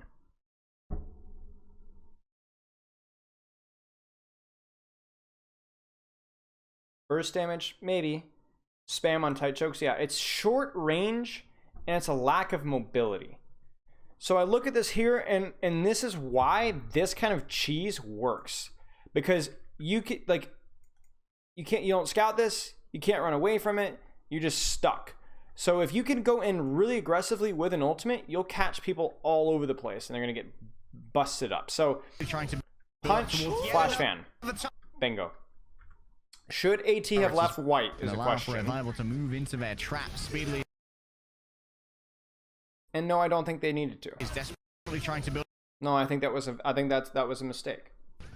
Because you can LOS the window here, and you can still play your short sightlines here. Your Symmetra spam, your turrets, your Junkrat spam. You can LOS the window. You can put Reiner on point and support him from here. Yeah, I think that was a mistake. And then obviously False needs to be on the lookout for these kind of flanks. But right now False is too busy matrixing Speedily, who's standing out in the middle of the open. I'm not sure if they were concerned about Revival just running it down white with, I don't know. I mean, they didn't have anything to run it down white anyway with, but I don't think that justifies it, because you're still playing Symmetra Junkrat, and if they run it down white, you're going to blow them up. The American Tornado's win condition here is just to hide from the window and to hold white. And then you can contest point, and again, the same kind of thing. Do this here. Is to hold white and to survive Doom engages. That's it. Is to survive Doom engages. If you survive Doom engage and you can use that opportunity to rotate on a short sight lane and push, that's the way. Ground away. Instead, American Tornado gives a lot of space because their positioning is bad. Because you see, to move into their traps. You see this here? This is bad. They need to be on this side, leaning this side. And heck, you could even have a trap on a flank. Like, I don't know. You could have a trap here, you know? But But there's a lot of things that American Tornado could have done besides just standing out in the open. Desperately trying to build up. This is not it. Yet another time. No. Seeker was on a flank on server side. Got the flashbang on the sugar free. The fan, the hammer. That's 2 instant picks. 6 versus 4 for Revival. And then they can sit back. Very cheap fight win for Revival. So is the correct plan to give Revival point capture? You could theoretically leave Reiner on point ahead of time. So for right now, Reiner Ground away. could be playing right behind this post here, and the rest of his team could be playing here. And he would be able to be healed from there, and he would not be able to be shot by window, and he would be fine. It'd be very difficult for them to punish Reiner there quickly enough. So no, I don't think you would need to give point capture. So the thing is, just like Seeker walked out into the open in front of window, well, now we have American Tornado's DPS doing the exact same. Sit back from Seeker. High with matches so far. Again, we're probably still going to see Sugar Free goes McCree. Probably still going to see Revival playing around point because yeah, this choke is strong, but the open space is still nice against the Junkrat. At least the option to play around open space because the Junkrat's worse in open space, and yeah, Doomfist likes closed space as well. But on point, Doomfist still has really good walls to punch into, and he can stage from high ground, which is a really good staging opportunity. It is difficult, yeah, it is. Wouldn't that be free if Reiner's on point? Smart play. Easily. They've lost ever. So what you would see is you would see Reiner start here, and Reiner would go to point, if necessary. Or they would let Revival walk onto point, let them go to, and then False would Matrix Reiner on point, or False himself would go onto point and hide where I said Reiner would be. So there's a lot of options here. You could Matrix Reiner on. You could have Reiner, playing here to block Shatter just in case. You could have False Matrix him across. You could have False fly across himself. There's a lot of options here. Do you think at this level a really good Doom better than average Mei? I do not know. I think the problem is that a lot of these teams just like to just forehead in really aggressively because that's just the Contenders playstyle because it's easy to go aggressive. It's easy to find effectiveness with aggression. So more teams are picking up the Doomfist because Doomfist's like speedily, Doomfist's like, you look at Backbone, Danid, those guys are really good at Doomfist. They're also good at Mei, but they're really good at Doomfist, and that gives their team, if their team just wants to end, it works. So got a Deadeye from Seeker and reposition. I find it interesting.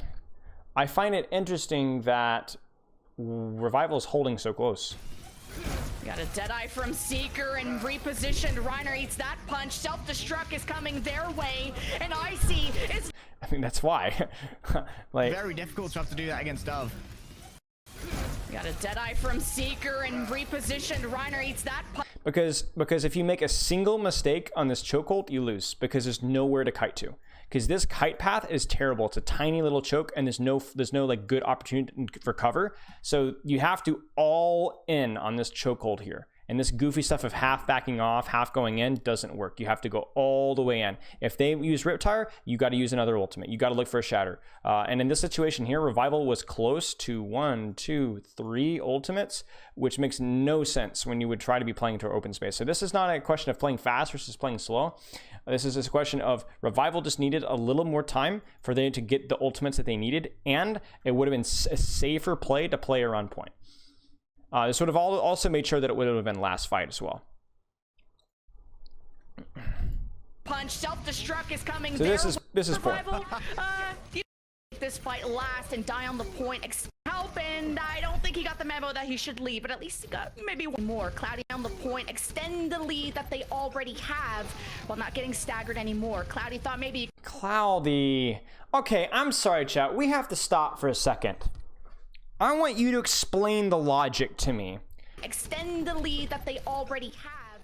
I want you to explain the logic to me of going on to point to stall for 1 capture percentage, maybe more. but making your team wait for you, because yes, Reinhardt pins out from spawn very fast, but he's going to be a full, yeah, he's going to be, he's going to be behind his team. Wait for it, wait for it, wait for Cloudy, wait for Cloudy, wait for Cloudy, wait for Cloudy, and now he's here, but he's behind his McCree. So they have to wait an additional like 2 seconds on Cloudy, right? And they get an additional 0.5 or 1 second of stall. And they feed the enemy team 550 ult charge.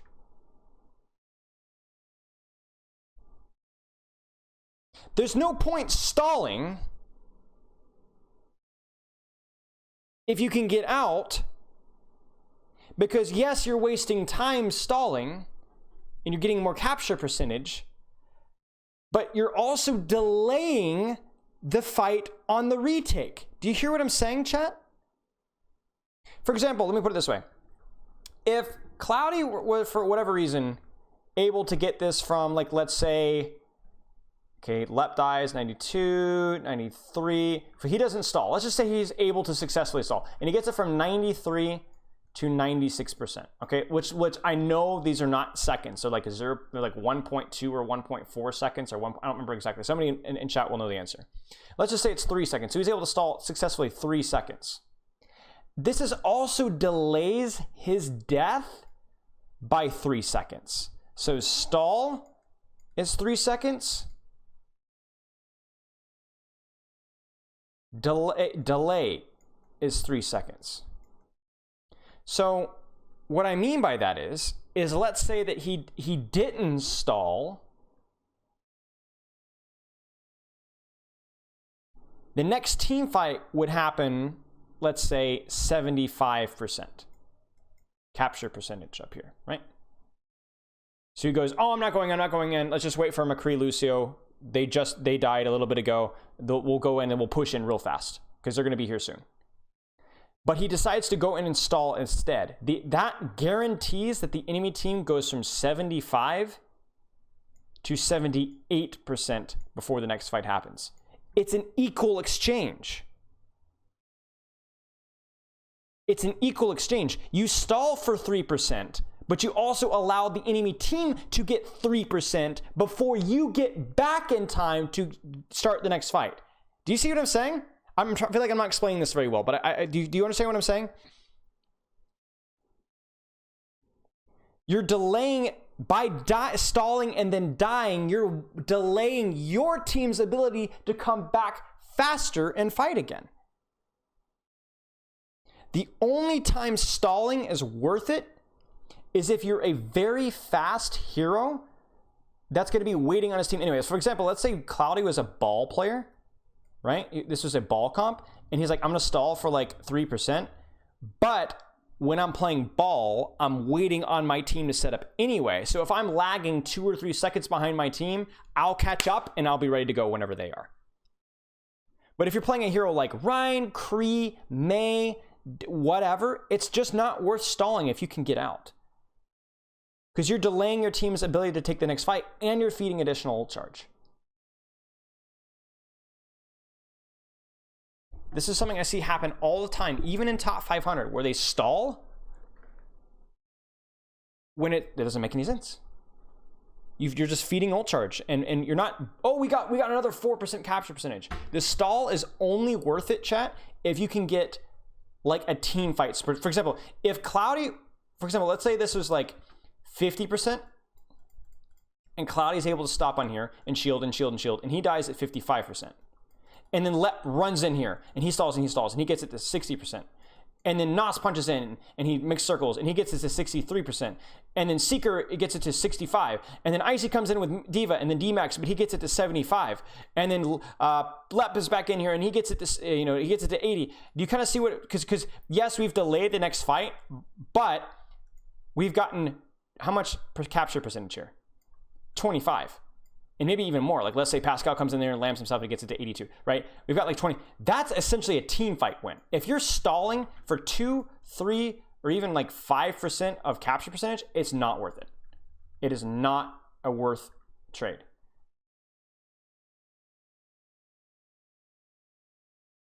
Only worth it if it gives a significant amount of percentage. A significant amount of percentage, or you can get out. Sometimes if you're a ball, you can stall, and then roll away and survive with your life. And then be ready to re-engage really, really fast. Sometimes you're a Sombra, stall, translocate out. Stall as Tracer, blink out. Coach Savitern says it's worth it because you look more alpha. Okay. Maybe 1%. That was a feed. That was a hard feed. Death, and Pascal is a little far forward and 1 HP. He could get staggered. I think he gets away though. No until I see. Also, calling stats. The ugly duckling. Revival with plenty of tools in their kit to try and make this work. They can combine.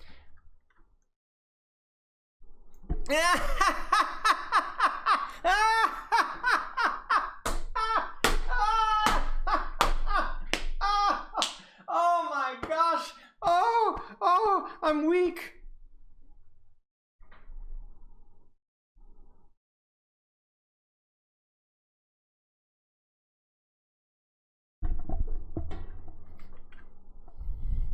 If I ever make a joke that bad, I'm gonna publicly dox my address so you guys can jog to my house, and I'm gonna hand you like wiffle bats, and just you can beat on me for a little bit. Find the Meteor Strike and the Graviton Surge in the Space Jam combination. Something we haven't seen in a long time, but already Americans don't Weird. get aggressive. Weird. In the Space Jam combination. Something we haven't seen in a Weird. long time, but already. He doesn't have Fire Strike. I mean, this is first off, this is a ballsy window anyway. Like, these type of windows are generally only used if you're trying to clutch, and then you window, and then you like would jam in your Junkrat here at the same time and try and like catch somebody off guard. But he doesn't have Fire Strike, so that's a mistake. Seen in a long time, but already American Snowdo gonna get aggressive. Should they be starting on point? Yeah, I mean, you should try like, obviously, like we talked about, like the range diff. Like, just for right now though, like you have the space on white, why not use white? And this is just odd. This is a really weird. This amplification matrix and Revival are like, cool, later. Not a good. Yeah, good disengage. Thanks to Lep's speed. Now they can actually re-engage. Sound barrier in hand. Graviton. This is the. I don't know how Revival wins this, because OG can't beat until Grav, because it's going to be like Space Jam, or what do they call it, which means Lep literally has a free beat. He can beat whatever he wants. He can beat High Noon, he can beat, you know, Shatter, he can beat just to engage, like thanks to Lep's speed. Seeker's flanks, man. Like, this is so ballsy, man. Graviton, this is the last fight in a actually re-engage. Sound barrier in hand. Graviton, this is the last fight. This is how you beat, though. Seeker doesn't get, somehow doesn't, like, this is just a great pincer. Chat, again, I asked you, do you have to play fast or play slow with angles? My answer is, it doesn't matter. Window, Seeker, Nos, brilliant pincer. It doesn't matter. It doesn't matter. They played angles and they played fast and it worked amazing. Now they obviously had a lot of ultimates, but that's it. Just brilliance. And do you see how they create, like, who do you focus? Do you focus the window? Do you focus the McCree flank? Do you focus the bubble Doomfist in the middle of your team? There's no right answer. Shatter, something stunned. I think it was a flashbang from Seeker. American Tornado caught off guard, instantly losing to all the ultimates. The gravity just it's back, but it's good. Yeah, just, it's over. It's over. The second that they muffed that window, it was over. Now, what could American Tornado have done besides the muffed window? Now they can actually re-engage. Sound barrier in hand. Graviton, this is... I mean, they just need to stop being surprised by flanks. I think that's the big thing. It's like we've seen this consistently become an issue, and False needs to matrix this. The last fight. False doesn't even look. By the time False still has not turned around, and both of his teammates are dead. So that's not good. That's not good. Yeah, there's no chance to lamp. There's no chance to beat. Like, the matrix needed to be there, and it wasn't. So we'll stop there. Let me actually go down the list. Let's go down the list here. Let's before we finish here. Sugar Free has not looked very impressive. He's Wub looked out of his place. Honestly, he looked kind of confused, like he was not comfortable in the McCree. Speedily has looked fine. I think his May was fine. No particular feedback for him. His Doom looked fine as well. Reiner was okay. Sometimes where he was not properly, like his aggression, like he's constantly aggressing, so he's a little bit predictable, which, you know, aggression is great, but like if that's the only like direction that you move in, it means that you're very easy to predict, and your team can play around you. Like the enemy team can play around you. So I don't think his Rhine was bad, but it wasn't amazing. False got exposed a little bit in this match. A lot of flanking, a lot of goofy angles that were kind of like let go on his watch, and he got caught with his pants down a lot. So I think that would be something to look at. OG, okay, a couple of wasted beats, a couple of times we got split from Ultraviolet when it didn't look like it was necessary. Ultraviolet as well, I think played okay. Late with a couple lamps, a couple of windows, definitely questionable, but nothing particularly stand out. Seeker played very aggressive on angles and flanks. I think for the most part played very well. Not perfect, but I think for the most part played well. Nos, who was their May? Was Nos their May as well? Yeah, Nos's May I think was fine. His Doom didn't look very mechanically great, but he honestly looked okay. The one thing I will say is that Nos seemed very willing to commit Blizzards and commit Ultimates when they were down. And Revival in general just seemed to like look to commit Blizzards when they were down and Ultimates when they were down. And I think that was a mistake. Or when they were down, BAP, excuse me. They kept trying to win unwinnable fights in that regard. Cloudy looked fine. Nothing particularly bad or good, just overall solid. Icy, I think, was slightly better than False in the devout department, but he wasn't playing very well against clearing Doomfist high grounds, and obviously the Zarya swap was very confusing. Lep played okay. I think he got caught out of position a couple of times, not really reading his job and the composition very well. And obviously the backline in general, I think, got punished a lot more than they should. So in my opinion, I think this backline played a little better. I think this backline played a little worse. I think this tank line was a little bit more consistent. This tank line played a little bit less consistent. And I think this DPS was close, but I think Seeker definitely edged out Wub more often than speedily edged out Nos. So I think Revival, it should have been a close match. It was a close match, but I do think Revival was just slightly the better team by the end of the day. Obviously, this is just off of the 3 maps that I watched. We overanalyzed, so take what I say with a grain of salt.